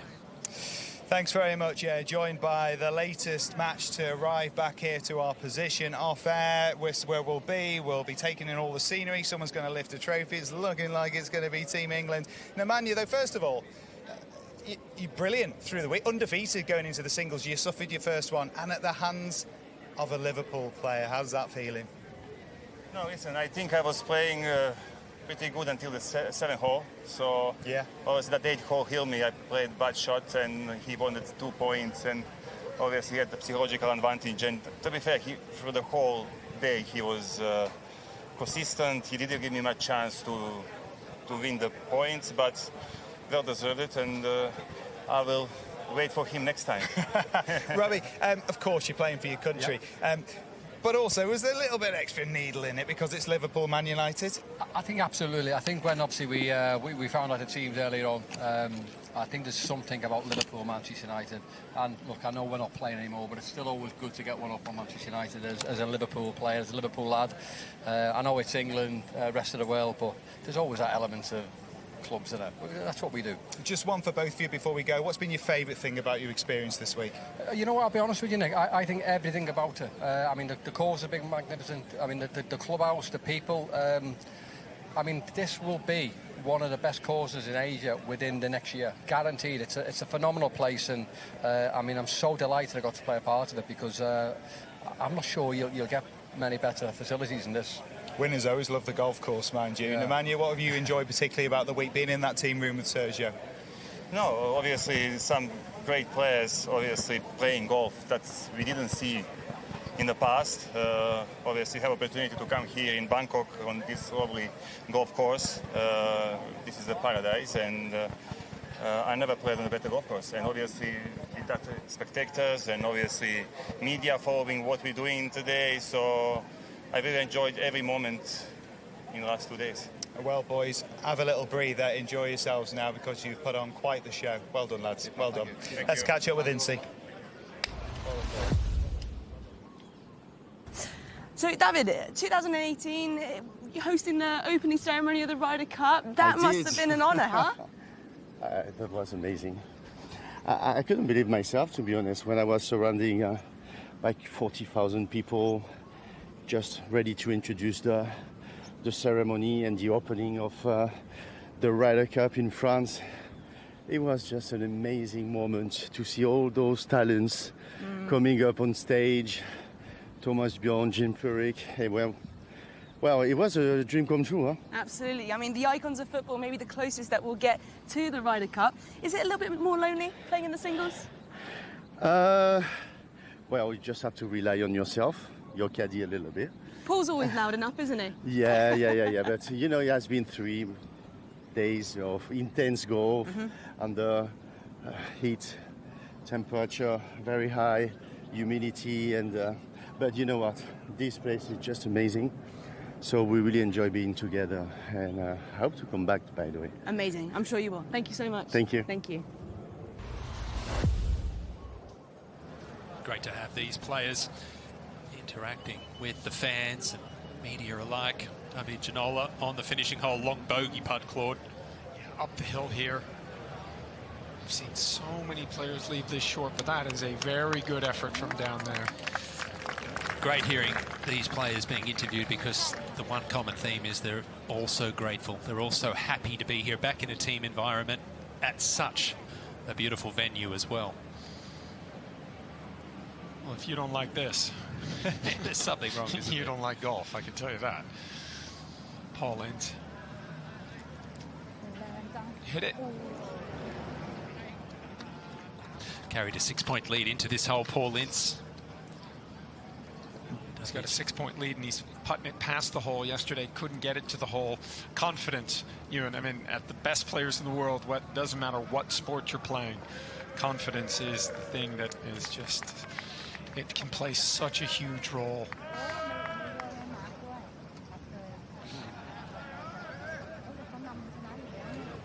Come on, Incy. Come on, Governor. You want to hold a nice putt in front of the big gallery. Is it the final shot of the icons? Wanted to make that one really a good look there.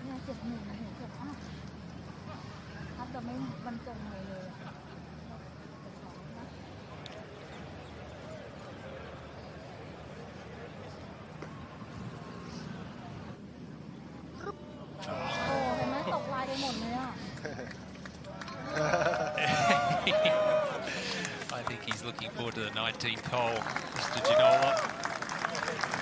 A pleasure to be treated to these two icons out here on the golf course, back in the sporting arena. Well, you couldn't meet a more confident human being than David Ginola, but game of golf humbles us all. Yes, it does. He's been impressive today, Paul Ince.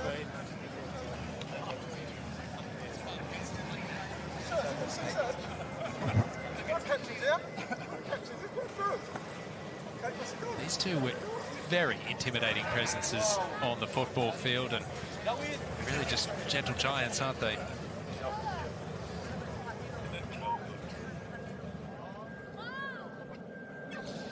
There we go, from on the course to guest commentary, pulling strings behind the scenes in the production office. Anything these two can't do. Hashtag Icon Series. Lee Westwood, captain of England. Sergio Garcia, captain of Team World. Michael O'Dwyer, Wayne Suter, Fiona Smith there from APAC Productions. Thank you very much for the behind-the-scenes tour. Jimmy Bullard back on the 8th. Green in regulation. I'd love to see what he's played these par 3s in this week. That should be pretty good. His iron play has been stupendous. This is brilliant, watching elite sportsmen out of their comfort zone but still performing incredible mindsets. Is the series coming to the UK? We certainly hope it is. We certainly hope it's going around the world, but the incredible mindsets, it's something we've touched upon all week. You just don't lose that.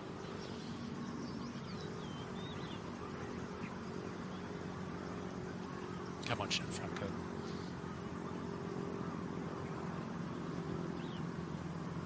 Come on.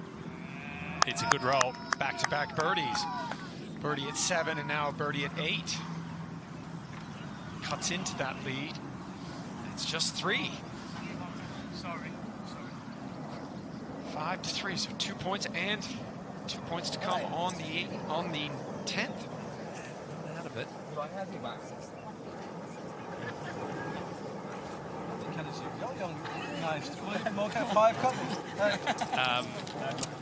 Okay, so Phil Jagielka and Nigel de Jong, they're playing the 9th hole. This is the 8th tee. It's a fairway offline here. Enough said.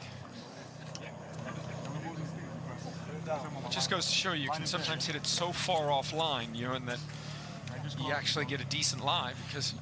What's he got in his way? He's got a chair. I know there's a couple of stands over there, an umbrella, some crowd, trees. He's got the Aperol Spritz stand he's got to go over. He's got the halfway house.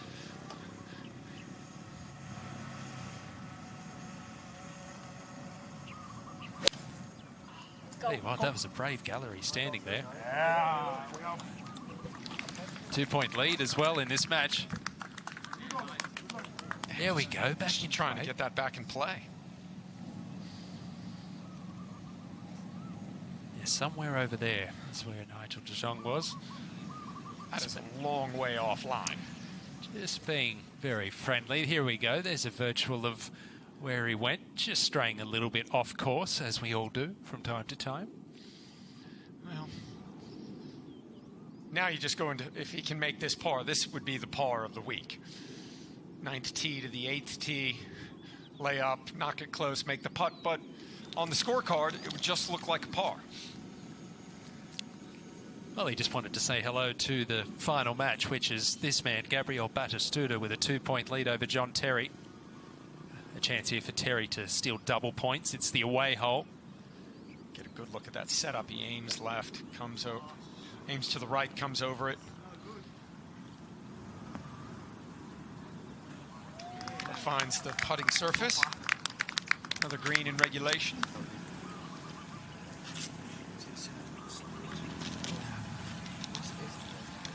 This whole location should set up well for John Terry. Likes to draw the golf ball left-handed. So he can kind of fire this back to this back right or back left pin.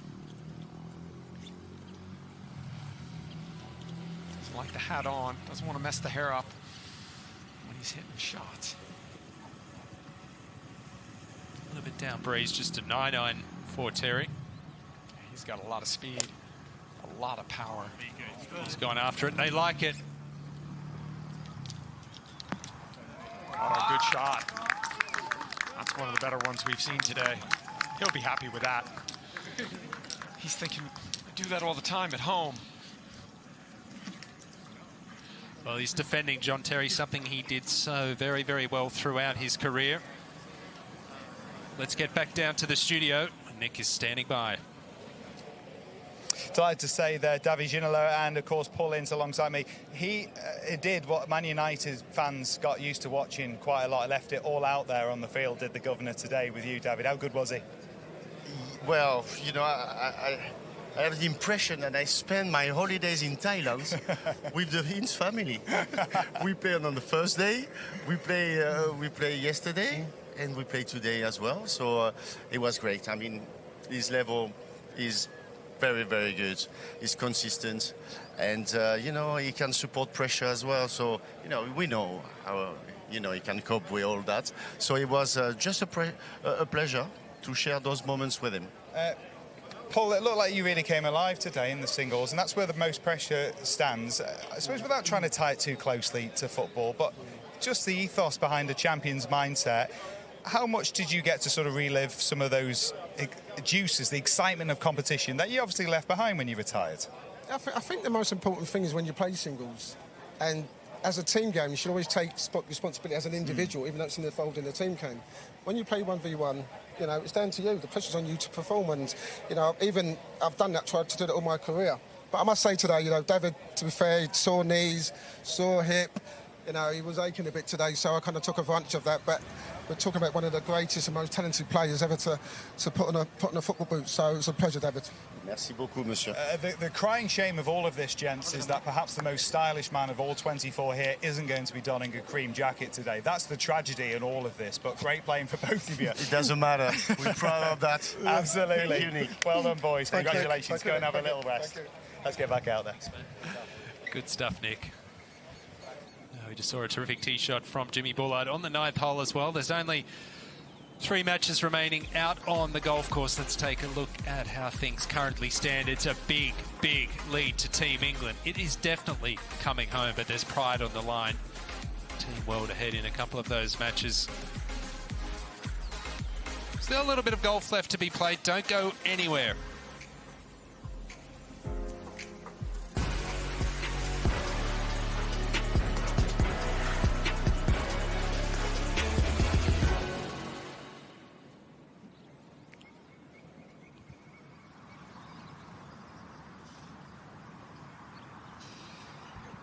Well, the final group on the 8th, Gabriela Batistuta, John Terry in there, 20, 25 feet. This is over the river and through the woods to grandmother's house we go here on this one. Tons of green here. Big, big greens here at Robbinswood. And I think that's one of the things that's caught some of the players out, because they're just, these greens are big, they're fast, there's a lot of grain, there's a lot of undulation in that. Lag putting, it's just something the average golfer just doesn't spend enough time on. Everybody's putting from 5 feet, 3-footers. You go out, you have 36 putts, a bunch of 3-putts, and what's everybody do? They rush back to the putting green to putt 5-footers. And if you spend kind of 60% of your time from outside of 30 feet, your scores will improve, because that's when the 3-putts come. The further away you get from the hole, distance control, something that most golfers just don't spend enough time with. Yeah, it's great advice, and again, something that was probably underrated during Tiger Woods' prime as well. Just how well he lagged the ball. This is going to be very difficult to get within 2 or 3 feet. He may not have got it within 10 feet. I don't think he had the right yardage or the right club on that one. He's shaking. It says that's got to be almost 100 feet. Huge opportunity for John Terry. Double points. Yeah, double points.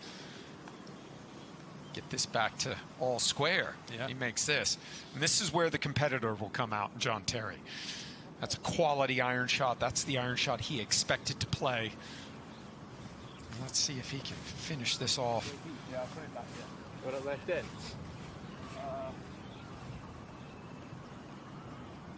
Out.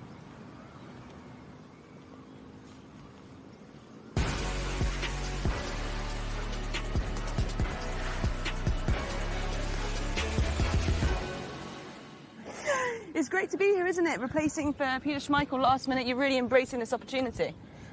I'm really thankful to be part in this organization. I'm happy. Last 2 holes not, but so far I play well. It's a high challenge for me too, and it's a great experience. What's it like? Because in football everything's so reactive, but in golf you have all that time to stand over a ball that's not moving. The key is I cannot stop him if he play well. Yeah. You know what I mean? If you don't have a body contact, and at the other wide, I like it to enjoy the greens. I like it to be in the freedom. You know what I mean? And that's why some good shots, some bad shots, but end of the day. It's a great presentation for me too. That's golf. Teşekkür ederim. Ben teşekkür ederim. Thank you very much. All right, keep it up. It's been great having Hamid Altintop here, and he's spoken about what this will do for the game of golf back in Turkey as well. He's a star back there. John Terry to win the hole at the par 3/8. Just comes up a little short. A really solid iron shot. He'll be happy with that.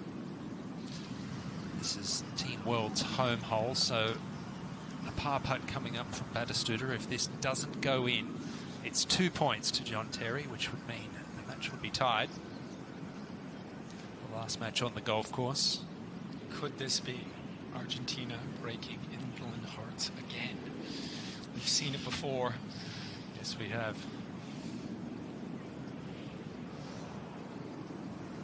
Oh, he tried. Man, that was a good-looking putt. Of course, Batistuta part of that infamous World Cup match where David Beckham got the red card. Still haunts England, now out top. Up against Joe Hart, this on the finishing hole. Oh, no.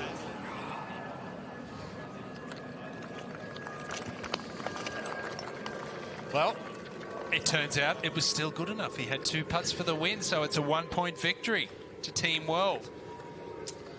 And it's got to be said, too, fair play to Joe Hart. He's been a revelation this week. Joe Hart, double bogey at 7, birdie at 8, double bogey at 9, double bogey at 10 to finish. I love JT out here in Africa. He's loved everywhere. Greatest captain of all time. It's subjective, but hard to argue.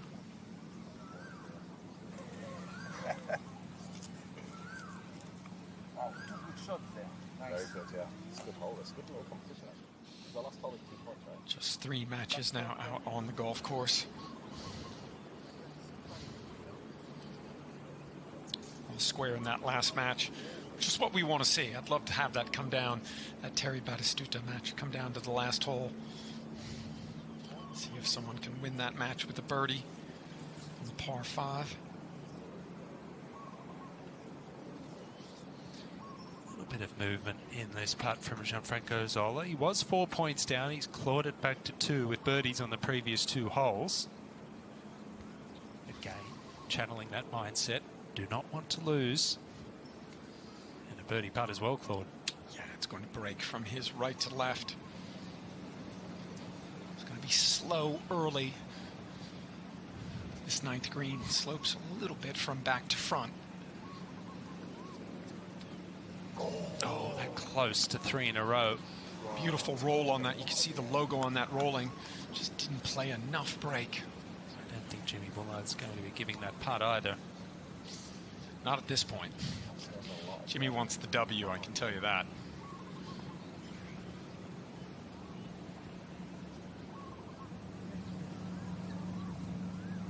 I've got it.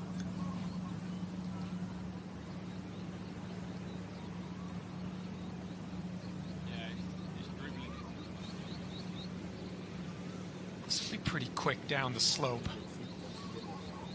I think this breaks a lot more than what the players think from left to right, so depending on the speed that he wants to hit this, he wants to try and die this in, he's got to play a lot more break. He wants to be a little bit more aggressive, maybe a little less. He's been good all week. Like this little putting routine, practice putt above the hole and then just pulls the trigger. This has got a chance. This has got a chance. Oh! That was a good putt. He played that beautifully. Maybe just a touch too hard, but read it perfectly. That was a sensational roll. I think this is a big putt for Gianfranco Zola. To stay 2 back, try and put some pressure. 2 points on offer on this last hole. 10th. Puts this in, he can still mathematically tie the match. Not a gimme. Jimmy making him putt this. Oh, I would too.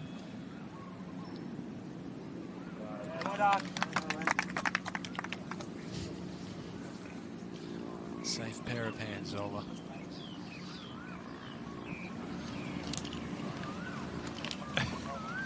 He's apologizing for not giving it to him.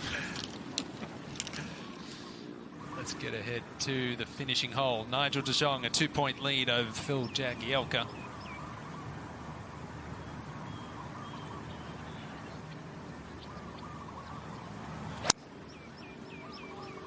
You mentioned he hasn't been playing golf for a long time, but I've been pretty impressed with the skills. Just a layup.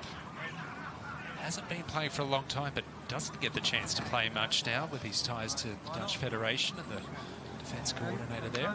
We are united. We are united.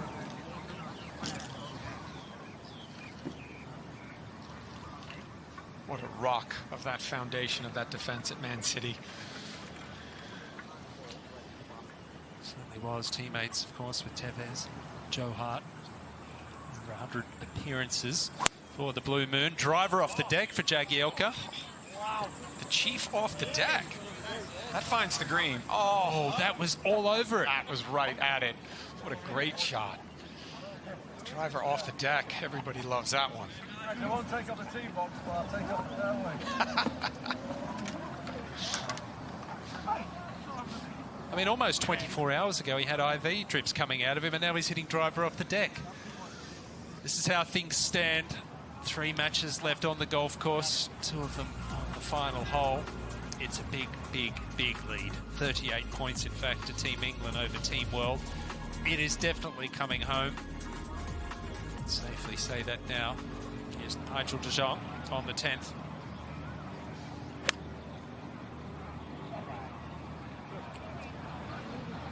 Asking for it to cut, it stays straight. Tough to cut it out of that rough. Club wants to get closed over by the rough. Well, Radar, you're down there on the finishing hole. What have your thoughts been the last couple of days? I've had a blast, absolutely marvellous. This great championship, the icons of golf. I mean, it's, you know, it could be anything. I mean, it really is fantastic. It could be the icons of anything. Sport, music, could be, you know, it's a fantastic thing. This week for me has been truly magnificent. And watching these players, I've been so very impressed with the way that these footballers conduct themselves as people, as men, not only men, but as golfers. And they've been so very impressive. I wouldn't like to play any of them off handicap. Gee whiz, it's been a blast. It's been a pleasure to be part of it. Well, you and Sergio Garcia would give anything to be a footballer or a tennis player, and I just always find it golfers would love to be the athletes, their heroes, and all their heroes would absolutely love to be golfers. I think it's where sports unite, right? Absolutely. I think those sentiments are echoed by just about everyone tuning in, certainly everyone here on site at Reignwood Park. This is a difficult long bunker shot. Well, not as difficult as the driver off the deck. He had 285 off the deck. And that takes a lot of talent to be able to sweep one off the deck. Water left. Hospitality suites right, where a lot of liquids are flowing, one would have thought. Stavic and Ola up there, who was pointing there when he putted out. Imagine he'd be up there somewhere. I'm betting Radar might be up there soon. Swinging there off now, we don't have a Chamberlain. camera on him. Good speed for Jagielka. An impressive performance today from Phil. Now, Josh, let's head down his way. He's standing by in the studio. Joe. I've been waiting to do this because I know there's a little bit of devastation just there, but we're going to get to that because what I've loved so much about this week has been your evolution as a golfer from day one to this. I mean, it's a completely different person. You said to me, I've cracked it. And listen, on the first tee, I watched you take this drive, and hopefully we can see it now because it was absolutely special. We might get to it in a little bit, but you look so confident. You said to me, Josh, I'm going to crush this. I'm going to crush this in front of Lee, in front of a grandstand full of people, and you piped it straight down the middle. Yeah, that's just the headspace you got to get into. Like I say, evolution, literally the most golf I've ever played in a week, and I've loved every minute of it, mate. I've loved the drama, the getting psyched up again. I've not been on a football pitch since May, and I know a lot of these boys haven't been on for a long time, but... And if you take a look down here, you'll see your reaction. Yeah. And it was well-deserved. Everything to be going right for you on that first tee. Yeah, well, to be fair, shout out Stuart Parkin, who's come with me, family, friend, giving me all the advice he possibly could, and we were trying to get in a good moment. I've got a million things going through my head. Get that left foot screwed in. Wait through the back. It's a driver. Get slightly leaned up, and then next minute you just flah. I was like, no, it all came together for that moment, so I'm happy. But you've been grafting. Your road to Reignwood has been incredible. Talk me through the grind and the process that you've been in to get here and perform the way that you have. Well, look, Thomas called me. He knew obviously I came out of the game, and he had something special coming. I put my cards on the table like I always do. I went, Thomas, I'd love to, but I don't want to let you down. I understand you're trying to do something serious here, but if you're aware that I'm not the best, but I'm going to try my best to get in the best shape I can do to compete. And he said, go for it. I believe in you as a character, and that meant the world to me, so I got my head down and give it a right good go. Well, I absolutely think that he will be proud of the way that you performed, aren't we? No one wants to win Most Improved. Nobody. It's the worst award in sports, but you are that guy. And now, as we see people are finishing up on the 10th green here, Joe, I'm going to let you go because you deserve a beer, you deserve a drink, you deserve to relax and get a cold towel because it's been special watching your growth as a golfer, and we look forward to seeing you at the next one. Your handicap, single digits, I'm sure. Listen, you'll be out there with the Jimmy Bullards of the world, the JTs, the Battistutors, you'll be giving them hell. It won't be through lack of effort, mate. Nice one, brother. Always a pleasure. All right, cheers. Back to the goal. Great stuff, Josh and Joe Hart. We just saw the victory there for Nigel de Jong over Phil Jagielka. We'll go back to the 9th. This is Batistuta up against John Terry in the final match. Yeah, this is some duel. Last group on the golf course for birdie. Oh, yes. Batty goal. He had 2 shot of the day contenders in the morning session. There's one there. To go back 1 up. JT's got to be thinking, what I got to do? Unbelievable. John Franco will just squeeze one down there. Hit another fairway. This guy's just a machine. He reminds me back in the day, the great Calvin Peete. That's how straight he hits it. And he could hit it straight, let me tell you. So very neat, Gianfranco. That's a great way to describe his swing. I don't think he has missed a fairway in a few years. And guess what? Oh, you're kidding. It's on the fairway. He really shallows the club beautifully on the way down too, doesn't he? Absolutely.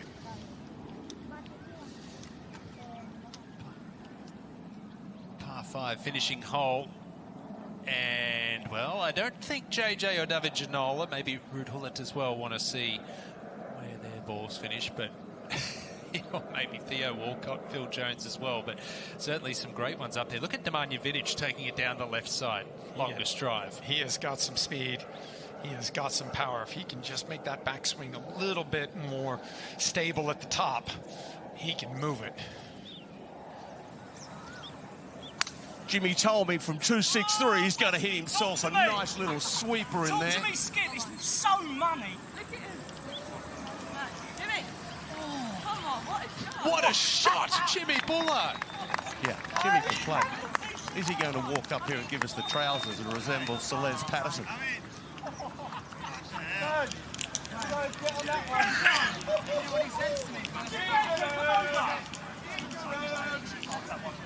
Lock him up.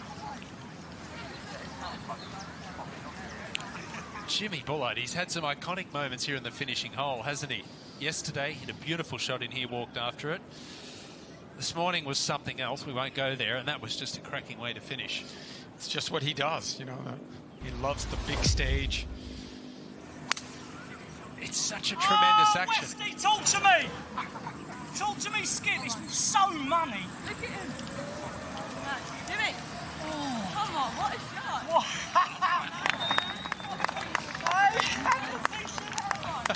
And that's not an iron shot. That's not a short iron shot. That's 3-wood or 5-wood. He's such a character. He has been such an integral part of Team England's performance this week. Let's get back to the tee. Final match out there. No. Shit. Water left. Oh, splash. Oh, he didn't do it, did he? Birdie's the 9th from way downtown. And then rinses it left in the water. More points on offer. John Terry 1 point behind. His eyes have just lit up. All right, John Terry, all you got to do is try and get this in play. Plenty of room out there. Anything to the right will be fine.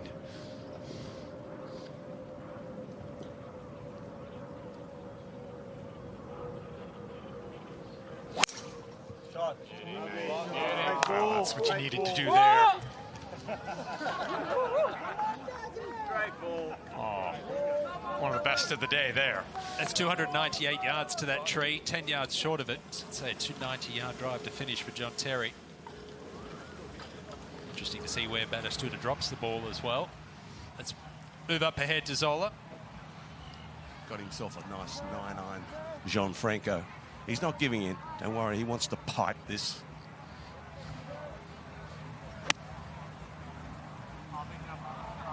Good line, giddy up. Yeah, good solid shot, as he's done for the last couple of days. The magician. Bangkok. What about that shot from Jimmy Bullard? Wow. It was as good as any tour pro. That's got to be shot of the week. You reckon tour pros wouldn't like that on a Sunday afternoon? Oh, yes, they would. Give it to me right now. Enjoyed it. I've enjoyed it so much. Yeah. Hope you hold And he it. called Really it. impressed. Yeah, thank you. Before he hit it. Don't you hate guys like that who aren't professional golfers? Oh, I know. That's a big hit, too. 263. Carry it all the way there. Into it. Fly it all the way back there. We've seen guys struggle with wedges to get it all the way back. So to smash 3-wood. You know he wants to make that putt as well. It's not been an eagle last 2 days. He makes the putt, does he take a dive into the water? He's got it.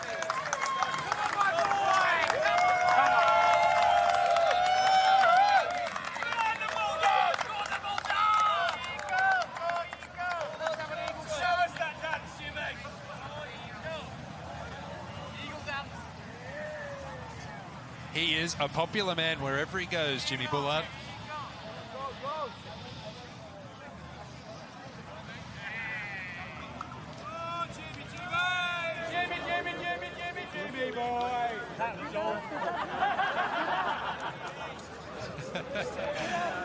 And it's got to be said, a good fight back from Gianfranco Zola today as well.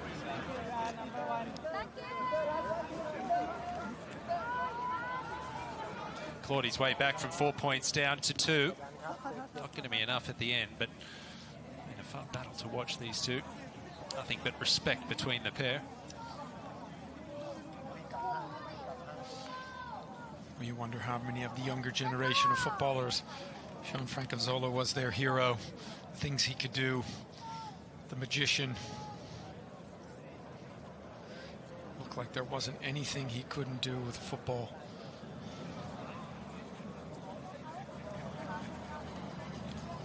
In the same way, when you watch Rory McIlroy play golf, it just doesn't look like there's anything he can't do with a golf ball. And that's the great thing when you watch elite professional athletes, the way they perform at the highest level. We're so lucky to have seen all of these great footballers throughout their careers. And there's a reason why they have the icon logo on their shirt, because that's what they are. This is a difficult putt. This is into the green. It's uphill. And then it's downhill. It's out of his left. How's your touch, Zola? How's your feel? Looking pretty nice. Oh, it's pretty good, I say. Good try.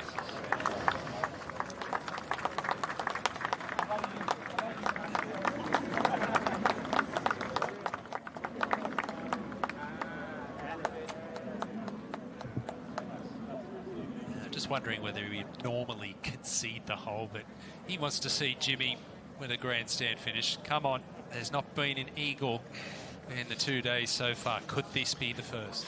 Well, we made the comparison yesterday, Radar, to Ian Poulter. This is the type of stuff that Ian Poulter used to do in the Ryder Cup, and he'd pay it off by the putt. Well, if he holds this, heavens knows what's going to happen. I think he's going in the water. Come on, Jimmy. Don't leave it short. It's a great try.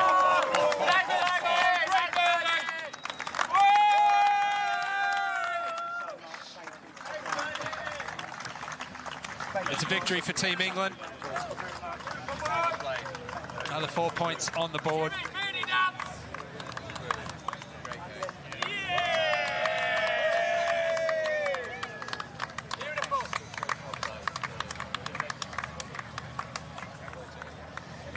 That means there's just one match left on the golf course.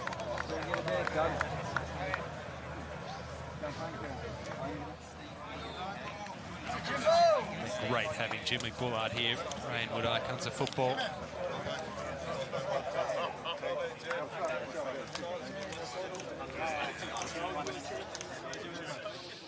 Great to see the teammates waiting around the final green for these players. There's just the one match, the anchor match, left on the golf course. And John Terry, 285 yards off the tee, equal longest drive. Just stood playing some army golf here at the final hole. Found the water off the tee, this one, way right. Oh, the last hole makes birdie. Looks like he knows exactly what he's doing and making a mess of this par 5 so far. I think he's just raised his arms in defeat there, hasn't he? Nobody knows where that one has finished. It does look like there's something. Is that a white ball just right of the path there? A lot of fans on site, a lot of them hanging around this final green. Where all the icons have gathered. There's some great activations, a lot of hospitality around this final green.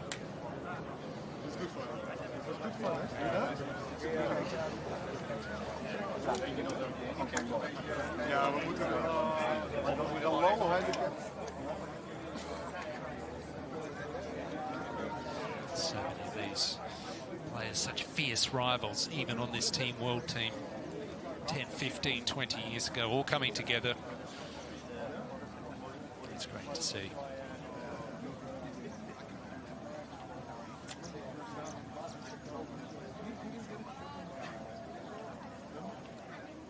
I think JT's still waiting to see what Understood is doing here at the final hole.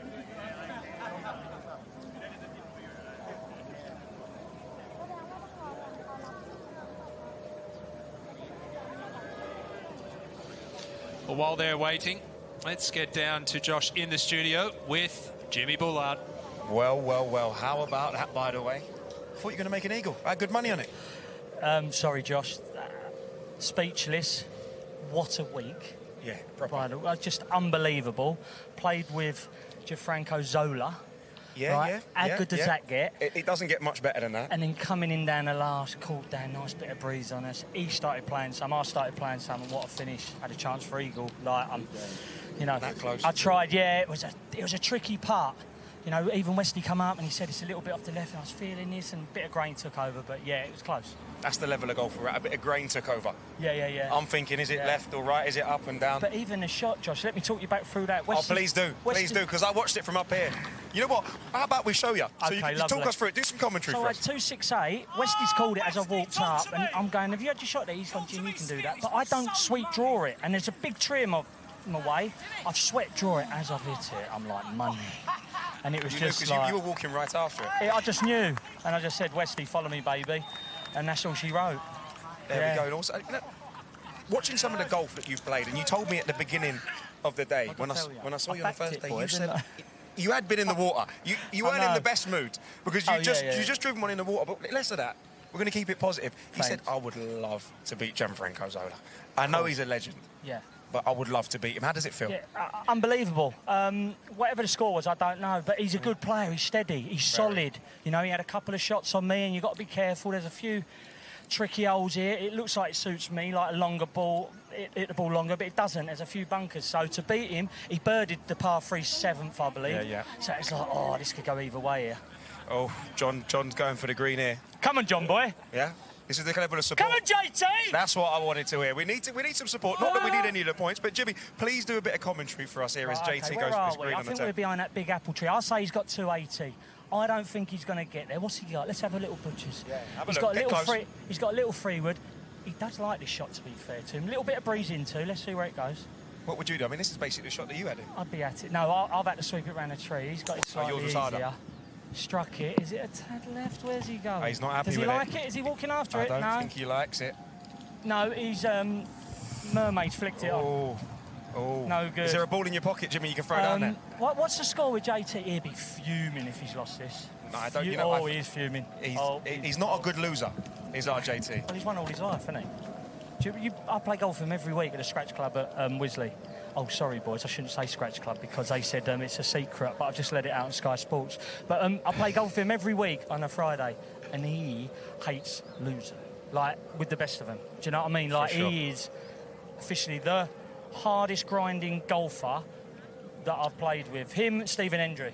Fair play. Unbelievable. Well, these guys are special golfers. Jimmy, you played some special golf. I cannot let you lose this moment. It's nearly time. The sun is setting on icons of football. Yeah. Is it too early to say golf is coming home? It's coming home. It's coming home. It's coming. Golf is. Get out of here, Jimmy. Go join your team. Thank you, guys. No more to say. Thank you, Jimmy Bullard. Thank you, Josh. And just JT and Gabriel Batistuta left on the golf course on this final hole. All the icons gathered around the green. Oh, thank you. So you can get a backswing. Do you have a laser? No. That's the ball of Gabriel Batistuta. Now, he found the water off the tee, took a penalty, so he's there for 3.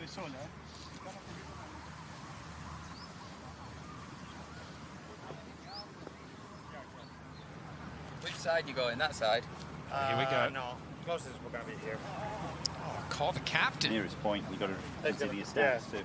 Nearest point with the relief is over here. You've got to consider your Here. stance too. Westy has agreed to this one.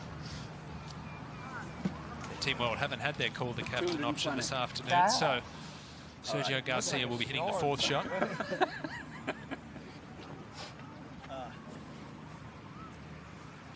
158.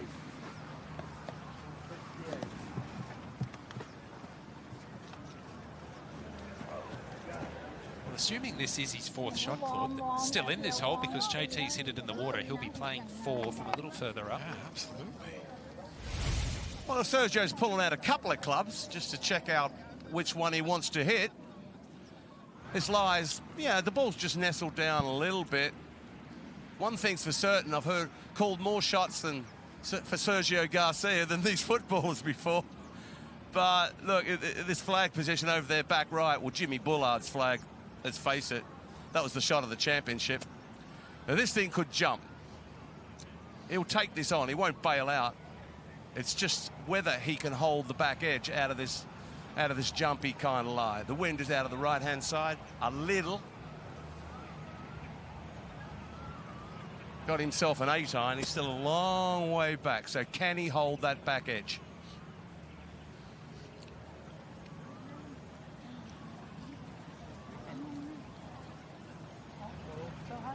Sergio Garcia has faced big moments like this numerous times in his career. Can he deliver?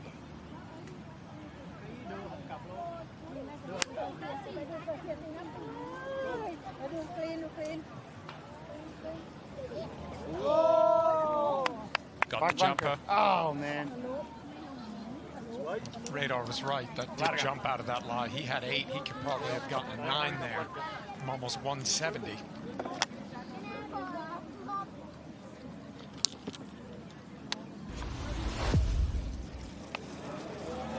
Oh, and the reaction from his team. That's going to leave Gabriel Batistuta a very difficult bunker shot coming up. It's been an excellent couple of days, Claude. It's all coming to a conclusion here. Oh, what a fantastic week.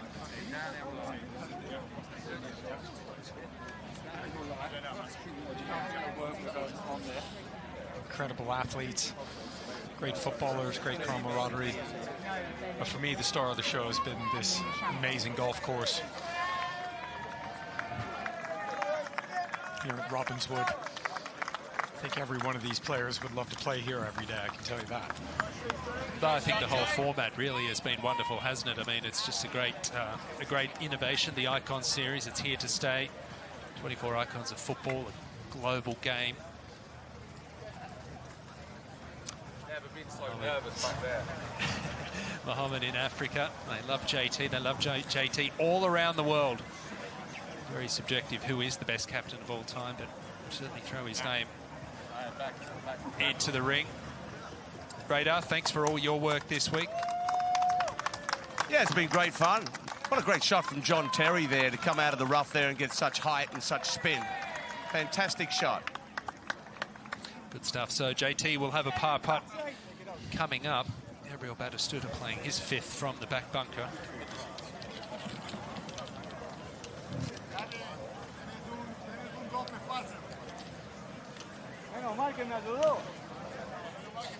Talk about a pressure-packed moment. Every single person on site at Robbinswood is here. Absolutely, and he couldn't have a tougher bunker shot down on the downslope. He's got to land this. He's got to land this in the fringe and try and spin it. Surely you've got to have words to your captain for putting you in this position, don't you? Come on. If he gets us 50 inside feet would be good. Absolutely, 50 Radar. 50 feet, Radar said, would be good. Oh! I'm guessing that's a concession. That's a pretty good shot from Sergio. Well, there's the concession. And we know JT hates losing. Double points on the final hole, so it's an England victory in that final match. Well done, John Terry, but well done, everyone involved with this Reignwood Icons of Football. What a treat it's been the last couple of days.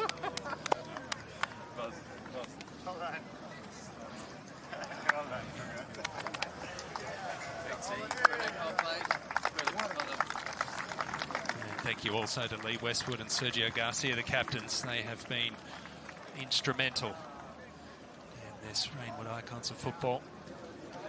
And a wonderful scene around this final green. I think all of these players, this will be an experience that they will look back on. Camaraderie, being a part of a team. Well done. And like I said earlier, every one of these players, they all hit a good shot at some point. They all did something under pressure on the biggest stage for them. No, they're leaving. He was looking. Congratulations, man. Lucky, man. Well done. That was a bit of a demolition derby in the end, a 39-point victory for Team England. Plenty of highlights both days in the competition here at Robbinswood Golf Course. Let's take a look at some of those.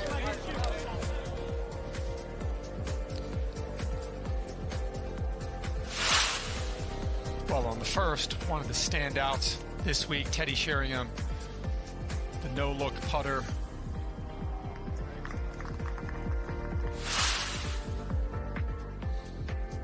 And on the second, this is Lee Sharp out of the fairway bunker. Yesterday, Nigel de Jong producing from the same position. This was also an excellent shot from the former Man U icon. That would be a win for Team England there. But the hottest player on the golf course today was Double J with the touch. He can hit the golf ball a long way, but beautiful touch. Well, he birdied the opening hole for a win. What can he do in the second hole? This is for a birdie and another win. Can't birdie them all if you don't birdie the first two. You can't birdie them all unless you birdie the first three, and that's exactly what he did. Another quality iron shot, 3 in a row. This time, it's not Jermaine Jenis, but it's Phil Jones for a birdie at 6 in the win, playing against Carl Carlos Tevez, and in it goes Phil Jones. And then at the 8th, Paul Ince. What a good shot that was. Right in the middle of this green to about 10, 12 feet. And at the 10th, Diego Forlani birdied hole 6, he birdied hole 7. Can he do it at the finishing hole? Yes, he can, right in the middle.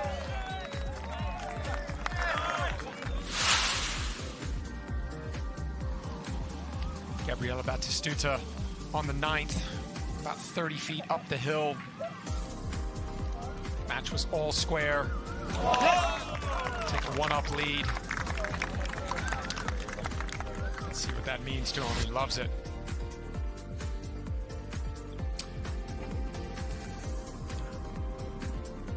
And this is how things wrapped up after the final session of singles. A big win. It must be said for Team England. It is coming home. A lot of red on the board in each session. And what a weekend it has been.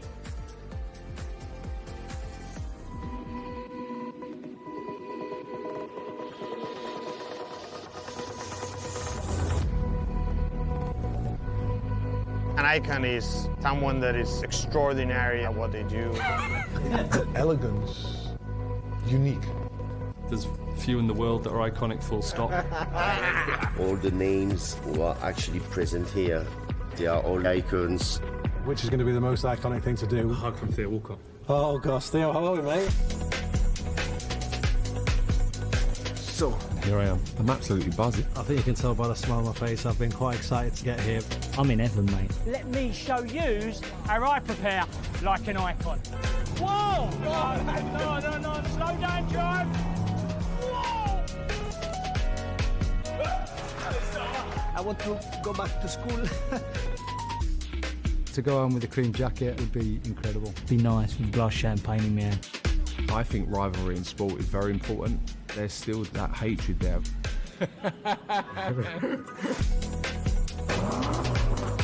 You've all pulled on an England shirt before, well, apart from you, Jimmy. You can ask for these lads. Let's go, boys. It's coming out! I love golf. I love it. It's such an art. Old, young, whatever you can play. It's the only sport that I can go out and not think about anything else. No matter how long I play this game, I'm not going to master it. I think that really gets me. That's why I love the game.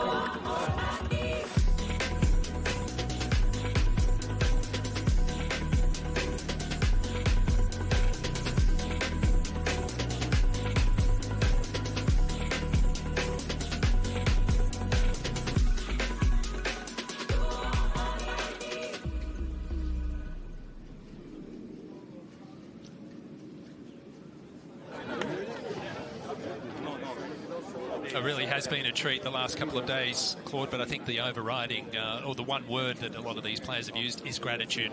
Yeah, absolutely. And I think for everyone watching, you've watched these players throughout the years on the football pitch do just some extraordinary things that you just can't relate to. But I think this week went a long way to help humanize these players, because golf is the ultimate equalizer, right? It doesn't matter who you are, doesn't matter how great an athlete you are in another sport. Golf is a different animal altogether, and I just think we've seen some great shots, we've seen some bad shots, but we've seen golf, and this is what golf is. And right now, Ewan, with all the stuff going on in the professional game, it's been so refreshing to see this is golf. This is what will help grow the game of golf. The Icon Series can do a lot for that, to bring golf, to bring these athletes to these type of places. And what an incredible golf course. What an incredible facility. The Reignwood Group, Robbinswood Golf Club, the members here. It's a special place. I'm proud to be associated with it, having my academy here, and I look forward to getting back as soon as possible, I can tell you that. Here, and Hamid Altentop spoke about what the sport of golf will do in Turkey after this. Oh, Team World are wearing green, and at the Masters you win a green jacket for winning. What about here at the Icon Series? You win a cream jacket. It's something sentimental you can look at. It will go in the trophy cabinet. To go home with a cream jacket would be incredible. Be nice with a glass of champagne in your hand. I didn't touch it, barely looked at it. Like the World Cup trophy where you can just look and stare at it and not touch it. The losing team has to put the cream jackets on the winning team. He's going to present me the jacket. He's serious. Oh, that's brilliant. Nah.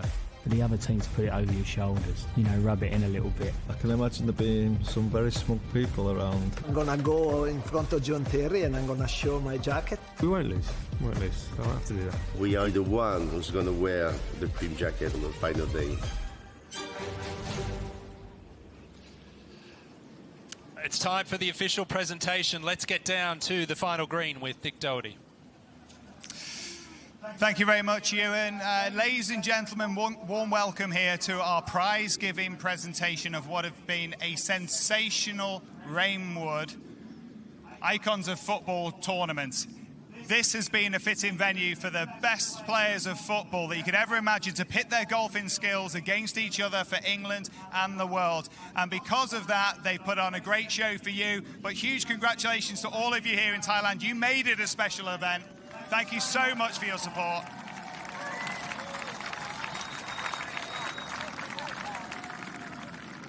Now, of course, this is about the players, but it's also about you, it's about this country, and it's also fitting that we have a great list of dignitaries to see us through our presentation. So I'd like to welcome our dignitaries now.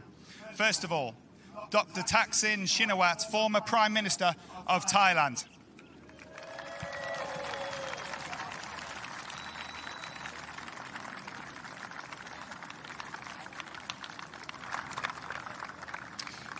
Dr. Promin Lertsuridej, the Secretary-General to the Prime Minister of Thailand.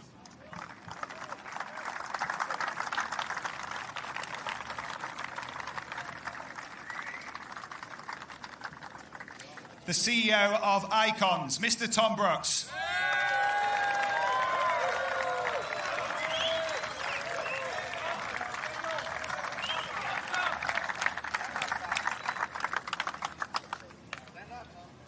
Miss Warapanit Rairungrang, the CEO of Reignwood Group.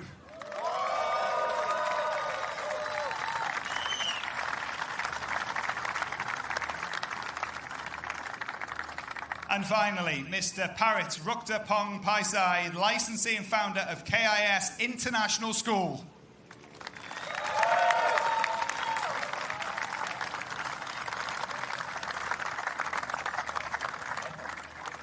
On behalf of all, say a huge thanks to our dignitaries for putting on just an incredible show here. It's been a great contest and a fitting campaign for these players against each other in our Icons of Sport here at Reignwood Park. So let's get a few of those big pictures out of the way. In the end, it was about two teams led by two immense captains in England's Lee Westwood and, of course, the rest of the world's Sergio Garcia. Please welcome them down here onto the 18th.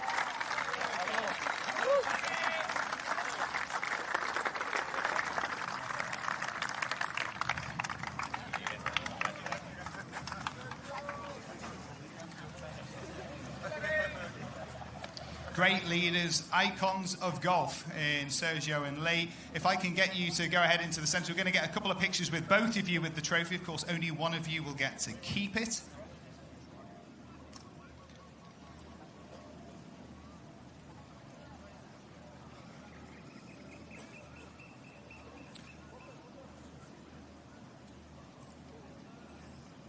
A reminder for those of you watching around the world, but also here, of the icons that we've got in Sergio and Lee, both Ryder Cup legends, both part of the Miracle of Medina. 11 Ryder Cups for Lee Westwood, a former world number one, and of course the 2017 Masters champion in Sergio Garcia, the highest ever point scorer in a Ryder Cup. So, one further picture to have before we start to bring in our players. If I could just get Dr. Thaksin Shinawatra to remain, and then we just create a picture here with Lee and Sergio together.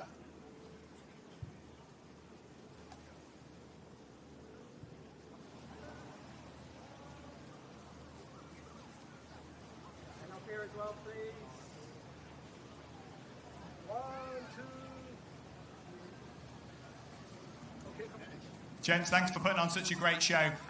Before we let you leave, Dr. Taksin, one other picture we'd like to get would be with our two teams. So if we can get both teams of players to come up here now, that would be great. A warm welcome to Team World and Team England.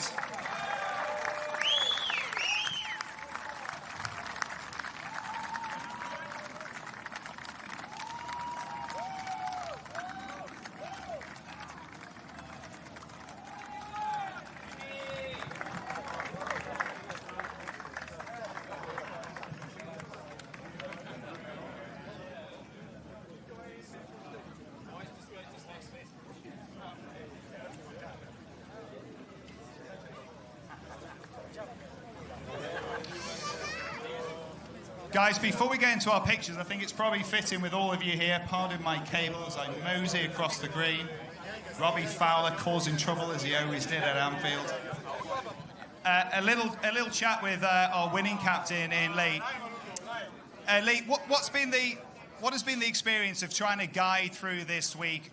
Icons of football, but not necessarily the golf course. What have they brought to the course that has translated from what they did in their careers as footballers?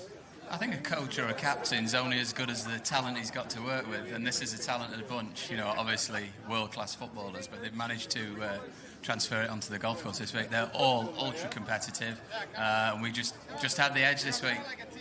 Sergio, a quick word with you. A quick word with you, Sergio, before we get into our picture. How proud are you of the team, in spite of what was a disappointing outcome? Yeah, I mean, obviously the English team played great golf, but I think my guys did too. Super proud of them. You know, we fought hard. We tried to make it close today, but they were just a little bit too good. You know, they were clutch every single time they needed to be, and but I'm still super proud of them. Okay, gents, I'm going to move out the way here, just behind you. And as much as this is obviously a picture we want to get, there's another one we've got to get in just a second as well, which might not be quite as pleasurable for Team World. Let's just grab this. Everybody in. Okay, can everybody see me? Some simply incredible golf played across the week. Jimmy Bullard on the end here, a new postman of icons of football, trying to follow in the footsteps of the great Ian Poulter in Ryder Cups.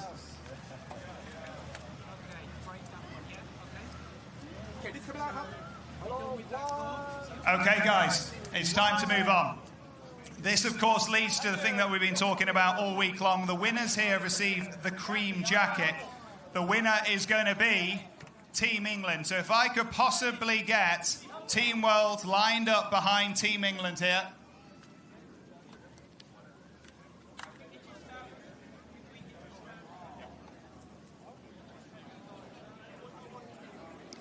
And here come the cream jackets.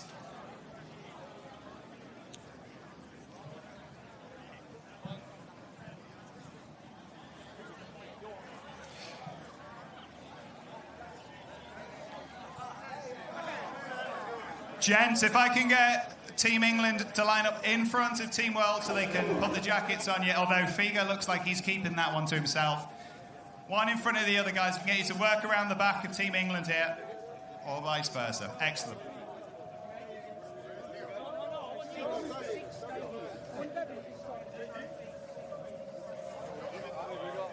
Very aware of their positioning on the football pitch, less so here on this final green as we try and get them ready to receive this jacket.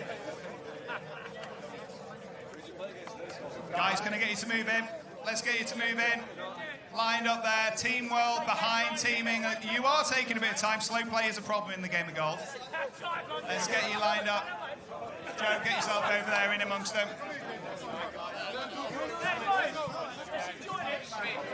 Take that time. Just got to go back a bit. All lined up, guys. It's like making a wall in football. Got to make a nice wall in front. Let's get you lined up, one behind the other. We all lined up? One player. So Team World, each player lined up behind a Team England player.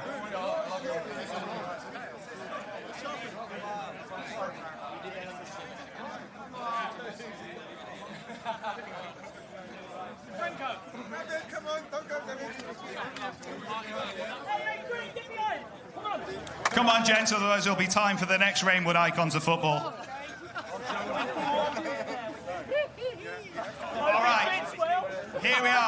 Reds, have we each got someone lined up? Team England, are you ready to receive the cream jackets? Team World, are you ready to suffer putting it on them? Let's do it. Congratulations to the winners, Team England.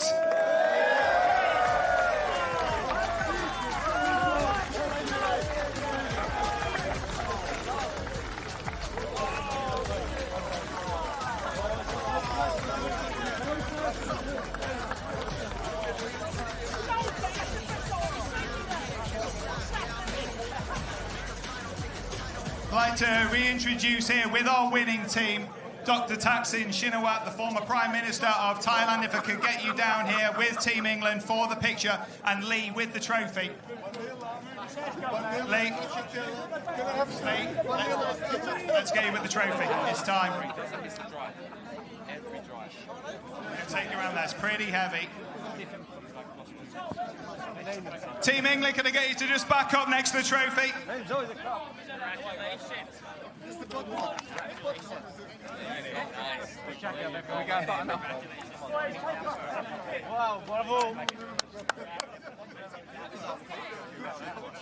You do look rather dapper, gents. You look fantastic, even you, Robbie. Looking $1 million there. Here we go, final pictures. Right, guys, stand back, please.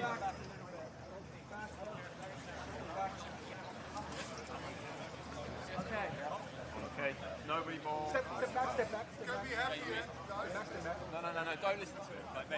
Carl, on you. Yeah? Okay, could I please ask Dr. Thaksin Shinawatra to present the trophy to our winner and our winning captain in Lee Westwood.